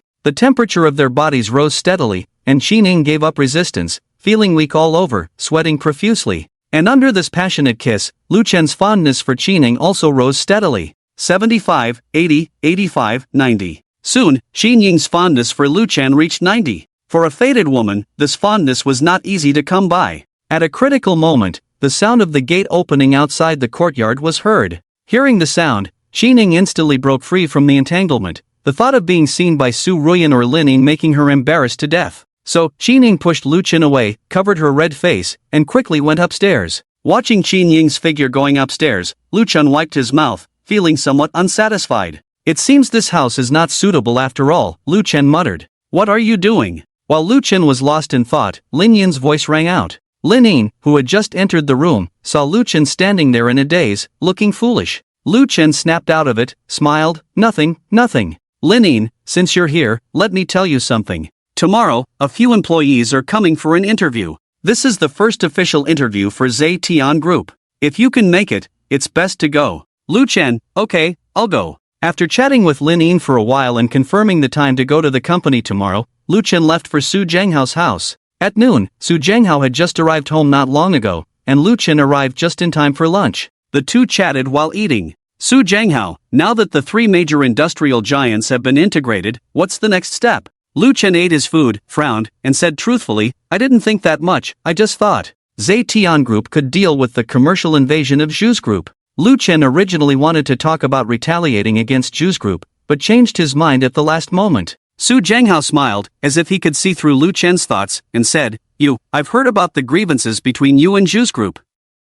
There's something I have to remind you. Lu Chen, what? Su Zhenghao, behind Zhu's Group is the Zhu family, a prestigious family, different from ordinary forces. You still need to be careful. Lu Chen frowned. Of course, he knew about prestigious families, which had been established for at least hundreds of years. Similar to the well-known Rothschild family, Rockefeller family, Morgan family, and so on. These famous mega-families had a history of hundreds or even thousands of years, playing important roles in modern human society and civilization. In the country, there were also some secretive, powerful prestigious families that were not well known, and the Zhu family was one of them. Lu Chen nodded and said, no matter who the other party is, this account must be settled. Su Zhenghao, I knew I couldn't reason with you, forget it. According to the information I received, a group of people from Zhu's Group have already arrived in Jiangcheng and are likely to target you. You need to be on guard early. Hearing this, Lu Chen suddenly looked up. They're here? Su Zhenghao, yes. And you should also know about the organization of mutants. These people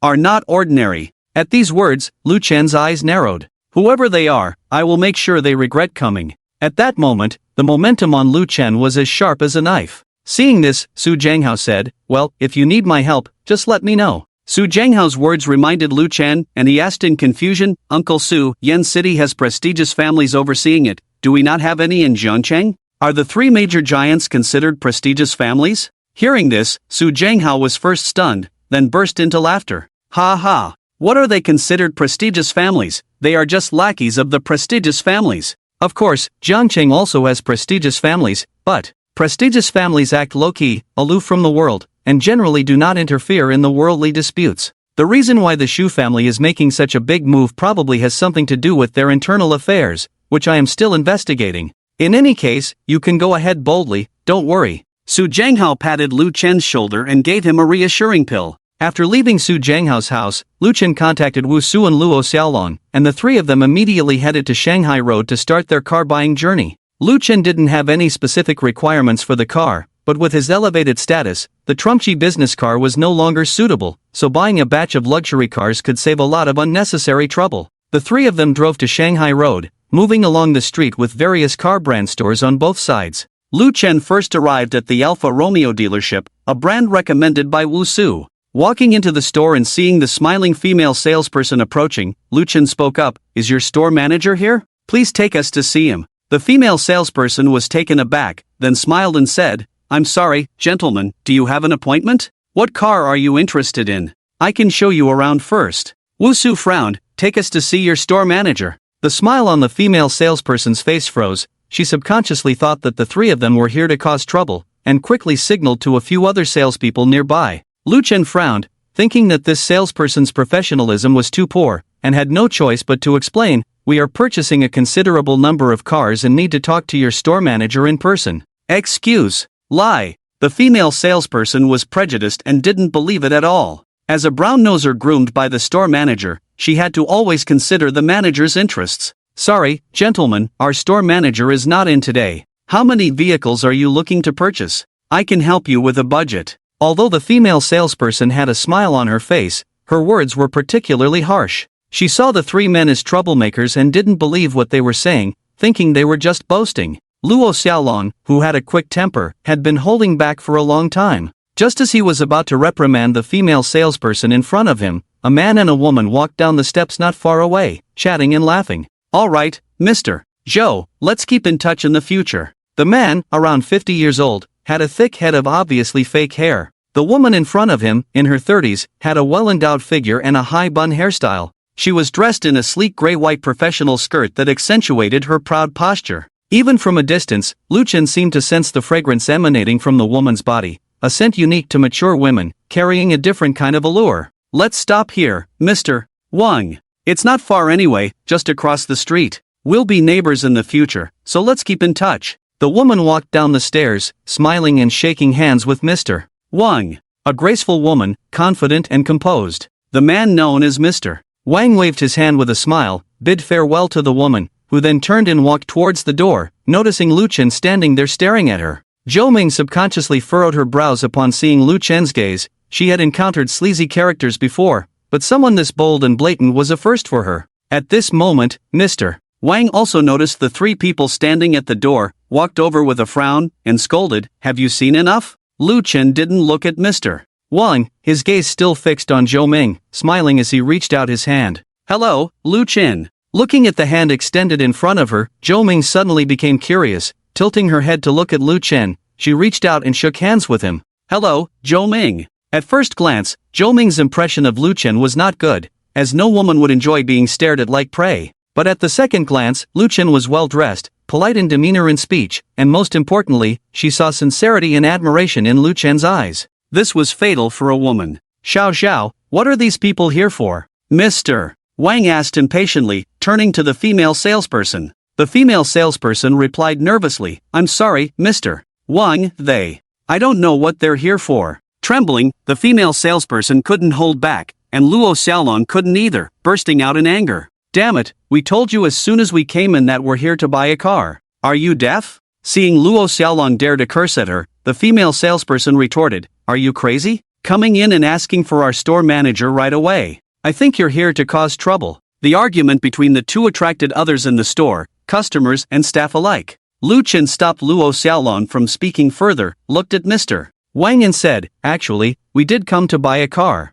Hearing this, Mr. Wang looked Lu Chen up and down, didn't see any logos on Lu Chen's clothes, as they were all custom-made by Su Ruyan. "Buy a car? What kind of car are you looking to buy?" Mr. Wang's tone carried a hint of disdain. Wu Su frowned, "This is an Alfred business car store, don't you know?" Mr. Wang suppressed a smile, crossed his arms, and touched his lips with one hand. "All right, which model are you planning to buy? I'll personally introduce you." Lu Chen said, "No need, we were originally planning to buy an Alfred, but now, my plans have changed." Upon hearing this, Mr. Wang clapped his hands and laughed, "Ha, are you three here to joke around? Do you even know what kind of car an Alfred is? Still talking about buying a car. The female salesperson added, as soon as they walked in, I knew they were crazy. Seriously crazy. It is obvious that both of them took Lu Chen's words as an excuse to cover up the embarrassment. Luo Xiaolong widened his eyes angrily, ready to teach Wang Zong a lesson, but Lu Chen stopped him. If a dog bites you, do you bite back? Hearing this, Zhou Ming in front of them covered her mouth, almost unable to hold back her laughter. Wang Zong could clearly hear the sarcasm in Lu Chen's words, and Zhou Ming's suppressed laughter made him even angrier. Pointing at Lu Chen, he cursed, "Who the hell are you calling a dog? Say it again. Say it again and I. Ah, it hurts." Wu Su pinched Wang Zong's fingers, bending them at an exaggerated angle.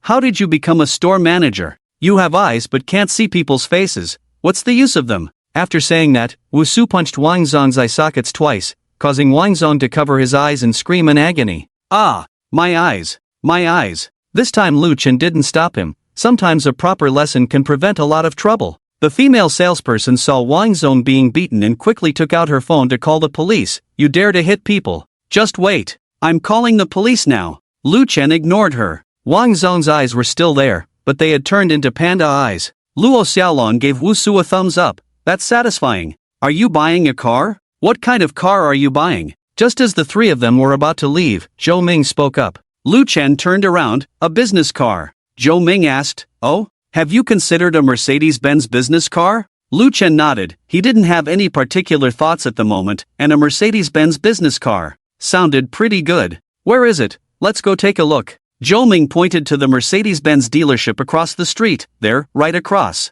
Lu Chen. At this moment, Wang Zong walked over again, covering his swollen eyes and said, "Zhou, do you believe what they say? It's obviously just a show-off. I advise you not to waste your time on them." Zhou Ming smiled. "Thank you for your concern, Wang Zong, but I think as car salespeople, we should treat all customers the same, after all. Even if some people can't afford it today, who can guarantee they won't be able to afford it tomorrow?" After speaking, Zhou Ming left, taking Lu Chen and the others to their own store. In fact, Zhou Ming said this not only because of her professional ethics, but more importantly, it was a woman's intuition, and Lu Chen gave her a special feeling. Behind them, Wang Zong stared blankly as they left, then gritted his teeth and followed. "I don't believe it. I have to see what kind of car you can really buy." Inside the Mercedes-Benz dealership, Zhou Ming originally wanted to take Lu Chen and the others to the VIP room for tea and chat, but Lu Chen refused, citing time constraints, so they went straight to see the cars. The showroom displayed a full range of Mercedes-Benz models, including sedans, SUVs, and sports cars.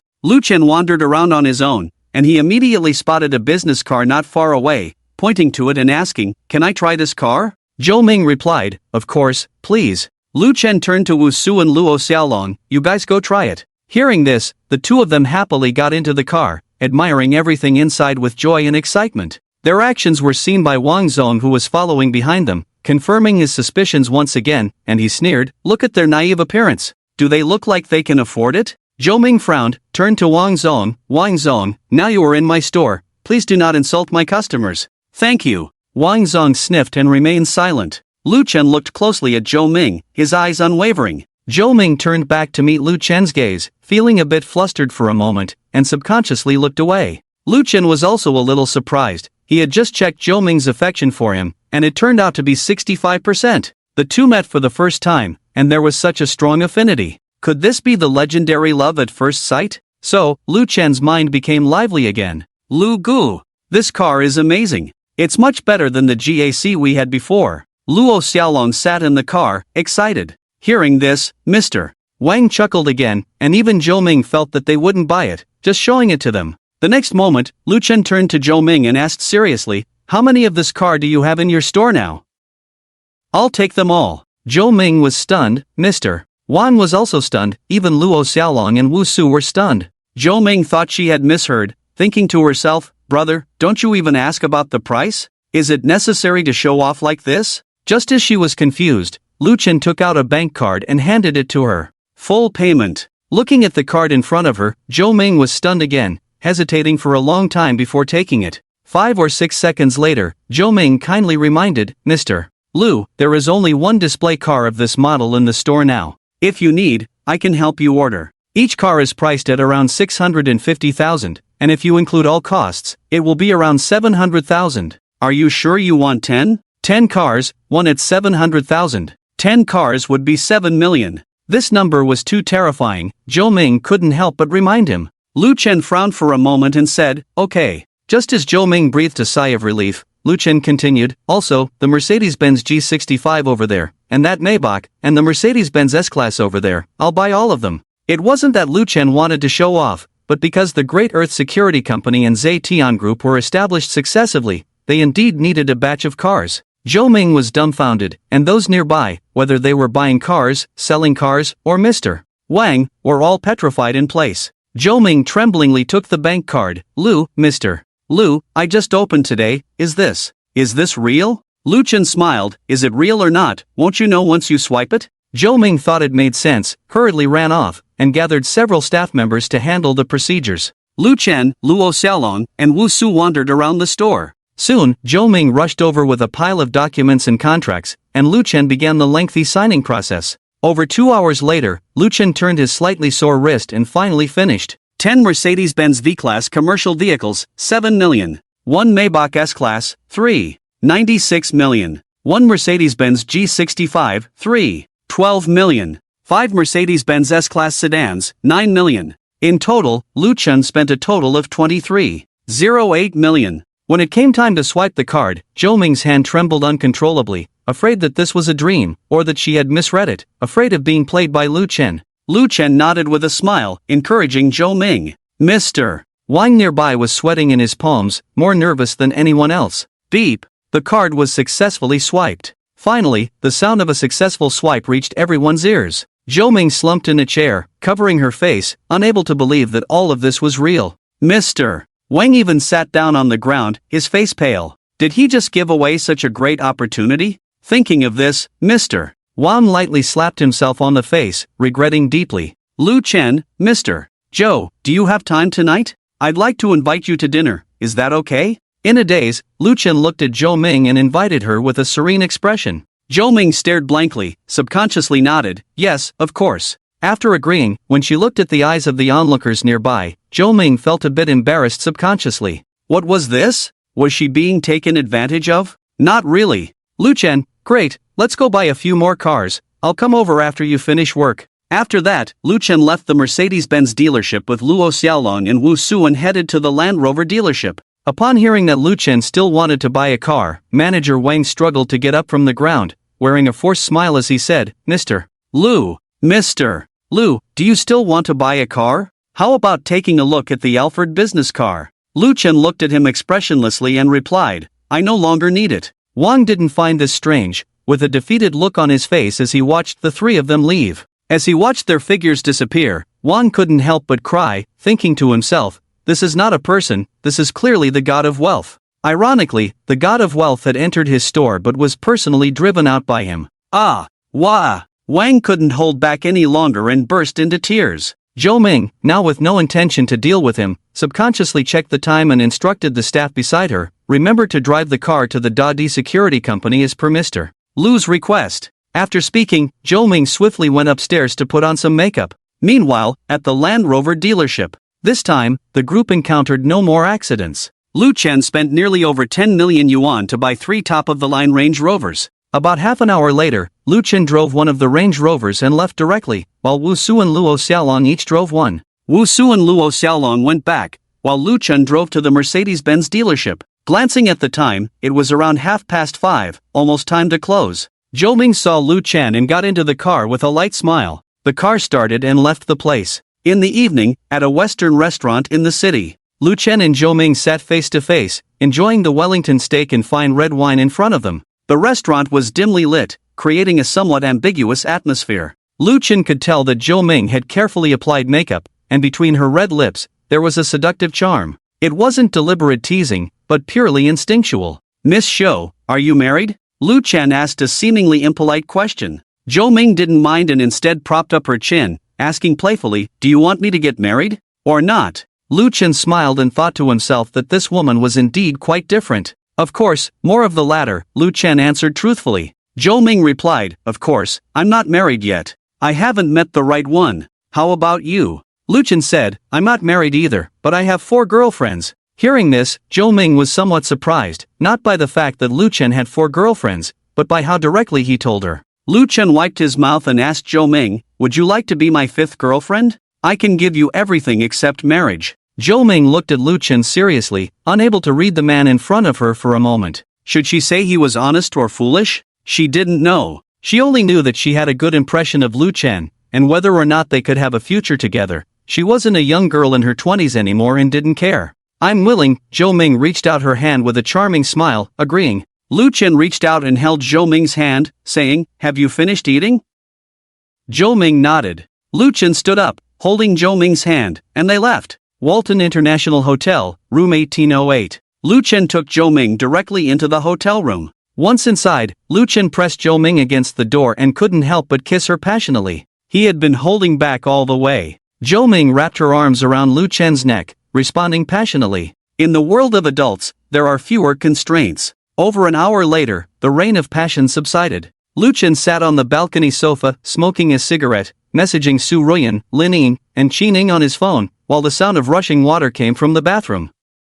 Shortly after, the water stopped, and Zhou Ming, wrapped in a bath towel, walked out with wet hair. She went straight to Lu Chen, sat in his lap, and looked at him affectionately. After the war, Zhou Ming's face was charming and beautiful, with a pleasing blush. In stark contrast to the style of Su Ruyan and Lin Ying, Zhou Ming was open and versatile, described in one word as a stunner. Ding! Congratulations to the host Lu Chen, the 3rd female favorability has reached 100. System reward, female attribute panel function activated. The sudden sound of the system startled Lu Chen. After listening to the sound, Lu Chen unexpectedly checked Zhou Ming's favorability towards him, 100. It was only 65 in the afternoon. In just a few hours, it had reached 100. Could it be that he had conquered her? Lu Chen had thought that the next female with a favorability of 100 would either be Qin Ning or Su Moyun. Never did he expect it to be Zhou Ming, whom he had just met a few hours ago. Was this an unexpected joy? Excited, Lu Chen checked the newly added female attribute panel function and finally understood.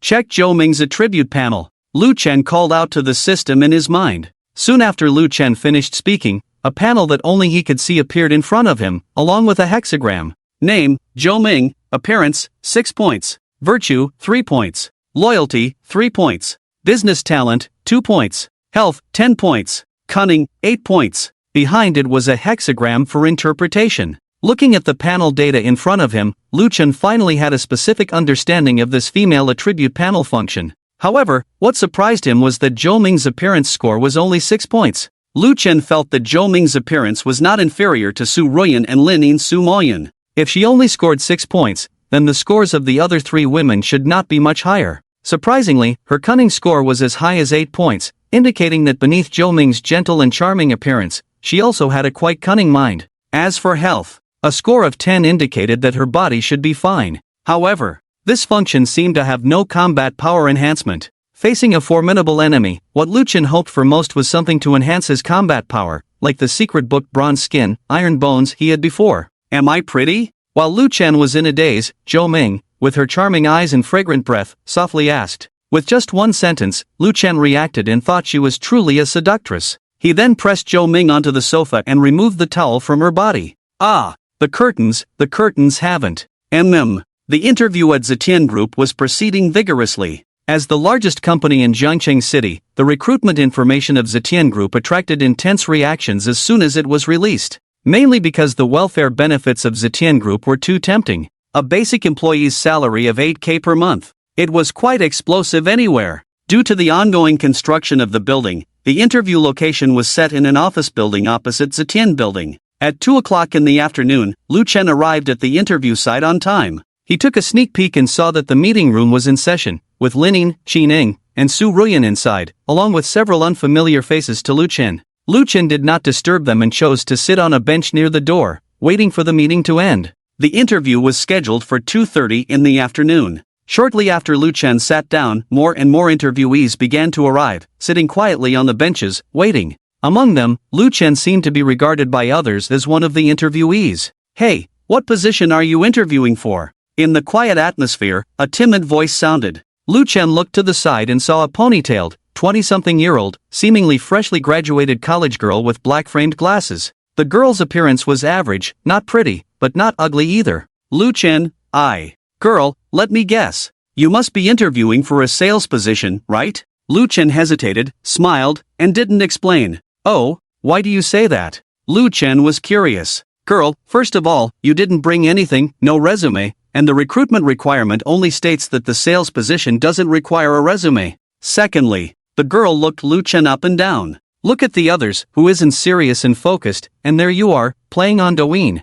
You look like a loser in sales. Lu Chen was speechless. Just as he was struggling to respond, the meeting finally ended. Lin Yin opened the door and immediately saw Lu Chen, walking over and saying, "When did you arrive? Why didn't you come in?" Lu Chen stood up. "I just arrived, saw you were having a meeting, didn't want to disturb." With that, Lin Yin took Lu Chen's hand and led him into the meeting room. Behind them, the girl who had just analyzed Lu Chen watched him leave in a daze, nervously biting her lip. Inside the meeting room, Lin Yin brought Lu Chen in front of everyone and introduced, "Let me introduce, this is our Zetian Group's Logistics Manager." Logistics Manager. Lu Chen interrupted Lin Yin, making up a position with a big smile. Lin Yin, Su Ruyan, and Qi Ning, the three women, looked at Lu Chen speechlessly, rolling their eyes. As Lu Chen's harem beauties, the three of them knew his thoughts well. He was just trying to avoid trouble. They didn't expose him and let Lu Chen go on. Lin Yin, Lu. Manager, let me introduce, this is Li Xiang, the Administration Department Manager, former Administration Director of Tinghui Company. This is Zhang Yitian, the Finance Department Manager, former Finance Director of Xinye Group. This is Su Peipei, the Human Resources Department Manager, former Human Resources Director of Wanjia Construction. Lin Yin introduced the three unfamiliar faces to Lu Chen. After listening to Lin Yin's introduction, Lu Chen smiled and nodded at the three, as a way of greeting. The three also smiled and nodded back, not showing much interest. Next, Su Ruyan stood up and said, "Alright, it's time for the interviews. This is our Zetian Group's first job interview. I hope everyone takes it seriously and be prepared." With that, Su Ruyan led Lu Chen towards the center, but Lu Chen, realizing he was now the logistics department manager, sat at the far end. Seeing this, Su Ruyan glared at Lu Chen, but didn't say much. She sat in the center, while Lin Yin and Qi Ning sat on either side of Su Ruyan. "Let's begin. Please welcome the first interviewee," Lin Yin spoke. At the door, a secretary-like girl held a list and called out, "Jia Xiu. Is Jia Xiu here? Come in for the interview." At the same time, Su Ruyan distributed the resumes of each interviewee, and Lu Chen also received one. It was a thick stack, about as thick as a palm. Lu Chen didn't look at the resume immediately, but sneakily checked the attributes panel of the three women. Name, Su Ruyan, appearance, 6. 5 points. Virtue, 8 points. Loyalty, 8 points.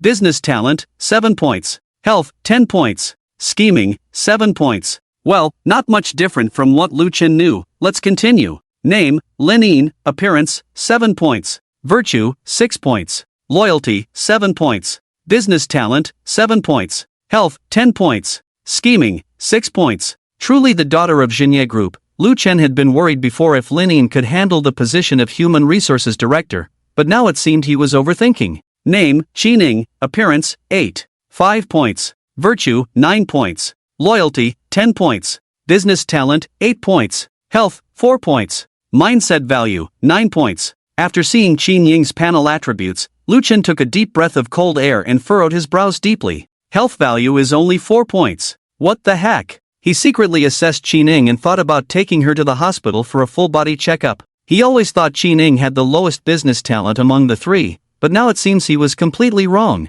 In addition, Qi Ning's virtuous value is also the highest. Lu Chen couldn't help but praise repeatedly, thinking to himself that she is truly a gifted woman, as if she had been blessed. And the final mindset value indicates that Qi Ning is the most scheming among the three women. Fortunately, Qi Ning is loyal to him, Lu Chen reassured himself in his heart. "Hello, everyone, my name is Jia Xiu, 22 years old this year, graduated from XXX Business School." When Lu Chen observed the attributes of the three women, the first interviewee began to introduce herself. Lu Chen looked up and a slightly amused expression appeared in his eyes. Because the girl in front of him was the one who had just said he looked like a salesman outside. Jia Xiu also recognized Lu Chen, and halfway through her self-introduction, she couldn't continue, lowering her head and fiddling with her fingers. Zhang Yitian frowned and said, "You are applying for the position of operations specialist, right? If you get so nervous easily, it may not be suitable for this job." Jia Xiu tightly pursed her lips and did not answer. Su Ruyan said, "You are the first to come in for an interview, it's understandable to be a little nervous, please have a seat." Su Ruyan's words made Jia Xiu relax a little, and she sat on the chair prepared for her. Su Ruyan asked, "You just graduated, right?" Jia Xiu nodded, "Yes." Su Ruyan asked, "I see that your major is financial management. Why do you want to be an operations specialist?" Jia Xiu lowered her head and said, "I just graduated and have no experience. The operations specialist has a wide range of contacts and can help me grow quickly." Su Ruyan nodded, considering it a fairly good answer, modest and low-key. Lin Yin asked, "What do you think your strengths are for the job of operations specialist?" Faced with this question, Jia Xiu was at a loss and did not answer for a long time. In the end, Su Ruyan pursed her lips and looked at Li Xiang, Zhang Yitian, and Su Peipei beside her. All three of them shook their heads slightly. Obviously, everyone felt that Jia Xiu was not suitable. Just as Su Ruyan was about to end the first round of interviews, Lu Chen suddenly spoke up. "I don't think you are suitable for the position of operations specialist. There is a position for the chairman's assistant in the company. You can try applying for it." Hearing this, Jia Xiu looked up in shock at Lu Chen, who smiled slightly, looking harmless. Li Xiang, Su Peipei, and Zhang Yitian exchanged glances, somewhat displeased. In their view, Lu Chen, a logistics supervisor, was not suitable for interviewing candidates for operations, which they felt was a waste of their time. Moreover, Lu Chen actually suggested that this unremarkable candidate in front of them should interview for the chairman's assistant. Joke, how could that be possible? Jia Xiu also felt it was impossible and took Lu Chen's suggestion as a polite refusal. She stood up somewhat dejectedly, bowed, and left with red eyes. Qi Ning, who was closest to Lu Chen, approached him and asked softly, "What are you up to again?" Lu Chen revealed a mysterious smile. The divine secrets cannot be revealed. Just now, Lu Chen discovered the true function of the newly added female attribute panel in the system. He checked Jia Xiu's attribute panel. Name, Jia Xiu. Appearance, 4 points. Virtuous value, 8 points. Loyalty, 9. 5 points. Business talent, 8 points. Health value, 10 points. Mindset value, 1 point. Yes, at first glance, Lu Chen couldn't believe this data. Jia Xiu, who seemed ordinary, actually had a business talent as high as 8 points, on par with Qi Ning. Most importantly, her loyalty was at 5 points. This is very rare for a non-fatal woman. The most important thing as his assistant, of course, is loyalty. Do you still need to ask? Lu Chen lowered his head and created a group chat on WeChat, adding Su Ruyan, Lin Yin, and Qi Ning into it, and named the group Happy Family. "Send me Jia Xiu's resume and let her be my assistant," Lu Chen sent a message in the group. The phones of the three women rang at the same time. Qi Ning guessed it was from Lu Chen, took out her phone and glanced at it, then gave Lu Chen a white look. Lin Yin was the second to see it, with the same look mixed with a hint of doubt. Su Ruyan saw it last, didn't say much, with a feeling of being in control like the main wife. Later, the interview continued, and when encountering female interviewees, Lu Chen would check their attribute panels. Unfortunately, except for the initial Jia Xiu, the others were all unremarkable. Lu Chen even saw a job seeker with a loyalty score of 0. Just from the appearance, you would never guess that this guy was so rebellious. The whole afternoon was spent in interviews, and towards the end, the bored Lu Chen took out his phone to play a game. The last interviewee walked in, and Lu Chen habitually looked up. Then he raised his eyebrows somewhat unexpectedly because the person who came in was none other than his ex-girlfriend who had cuckolded him, Lin Fei. Lin Fei also recognized Lu Chen, looked surprised, and then embarrassed. Su Ruyan knew Lin Fei, also looked surprised, and glanced at Lu Chen. Out of curiosity, Lu Chen checked Lin Fei's attribute panel. Name, Lin Fei. Appearance, 4 points. Virtue, 2 points. Loyalty, 5 points. Business talent, 3 points. Health, 2 points. Scheming, 7 points. One word to describe it is appalling. Even among all the interviewees, Lin Fei's attribute panel was quite explosive. Lu Chen shook his head, somewhat mocking, wondering what kind of fool he had been before, being played by such a woman. Oh, 7 points for scheming, no wonder. Wait, what's with the 2 points for health? This means Lin Fei has a serious health problem. Very serious. Thinking of this, Lu Chen frowned. He was thinking whether he should help Lin Fei. After all, she was his ex-girlfriend, and they still had some good memories together. His frown was seen by Lin Fei, who felt a bit sad and pursed her lips. Then, to the astonishment of the interviewers, she covered her nose and ran out. Lu Chen sighed, stood up and stretched lazily, then left. Outside, while waiting for the elevator, Lin Fei saw Lu Chen approaching. Lin Fei, who was crying, turned her back to him when she saw Lu Chen. "Lu Chen, are you here to laugh at me? Are you satisfied now? Lu Chen, you better go to the hospital for a checkup. Your complexion doesn't look good, you might have a hidden illness." Lin Fei turned abruptly, looking at Lu Chen with red eyes. Is it necessary to be so cruel?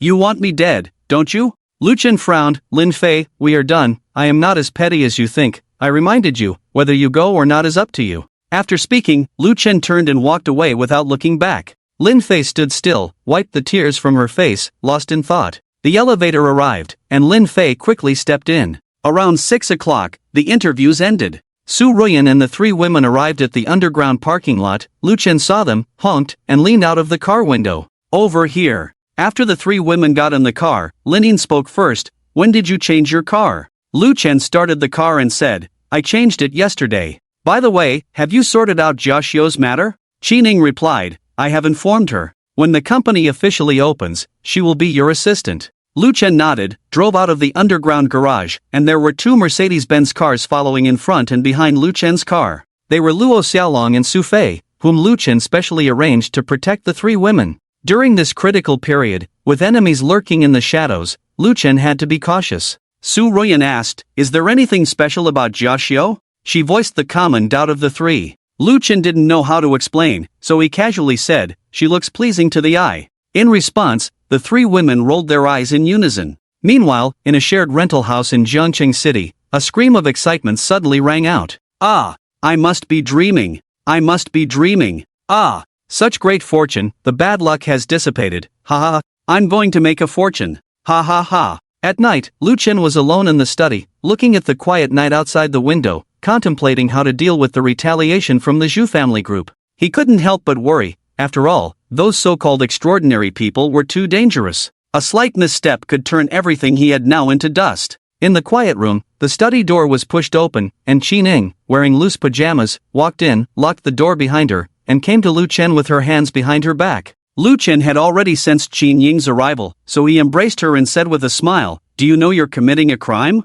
With that, Lu Chen looked Qi Ning up and down, his eyes eager. Qi Ning wrapped her arms around Lu Chen's neck and said, I want to live alone, not here. Oh, why? Lu Chen was a bit surprised. The next second, Qi Ning blushed, turned her head away, and couldn't meet Lu Chen's eyes. Lu Chen guessed what was going on and teasingly said, What? Are you shy? Qi Ning replied, Of course, not everyone is as shameless as you, with a thicker skin than a city wall. Humph. Qi Ning's shy appearance made Lu Chen remember the time when he first brought her home. She seemed to have a deep grudge against him. Thinking about it, Lu Chen gently cupped Qi Ning's face and kissed her. Qi Ning did not refuse and responded shyly and earnestly. Lu Chen's hands easily slipped into Qi Ning's pajamas. Qi Ning's body instantly stiffened, and instinctively she pulled away, blushing, took a few steps back, and wiped her mouth, saying, No. Sister Su Ruyan and Sister Lin Yin will hear. With that, she ran out. Lu Chen licked his lips, feeling a bit unsatisfied, thinking he needed to quickly buy Qi Ning a house of her own.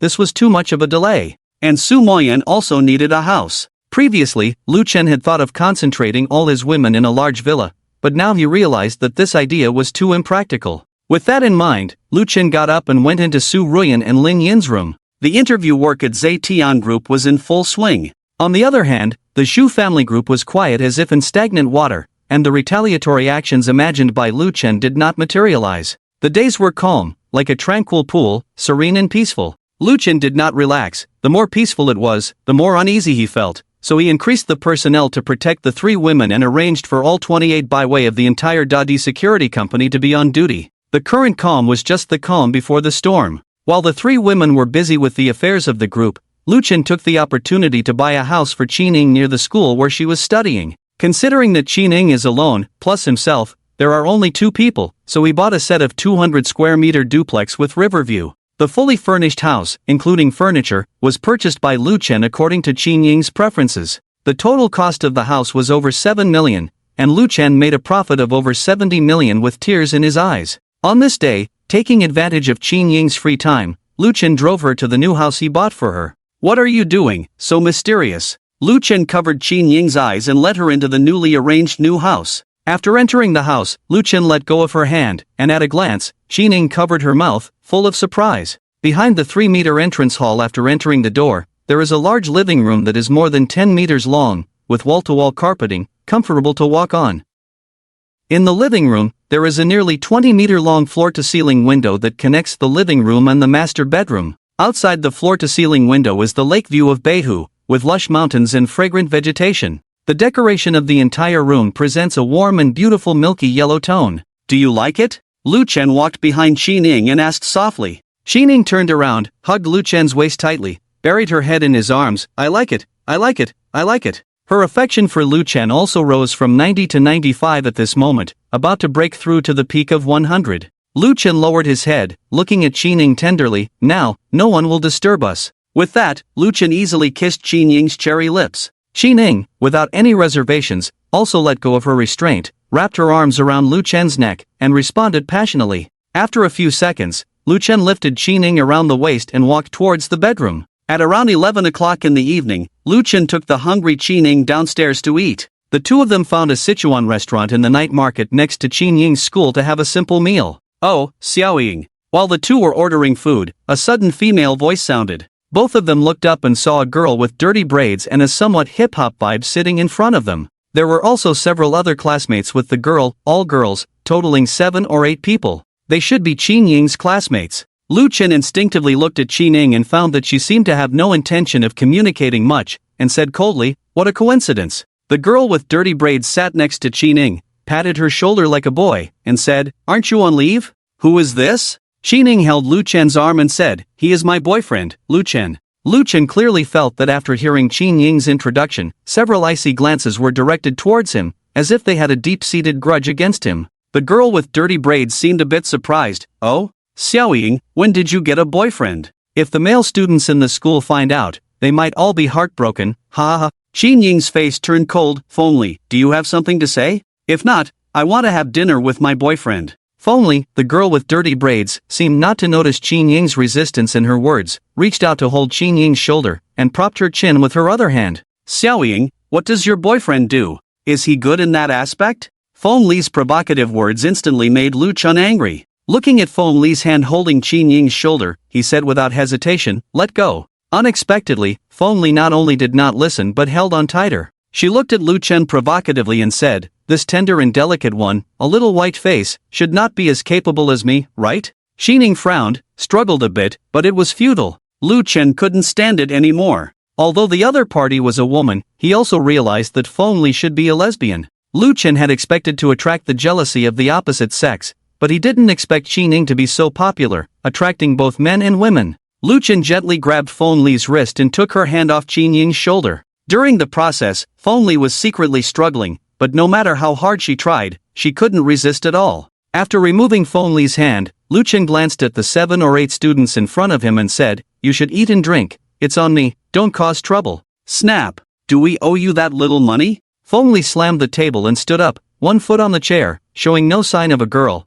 Fengli's classmates in front of her also began to scold Lu Chen. "What's so great about a few bucks? Who do you think you are? Do you think everyone is like Shuang? So obsessed with money?" "Exactly. Shuang, we all thought you were the pure goddess of the school, revered as the school flower. Turns out you're so cheap." "That's right, let me take a few photos, post them on the school wall later, let everyone see the true face of Shuang." With that, several students took out their phones and started snapping pictures of the two. They were still unaware that Qi Ning had changed her surname and still referred to her as Shuang. Seeing this, Lu Chen's eyes turned cold. He thought they were just students and didn't want to make things difficult for them, but they wanted to harm Qi Ning. That was absolutely not acceptable. So, Lu Chen stood up and reached out to the students who had just taken photos. "Give me your phones." The students continued to scold him. "Who do you think you are? Just because you said so, we should give you our phones. We're not as cheap as Shuang. Lu Chen, she has changed her surname, she is now called Qi Ning."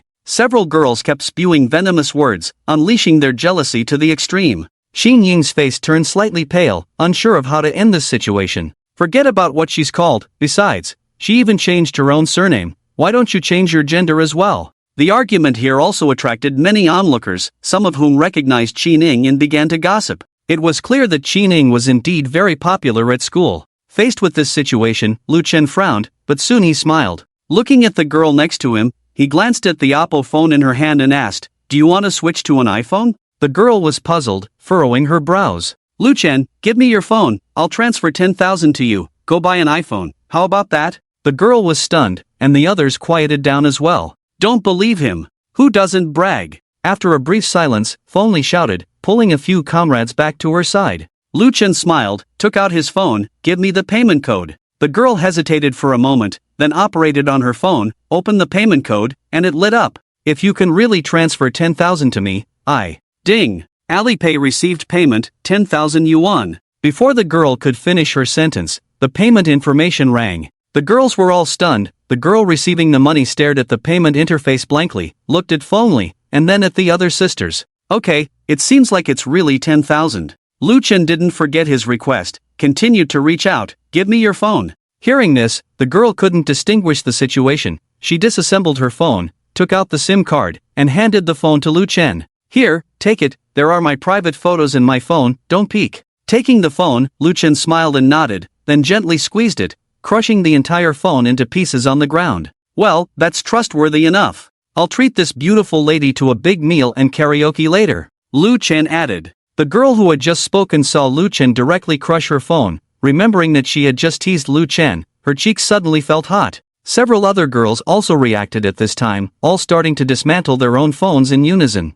Do you have a SIM card? Can I borrow it? I need it too. The seemingly unbreakable beauty alliance just experienced an extreme reversal in an instant. Exciting. Exciting. Hey, did you sell yourselves out for 10,000 yuan? Can't you have some integrity? Seeing the situation slipping out of control, Fengli made a final effort with a dark face. Fengjia, it's not about us being influential. Your dad is a school professor. We are just from ordinary families. 10,000 yuan is enough for my living expenses for a semester. Yes, Fengjia, besides, love is free. It's up to Xiaoying to choose what kind of boyfriend she wants. We did go a bit too far. Ding, Alipay received payment, 10,000 yuan. Ding, Alipay received payment, 10,000 yuan. Ding, Alipay received payment, 10,000 yuan. The situation completely spiraled out of control, and Fengli couldn't stop it. In the end, seeing the situation was lost, Fengli shook her sleeves and left. Only 7 or 8 boys and girls were left, and after receiving the money, their attitudes made a 180-degree turn, showering Qining with compliments.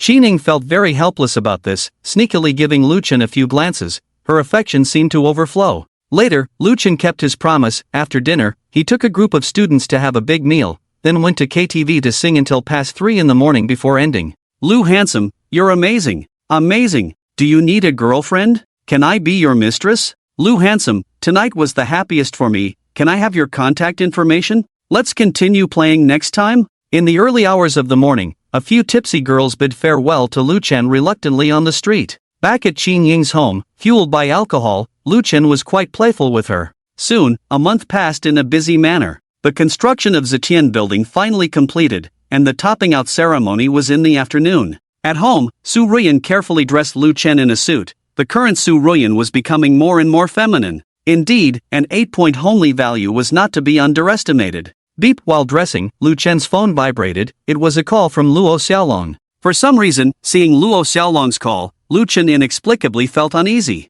Hello? What's wrong? Luo Xiaolong, something happened. Lu Ji. A worker fell from Zetian building and died. Upon hearing this, Lu Chen immediately narrowed his eyes. His intuition told him, this must be the doing of the Zhu group. Sure enough, did they make a move? Got it. You hold on, I'll be right there. Hanging up the phone, Su Ruyan frowned and asked, what happened? Lu Chen put on his shoes and said, there's a situation at Zetian building, I'll go take a look first. After that, under Su Ruyan's gaze, Lu Chen rushed out. Zetian building. The ground floor area had been cordoned off, with many onlookers outside the cordon. Dozens of police officers were maintaining order, with police lights flashing. Lu Chen got out of the car and walked over. Just as he was about to head to the scene of the accident, Luo Xiaolong ran over. Lu Ji, the person is no longer alive. Lu Chen thought for a moment with a serious face, then looked at the approaching police officers and instructed Luo Xiaolong, tell Su Ruyan, they should compensate, protect Su Ruyan, Qining, and Lin Yin.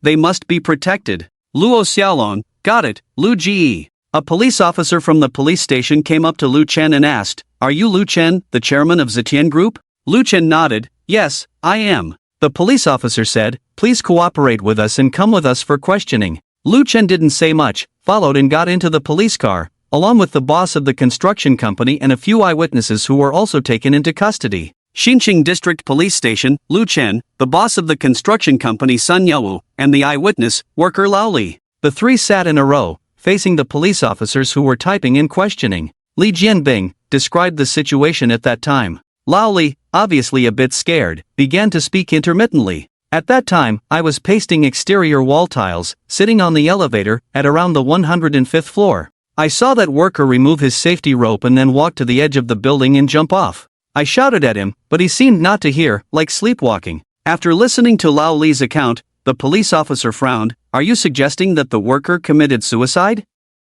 Lao Li, I don't know. I'm not familiar with him, just met a few times at work. He was usually a friendly person, shouldn't commit suicide. The police officer turned to the construction company boss Sun Yaowu and asked, how many people were on the top floor at that time? Who were they? Sun Yaowu thought for a moment and said, just the two of them, almost finished. Tomorrow is the topping out ceremony. The police officer continued to frown, turned to Lu Chen, and asked, do you know about this? Lu Chen shook his head truthfully, I don't know. After asking a few more questions, the police released the three of them. After leaving the police station, Lu Chen called Luo Xiaolong. How is it? Any developments? Luo Xiaolong, nothing new, everything is normal, just the deceased's family causing a scene. A few sisters are at the hospital morgue. Lu Chen, okay, I'll head back immediately. He hung up the phone and took a taxi to the hospital. At Jiangqing People's Hospital, in the morgue, Su Ruyan, Qining, Lining, a middle-aged woman with a weary face, and a high school girl of 16 or 17 were present.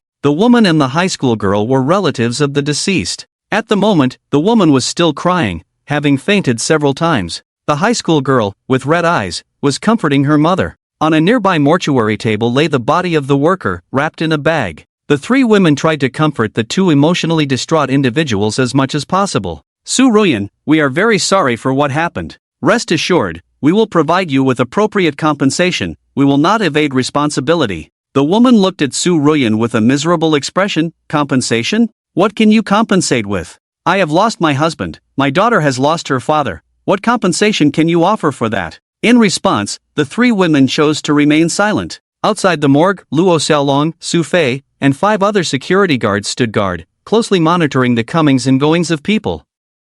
Lu Chen arrived and quickly walked towards the morgue. Inside the morgue, when Lu Chen appeared, the woman did not even look at him, sitting on a chair with a desolate expression, eyes devoid of hope. After exchanging a glance with the three women, Lu Chen walked up to Su Ruyan and asked, how is it going? Su Ruyan shook her head. It's not easy, we don't know how to console them. Lu Chen took a deep breath, sat down next to the woman, and glanced at the teary-eyed high school girl. She was still in her school uniform, seemingly from Jiangqing Second High School, a good school. What's your name? Lu Chen asked gently. The high school girl sniffled, Ran Lu. Lu Chen, you're a student at Second High, right? What grade are you in? Ran Lu, senior, 3rd year. Lu Chen nodded. The college entrance exam is coming up in the spring. Your grades must be good, right? Ran Lu nodded and said, yeah, they're okay. Lu Chen smiled encouragingly at Ran Lu, then turned to the woman and said, Auntie, we are very sorry for what happened. People cannot be brought back to life, but life must go on. Your daughter's academic performance is so good.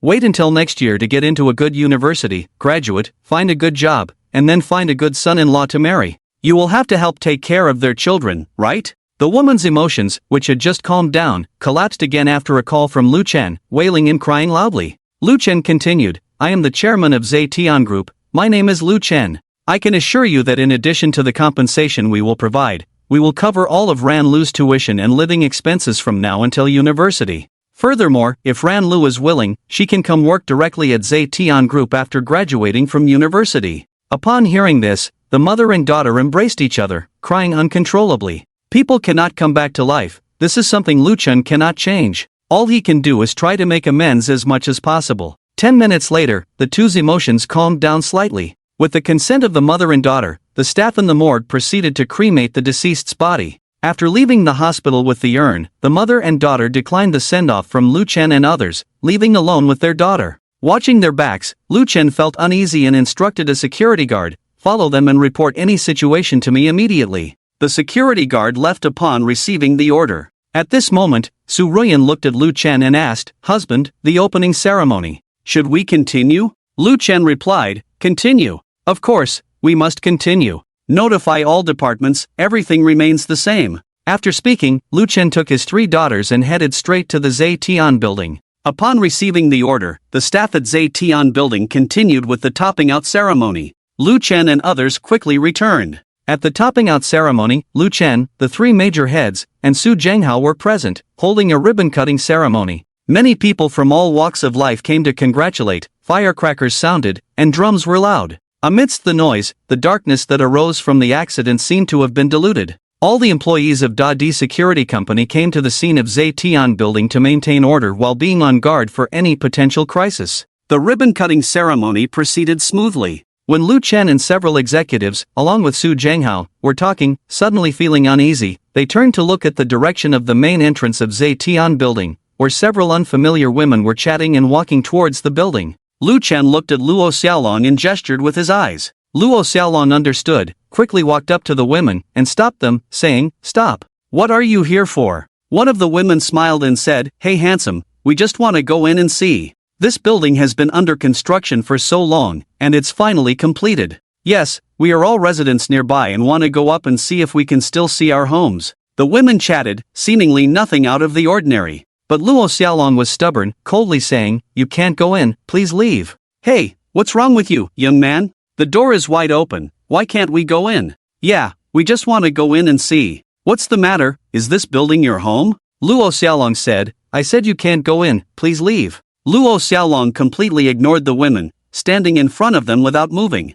The women looked at each other, not knowing what to do. At this moment, one of the women looked at Luo Xiaolong. Her pupils shimmered with a strange silver wave. Luo Xiaolong felt something and looked at the woman. With just one glance, Luo Xiaolong instantly became dazed, standing still in place. "Hey handsome, can we go in now?" The strange woman smiled and asked. Luo Xiaolong's eyes were unfocused, he nodded blankly and stepped aside. This scene was noticed by Lu Chen not far away, feeling strange. "Excuse me, everyone, please excuse me for a moment." Lu Chen made an excuse to leave and quickly came to Luo Xiaolong. He saw Luo Xiaolong standing there as if he hadn't seen him, staring blankly, like a zombie. Lu Chen frowned and patted his face. "Hey, Xiaolong, Xiaolong." Luo Xiaolong woke up suddenly, staggered a few steps, holding his head with a painful expression on his face. It hurts." Seeing this, Lu Chen turned to look inside the building, where several women had already entered. Lu Chen knew that among these people, there must be someone sent by the Zhu group to cause trouble. He shouted to a nearby white guard, "You, take a few to stop those women." The white guard, upon hearing this, spoke into his walkie-talkie and then 4 white guards swiftly rushed into the building, chasing after the women. After resting for a while, Luo Xiaolong felt much better and looked at Lu Chen blankly, saying, "Lu Gu? What just happened to me?" "Lu Chen, you were just hypnotized. Do you remember what happened?" Luo Xiaolong frowned, recalled for a moment, then looked nervous and pointed inside the building. There's danger, Lu Gu, there's a woman inside. She just controlled me." Luo Xiaolong's words confirmed Lu Chen's suspicions. He nodded, got up, and went after her. Luo Xiaolong shouted from behind, "Lu Gu, do not make eye contact with her." Inside the building, Lu Chen glanced at one of the elevators, the display showing it had reached the 31st floor. Time was running out. Lu Chen didn't take any other elevator, he rushed into the staircase, full speed ahead, climbing rapidly towards the top floor. On the rooftop, several women giggled as they walked out of the emergency exit and onto the roof, laughing as they ran to the edge, overlooking the panoramic view of Jiangchang. Among them, the eerie woman had a cold gaze, with a hint of a cruel smile on her lips. She walked slowly towards the other women, and just as she was about to reach them, Lu Chen rushed up. "Stop!" All the women turned to look at Lu Chen. Breathing slightly heavily, Lu Chen scanned the 5 women, finally fixing his gaze on the eerie woman, taking a step towards her. "Stop! One more step forward, and I'll push her down." Just as he took a few steps, the eerie woman produced a ring knife and held it against one of the women's necks. Seeing this, the other women screamed and scattered. Lu Chen stopped in his tracks. "Which number are you?" The eerie woman, cautious but not hiding anything, said, "Number 8. Lu Chen nodded. Such a pity to see someone so beautiful. Lu Chen wasn't wrong with that statement. Although number 8 was ruthless and his enemy, she was very attractive, not inferior to Qining. Especially with those eerie pupils, she had a unique charm. "What do you mean? Do you think you can handle me?" Lu Chen smiled and asked, "What do you think?" Number 8's face turned cold. Without further words with Lu Chen, she slowly retreated, holding the woman, and walked towards the edge of the building. At this moment, several white guards hurriedly followed, standing behind Lu Chen in unison.